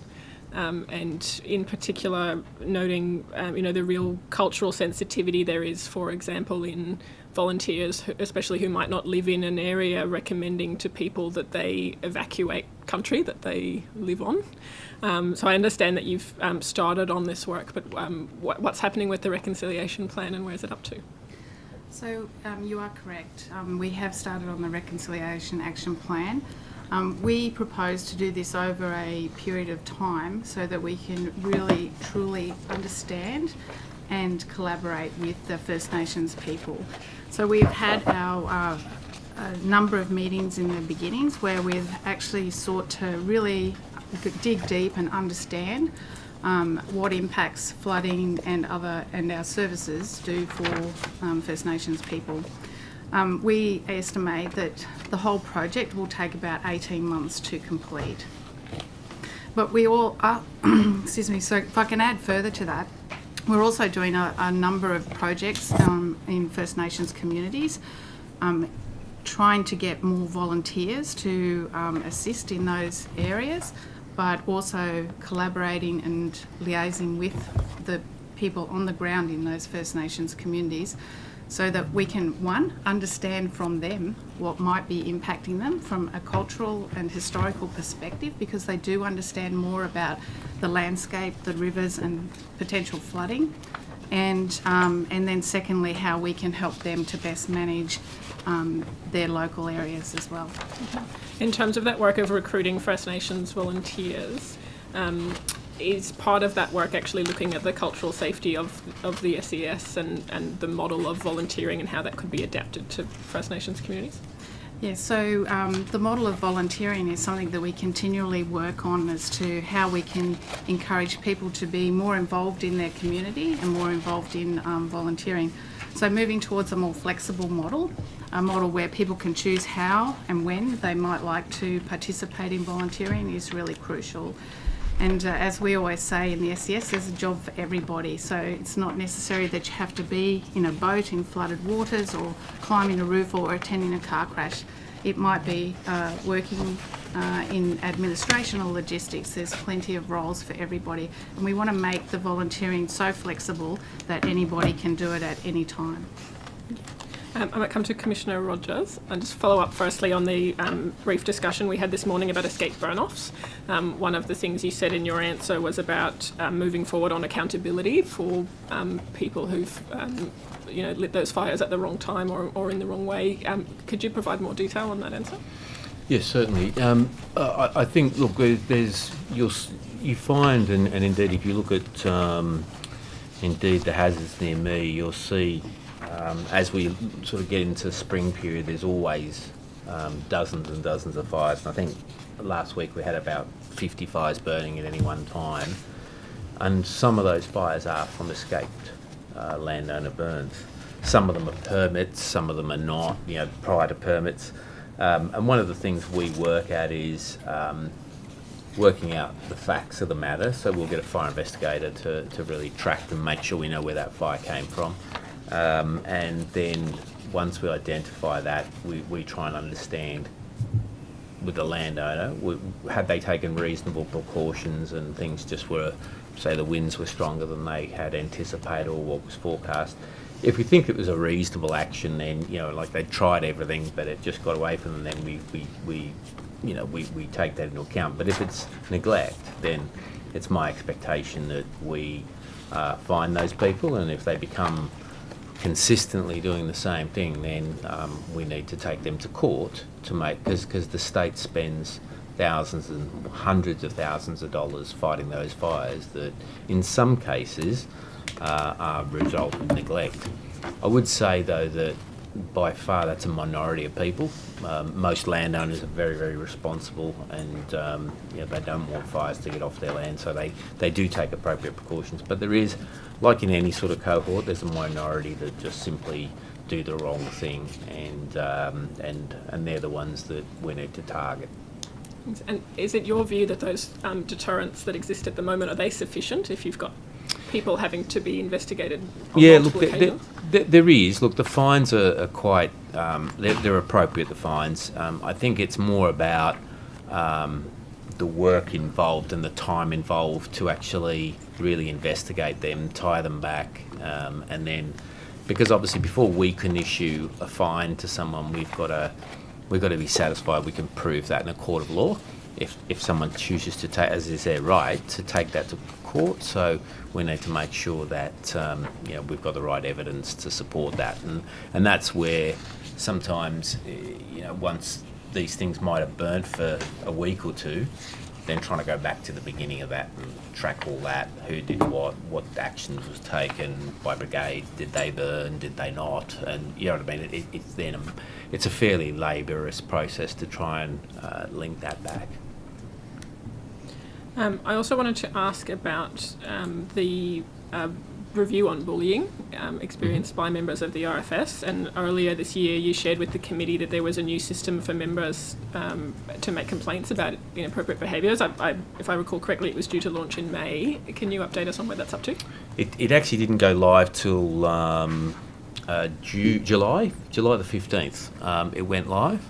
And since that went live, there's been some 51 complaints lodged, which, whilst some people may be concerned that that's a higher number, I actually think that's a good sign, that people are having faith in a system and they're prepared to to use a new system that has more support for people wanting to make complaints.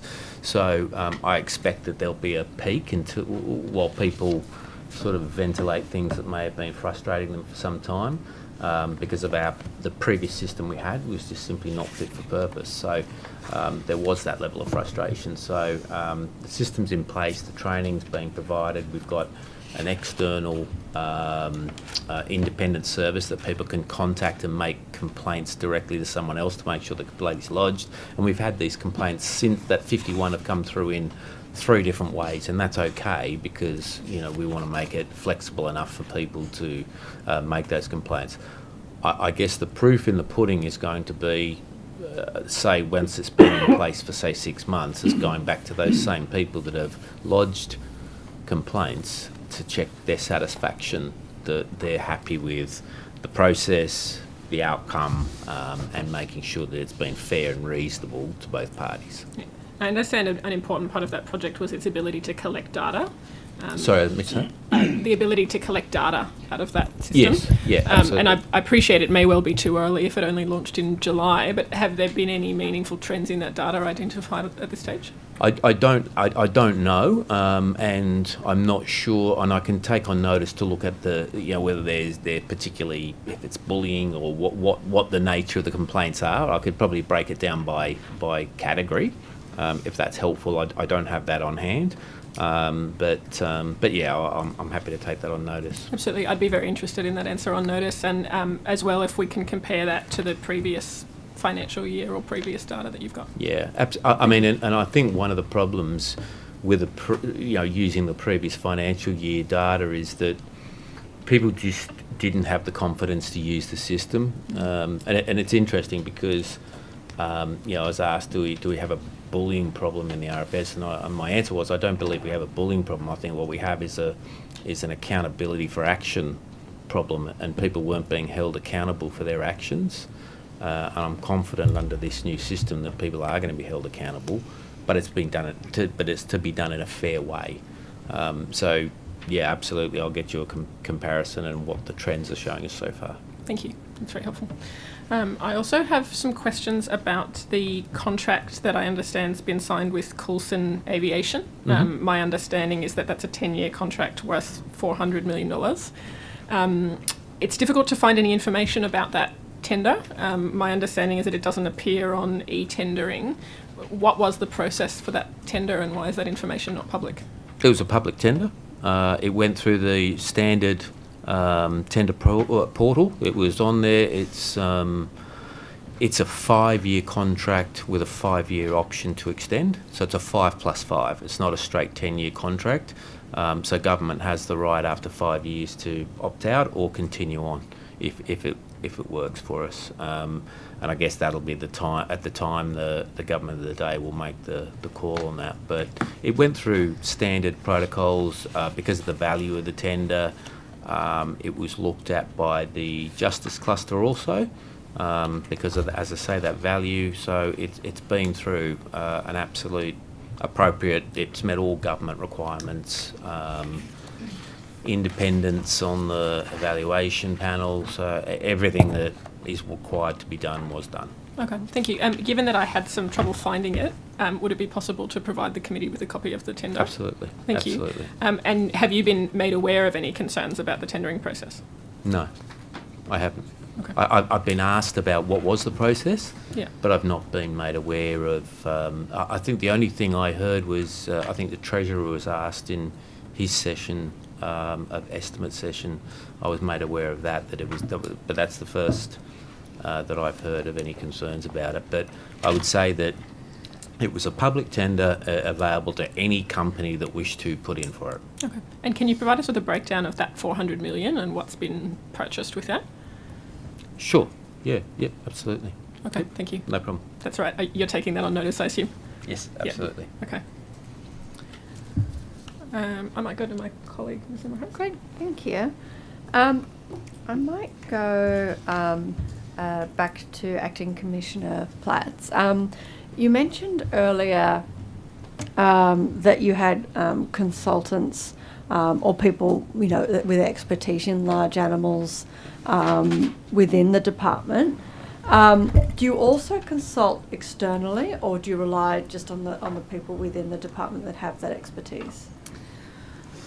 Chair, we always look to how we can improve things, and that will include consulting with other agencies and non-government organisations. We are extremely lucky that we actually have a member within our organisation who is recognised pretty much around the world for his expertise in large animal rescue. He and others have developed the training package. It has been peer reviewed, as I understand it, and we rely on that, but we're always looking for improvements and happy to liaise with any organisation that can assist us in that regard. Thank you. So you're open to external, but at the moment you mostly rely on the expert that's within the team already?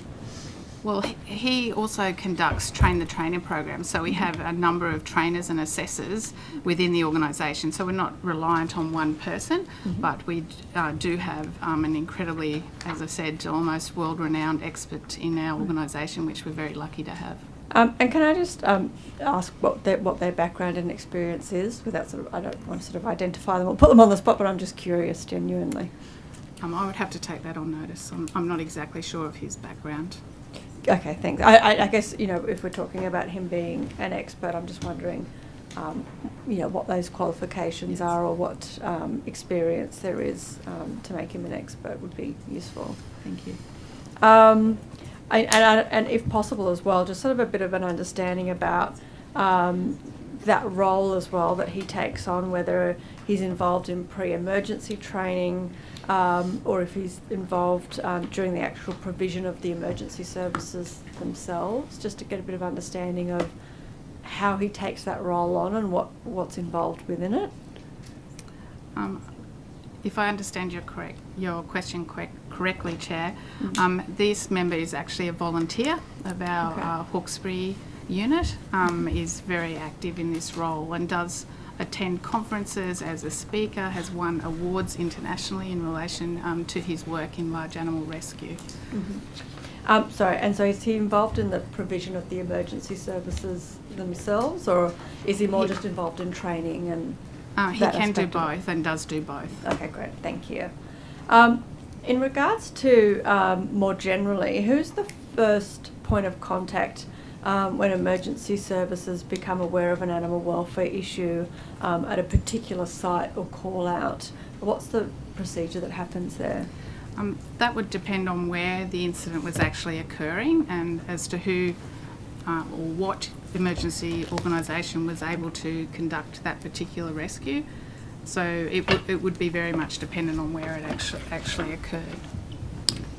Do you mean that there's different people within the department that they would contact depending on which region that it's occurred in? Is that what you mean? So if there was a rescue of a large rescue animal, depending on the location of that, would depend on where or what unit they may call. But we have a call centre obviously for SES, and all our calls would go in there, and we would then activate the relevant unit if it was an SES unit to respond. If there was no SES unit to respond, obviously we'd look to our other emergency services partners or NGOs or other wildlife organisations that could assist. Okay, thank you. The opposition? Thank you. Okay. Do you want to ask them? Yep, sure. Mr. O'Reilly, if I can go back to where we left off with regard to the report, I just wondered, in relation, or how will you ensure that transparency and accountability in implementing, I know you said of the 51 there were 4 that you sort of put aside, but in implementing the recommendations, will you be providing regular updates to the public, or will it be through like a budget estimates process, or how will we know where you're at with You'll definitely know. The inspector requires us to report on a regular basis, and she publishes those reports on her website. Oh, okay. And do you have like a timeline or an action plan for actioning those? Yes. As soon as possible. I mean, they're generally about safety and service quality and rights, so they're all urgent in that sense, and they're part of a whole range of changes that we're making in the system. The reform process began in 2019 and it's just been rolling consistently, and it's important that it doesn't stop rolling because of the vulnerability of those kids in the centre. So we will roll this into all of the other urgent actions, and most of our reform focus this year is focused on closing the gap reform priorities, and a lot of the recommendations in the report align with that reform neatly, so they're all as soon as possible. And just on a question that Ms. Higginson had with regard to iPad,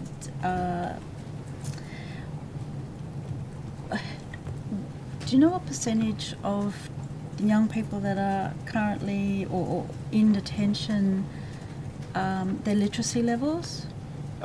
Literacy levels can vary a lot. So on average, or is it too? Well, I'm probably not the right person to ask, and I'll explain why. Every centre has a school, the school principal, controlled by the Department of Education, and their role is to assess and support kids with their education, and each child has a individual teaching plan based on their level. So we have children aged today from 12 up to 20, and they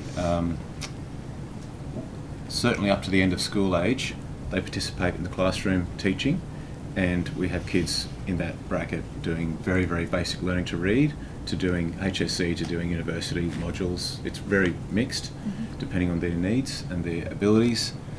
And then there are some other kids who don't do school but do vocational training and skills-based courses as well. Teaching and learning is a critical part of the routine at the centre, and the schools do a very good job of a strength-based approach. So a young person may be not particularly good at reading, but there's an intense focus on teaching them how to read, but there is also an intense focus on things where their strengths lie. That might be catering or cooking or horticulture or something like that, to get a balance and really sort of focus on the strengths of the young person. And I just have one more question, and it's to do with mental health, and to do with the report. I think they said that it was essential that mental health nursing hours should be increased. What plans do you have in recruiting and allocating more mental health nurses to youth justice centres? Yeah, this is recommendation 10. And the recommendation is that Justice Health and Forensic Mental Health Network review the level of mental health nursing hours at each centre to ensure there are sufficient hours funded to meet the needs of the population. The Justice Health Network runs all the health services in the centre. Yep. We have a team of psychologists that work alongside those nursing teams, and health is responsible for implementing those programs. So this recommendation has been referred to Justice Health, and that's the response we've given the inspector. All right, okay. So my next question I won't ask because it's a health question, so I'll refer to my colleague. Okay. Thank you. This is a question to Ms. Cameron, please.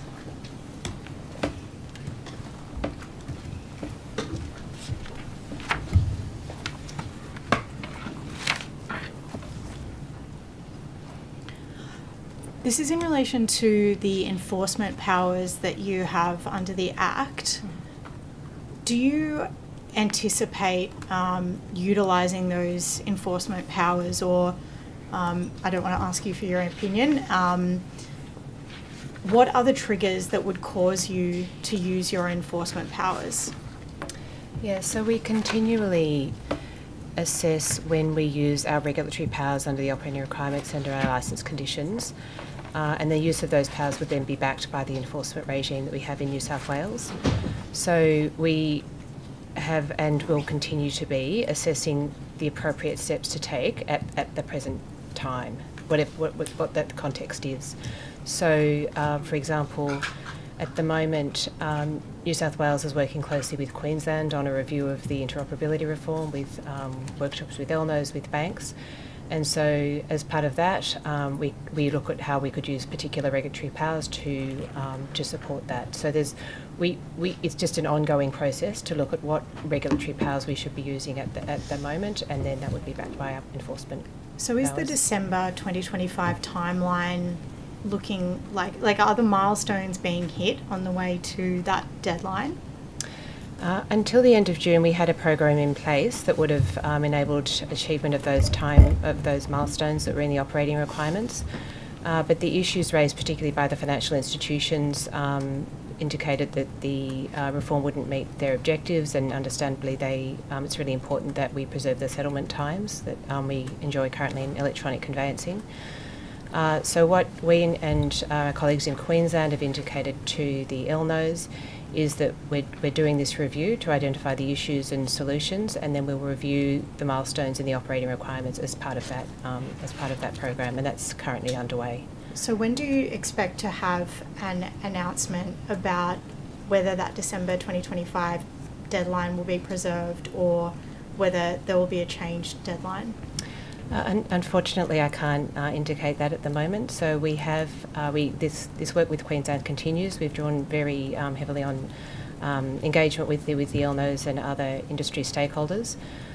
We need to assess that material, understand what the next steps for the program are, and then we'll be able to be confident about the appropriate timetable. Okay.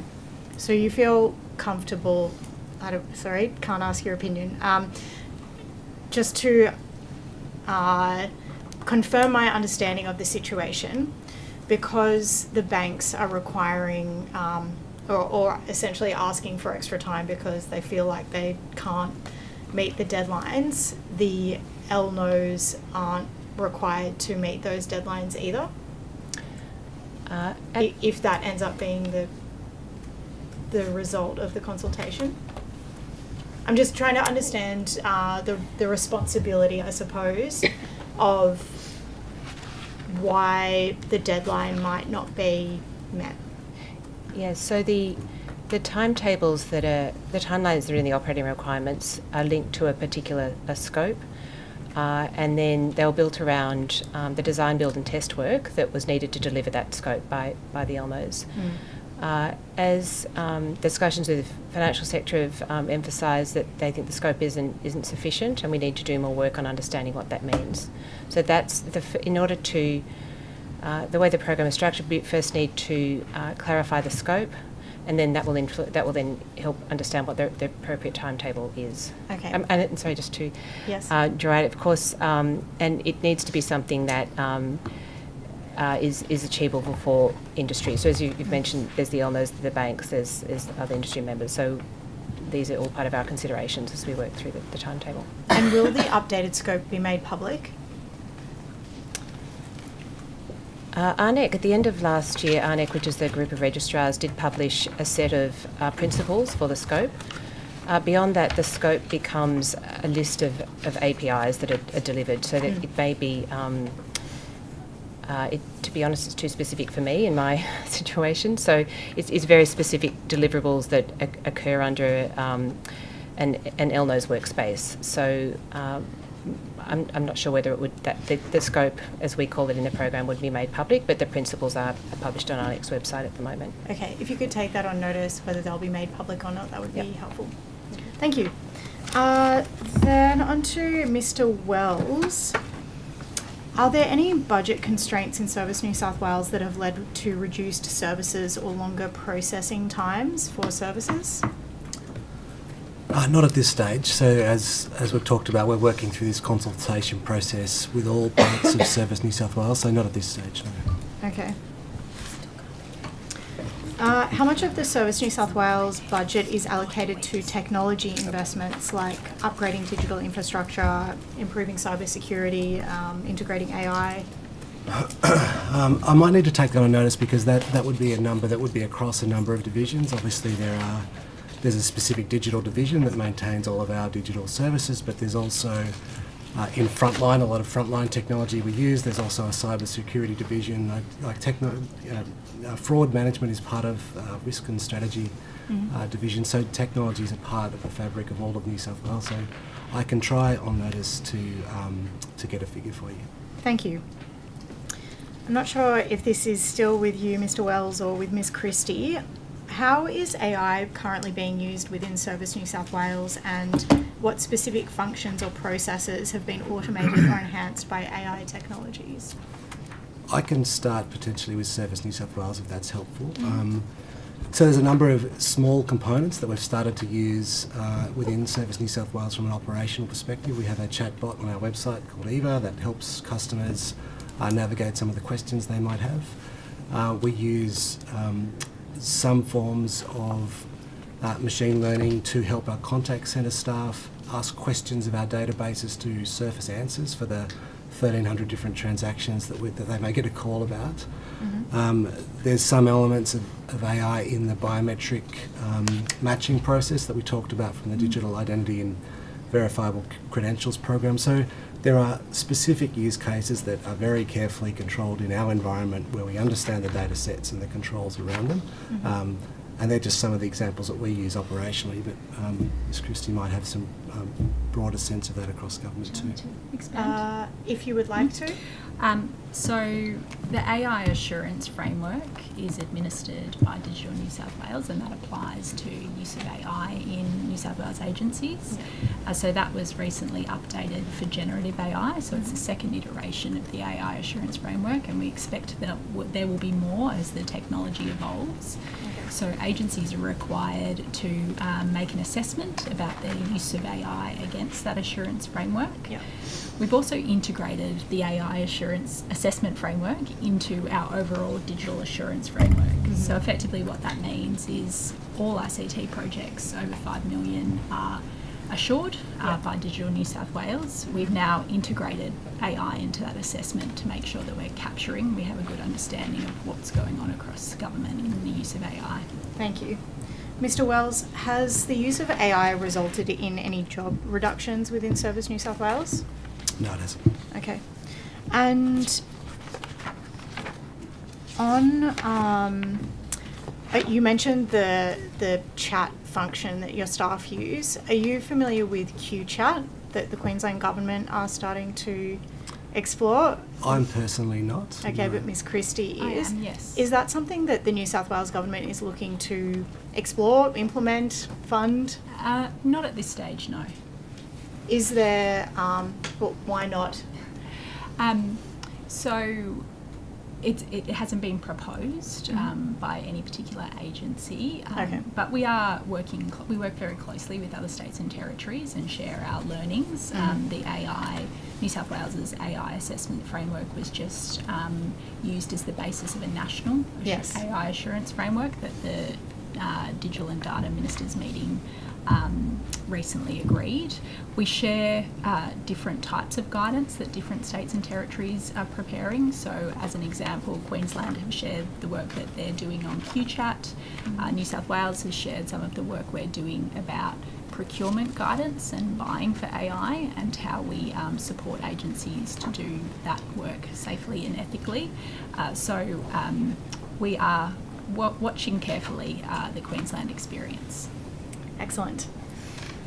This is a question about the COVID-19 micro business grants, I think, to Mr. Wells.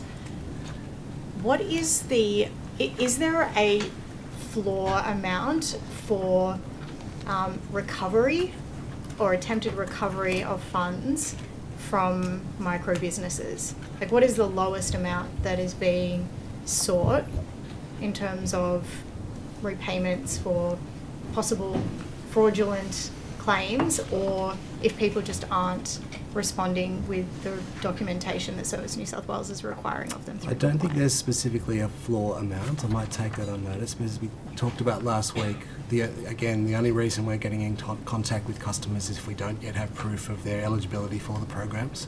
So that's the reason we're getting in contact. I don't think there's specifically a floor amount. It's more about eligibility or potentially fraud. So everybody who received a grant, no matter how much they received, and Service New South Wales feels they haven't provided appropriate documentation, every person will be contacted.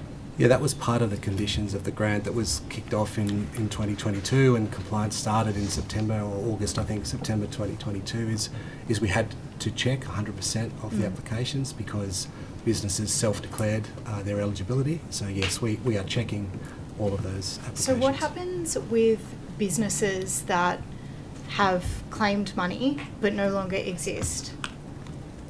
So that was part of the process of looking at the cohort that did receive money, and we did look to and pause the process late last year and into early this year to remove a number of customers that were experiencing hardship. That one of those is what you've just mentioned, the business no longer existed, but there's a lot of other financial hardship mechanisms that we take into account via data matching with the Commonwealth. We removed all businesses that were in impacted flood LGAs as well, so that was part of the process of trying to make sure we removed anyone that was experiencing hardship from that compliance program. What about people who aren't necessarily experiencing hardship but don't want to repay, like they've found a way, a loophole essentially, to not repay the money? Like, I guess I'm trying to understand if there's a different process between business owners who are trying to do their best and possibly have to invest $1,000 or more going to an accountant to try to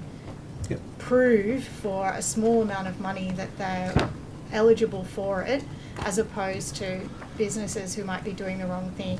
Yep, sure. So as we talked about, I think the first thing that I'd really stress is if businesses can get in contact with us, we can really assist them with that process. So first of all, we can offer more time. The second thing we can offer is free independent business advice to help get that documentation together and potentially provide alternate means of proof. If you haven't been putting in tax returns, there are other ways to prove your eligibility. And we can really take into account personal circumstances or any hardship mechanisms that we haven't been able to ascertain via data matching. There's lots of mechanisms that if businesses get in contact with us, we can help them through that process. Okay. There's not a specific to your question loopholes through that process, as businesses went through a very rigorous self-assessment process to successfully obtain the grants, and then what we're doing is just checking that we have that necessary documentation. Okay, but it's about having. I mean, they went through that rigorous process initially. Is Service New South Wales now saying that it wasn't rigorous enough? No, we're just doing the compliance checking that we need to do as part of all grants. So again, if we don't have documentation to prove eligibility, which customers were supposed to provide through that process, then we just need to check that.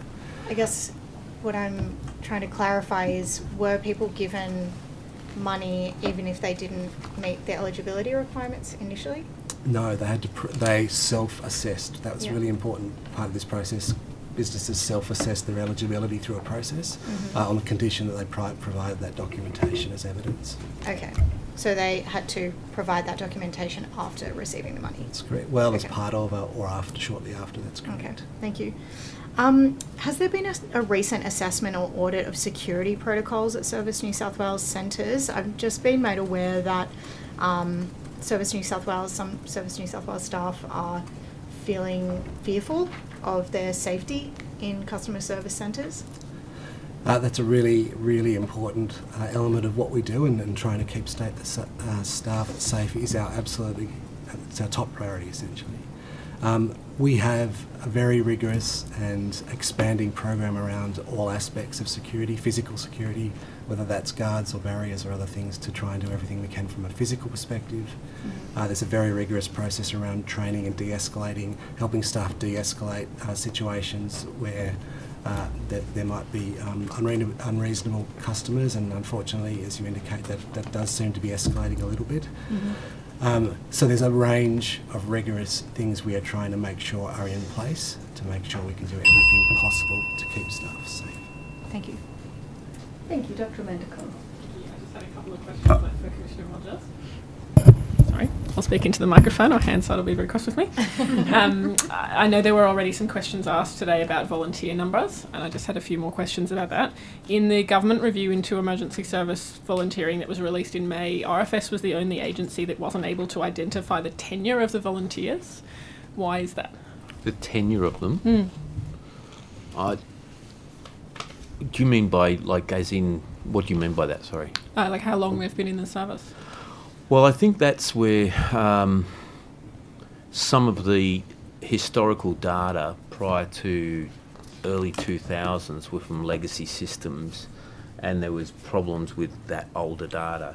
So, I mean, we can provide data on people that have been in the organisation since the early 2000s, and we've got that, but we just don't have like the whole cohort that we can say, this is how long each one has been involved. Yeah, sure. So if someone's been there for less than 24 years, you've got that data, but not if they've been there for longer. Okay. Pretty much. Okay. And last estimates we spoke about the definition of an active volunteer, and I appreciate that there isn't a statewide definition of that makes it hard to aggregate that. I'm interested to know if the new active app can aggregate that data effectively so that question can get answered at a state level in future. It can, with regard to telling us who's turning out to fires in a given period of time, but I would also say the active app is only useful where mobile phone coverage works, and a lot of the areas we cover it doesn't have mobile phone coverage, so hence they're still on pages. So we still have pages or the active app. So it's a mixture. So yeah, over time we'll get a good historical record of who's attended what fire, but you know, and again, people that might turn out to a fire, you know, when there's a really big fire every 2 or 3 years, brigades still find those people very useful. They're good to come along at those times. They'll go on a night shift. So they're still worthwhile members of the RFS. Sure, and and so I appreciate the issues with mobile black spots even in my own region. Yeah. In your annual report, there was the figure provided that just over 28,000 members have logged into Active and 15,000 have updated their availability. What proportion do you estimate of the available volunteers is that? I'm trying to work out what proportion are accurately reflected by putting their availability into Active, and what proportion are still manually registering availability with people using pages. It's I'll take that on notice, because I think it depends on, are we talking about the percentage of people in the area covered by Active, or the percentage across the whole state, which is limited, as I mentioned before, by mobile phone coverage. So I'm not quite sure. To be honest. So if I could take that on notice, please. Please. Thank you. I'll go back to the chair. Thank you. And I've just got a couple more as well for Acting Commissioner as well.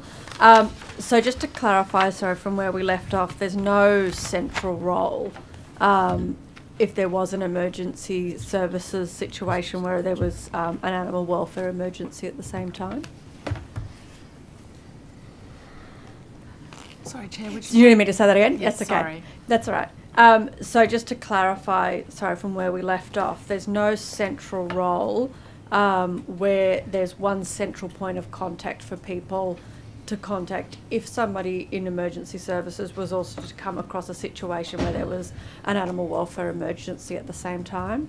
It would all be dependent on where they were regionally, who they contacted within emergency services. So, Chair, if somebody requested the SES assistance for any matter, they would ring 132500, which is our state operations centre. Mm-hmm. And from there, units and members are contacted to deploy to whatever the rescue situation is. Mm-hmm. If it was something that we weren't able to handle, obviously we would refer that on to the most appropriate organisation, be it our emergency services partner or RSPCA or any other animal welfare organisation. Sorry. So what I mean is, say somebody was to go out to an emergency, so they were to sort of be on the ground and then come across an animal emergency, for example, which actually does happen a lot, obviously.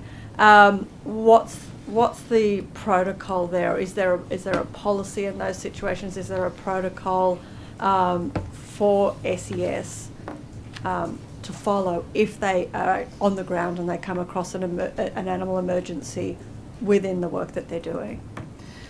So that would be then relayed by the volunteer or unit that is attending that scene back to our operations centre, who do have protocols in place as to who to contact depending on the situation. Okay, thank you. And I've just got some final questions. I think it might be best for Ms. Nielsen in regards to the sheep shearing program at the Riverina.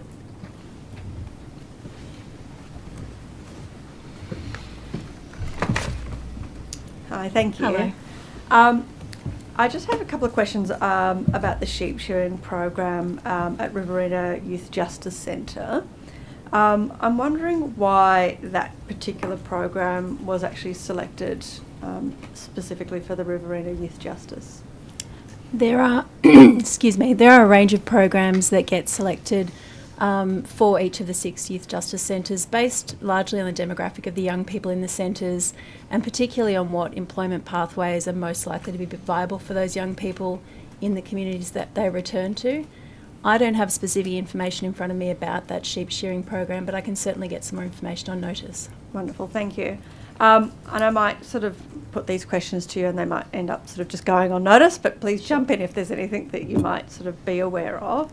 But I guess I was just wanting to try and get some information about what evidence was used to sort of to consider this program. Did somebody specifically request it, or was there something that was considered particularly therapeutic? I also wanted to get an understanding of who supplies the sheep for the program and what welfare oversights there are. And this one you may know, but whether or not the sheep live full-time on the site of the Riverina Youth Justice Centre, or if they're just brought in and out as part of the program. I can take that on notice about how often they are there. I was out at Riverina a few weeks ago and did see sheep on the periphery of the centre, so perhaps they do stay there, but I'll confirm definitely for you. Great, thank you. Thanks for that. And I also wanted to know if the sheep that are part of the program are subject to live lamb cutting as well, which is also known as mulesing. And then also what happens to the wool shorn as part of the program, if it's sold or used for any specific way, what happens to the sheep after the program concludes. And this one you may know, do you know if the program itself is mandatory or is it just voluntarily for youth to participate in? Any programs would be voluntarily for youth to participate in, and also on the basis of what stage of their incarceration period they're up to, any risk assessment factors that need to be considered. There's a whole range of factors that are considered. But the other questions I will have to take on notice, please. Thank you. When you say risk factors are considered, does that also include a previous history of animal cruelty, things like that? There'd be a range of factors considered, and I can also find that out specifically in the context of that program. Thank you. And also, and this is probably one to take on notice, but how many young people have participated in the program so far, and how much funding has gone into the program as well? That would be fantastic. I'll take it all on notice. Thank you.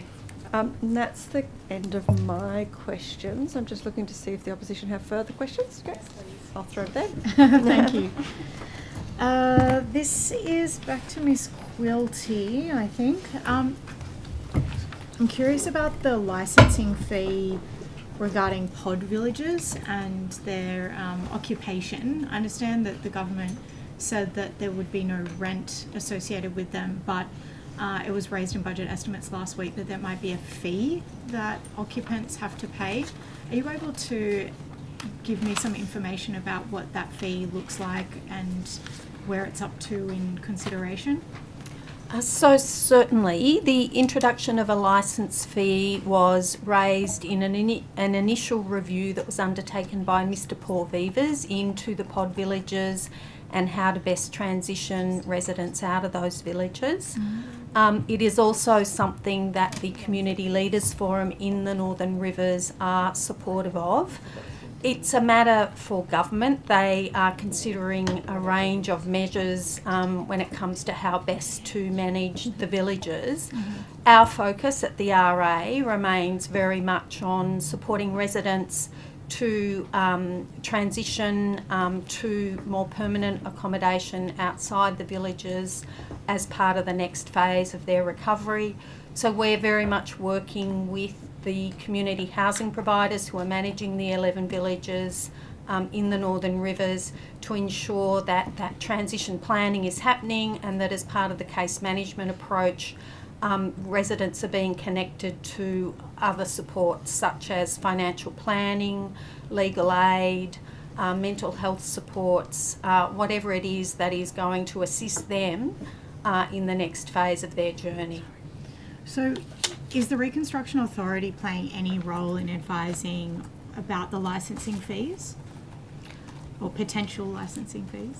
The villages are managed through contracts with the community housing providers, but obviously we have overarching responsibility it is a matter for government, and meanwhile we are very focused on how do we work with residents to ensure that they are supported in their recovery and able to move to that next phase, with the goal of stable, ongoing accommodation the priority. Okay.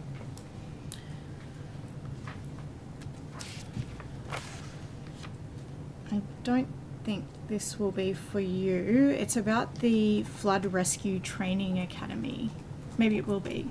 Does anyone know about that? I can respond. That would be fabulous. Thank you. Thank you.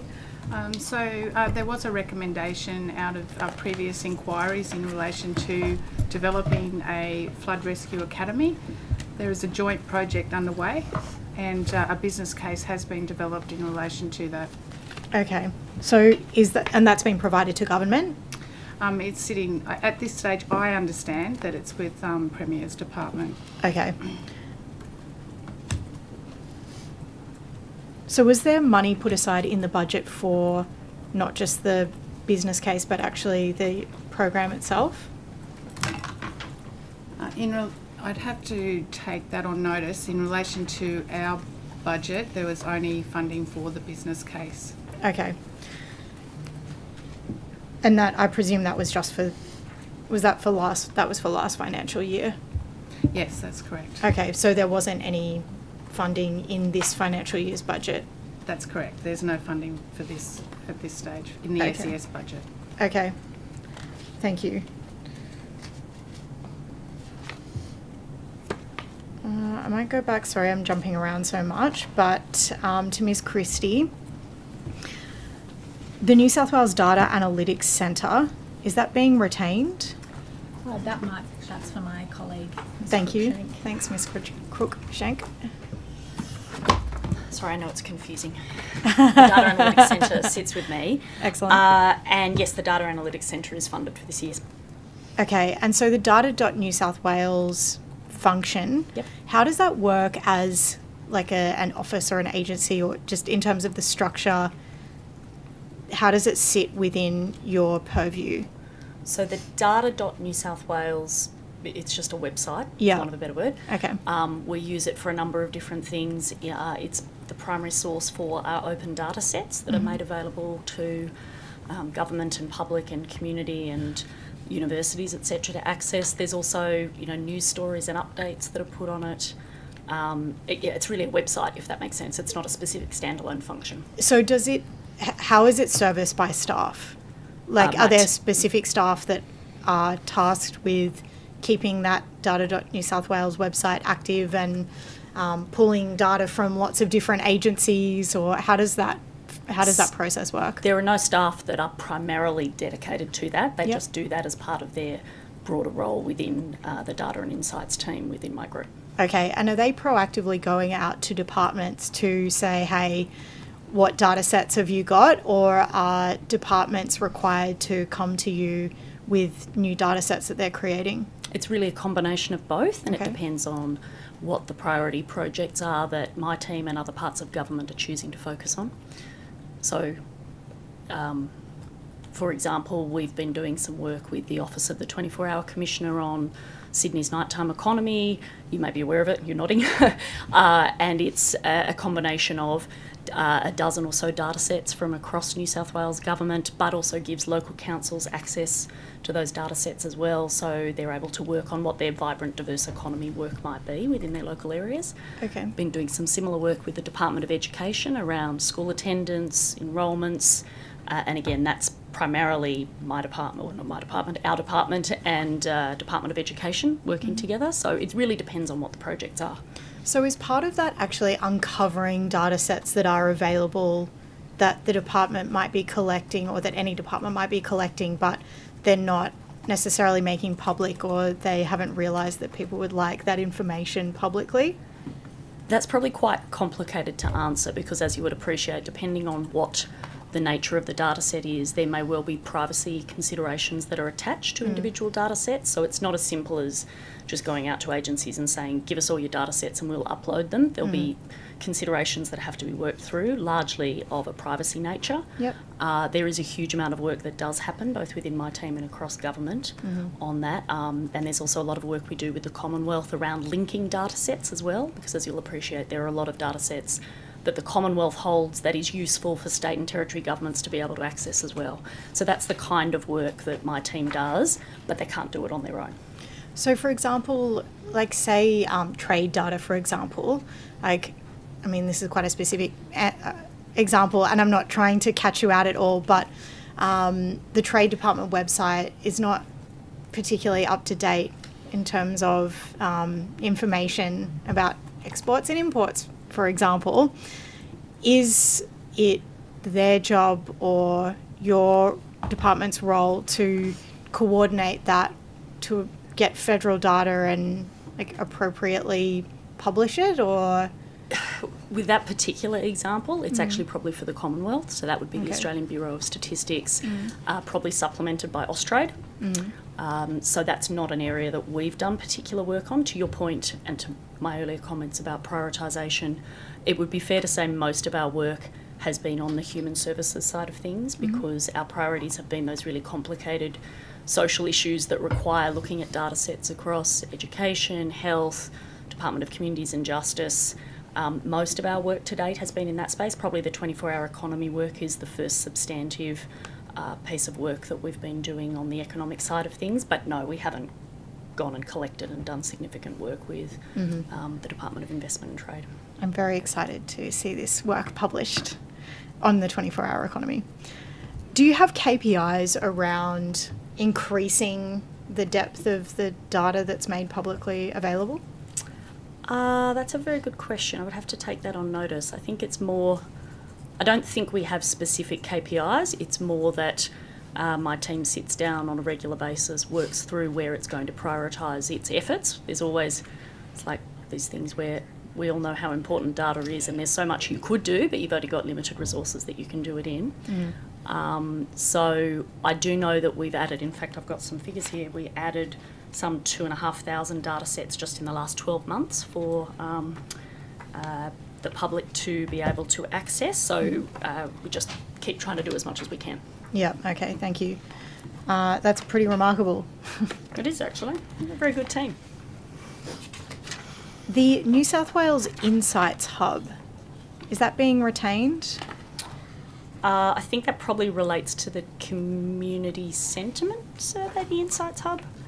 Quite possibly. I'm not familiar with this, the Insights Hub, I'm sorry. So this is something that so we have our shadows asked. Yeah, I'm not quite sure what your question's asking, but maybe this will help. There's a series of different things that my team does, all of which have been in place for 2 or 3 years and have not changed. The first one we touched on earlier today, which is the customer experience body of work relating to how the New South Wales community experiences multiple different service lines of government. The second one is the community insights work, which started during COVID. I think that might be what you're referring to. Think. Quite possibly. I'm sorry, I'm not sure. Yeah, no, that's all right. I wasn't at DCS when it started. That's why I'm also, I think that's what you're referring to. So the community insights work continues. There's also business insights work, which we obviously share with our colleagues at Service New South Wales as it relates to their business focus. And there has also been some work we've been doing with Treasury around the performance and wellbeing framework. Okay, thank you. On AI, I think this is towards Miss Christie. Oh, actually, it could be Mr. Wells as well. How is the government, Service New South Wales perhaps, communicating the benefits and potential drawbacks of AI integration to the public? I think it's more directed towards you. The role of Digital New South Wales is to support the safe and ethical use of AI across the New South Wales public sector. There's a number of roles that government can play in supporting community confidence in AI. The approach that we're currently focusing on as New South Wales Government is to make sure that the use cases within government are being rolled out in an ethical and responsible way because of that shadow that we have as government and the impact that we have with the use cases within government. So I think that is our primary focus, really embedding the ethical and responsible use of AI across the New South Wales public sector is the way that we are currently seeking to influence community confidence in AI. Will you be responding to the Upper House Committee's AI inquiry recommendations? Yes, the Department of Customer Service is coordinating the all-of-government response to those recommendations. When will that be published? The date escapes me, apologies, but we will be responding within the timeframe that Parliament has asked of us. Okay, thank you. What are the plans for further integration of AI into Service New South Wales? So at this stage, it's probably those use cases that I talked about previously, is building on the digital identity and verifiable credentials program and just seeing where those biometric proofs can be used in other transactions. We're looking at those with a number of agencies. We're looking at efficiencies internally to help our staff with searching knowledge bases, and we will continue to develop those chatbots that are on our website as well. Over time, we'll further integrate those to be more of a logged-in experience, so that's a better customer experience. They're probably the main three use cases currently. Okay, thank you. For workplace flexibility, there's obviously been some confusion around the mandatory circular. What is Service New South Wales doing to ensure that there's clarity amongst staff about their requirements regarding return to work? So as I talked about before, we are making sure that as we go through our restructure management process, we are really clear on the options and flexibility that we need to have in place for assignment to role. And then more broadly, we're working in with the Department of Customer Service on the consultation approach to that circular, how we might fit in with that, etc. If I can just add to that, please. Ms. Munro. At DCS, we've been doing quite a lot of proactive work with staff, a number of town halls, very sort of detailed Q&As about all of that. We committed, it was coincidental that I was having a town hall the day after the circular was issued, but that was obviously the hot topic. But, you know, at DCS, I think there's a strong kind of track record of consultation around workplace issues. So we've received lots of questions. We're working through those with staff. DCS, of course, has a footprint across the state, and many of our staff are in customer-facing roles, and so a relatively large proportion of our staff do work from DCS locations. So, but we're paying close attention to the issues that people are raising with us through the consultation. Okay. Yeah, I mean, the requirements in the circular are pretty clear. Without asking your opinion, how can I phrase this?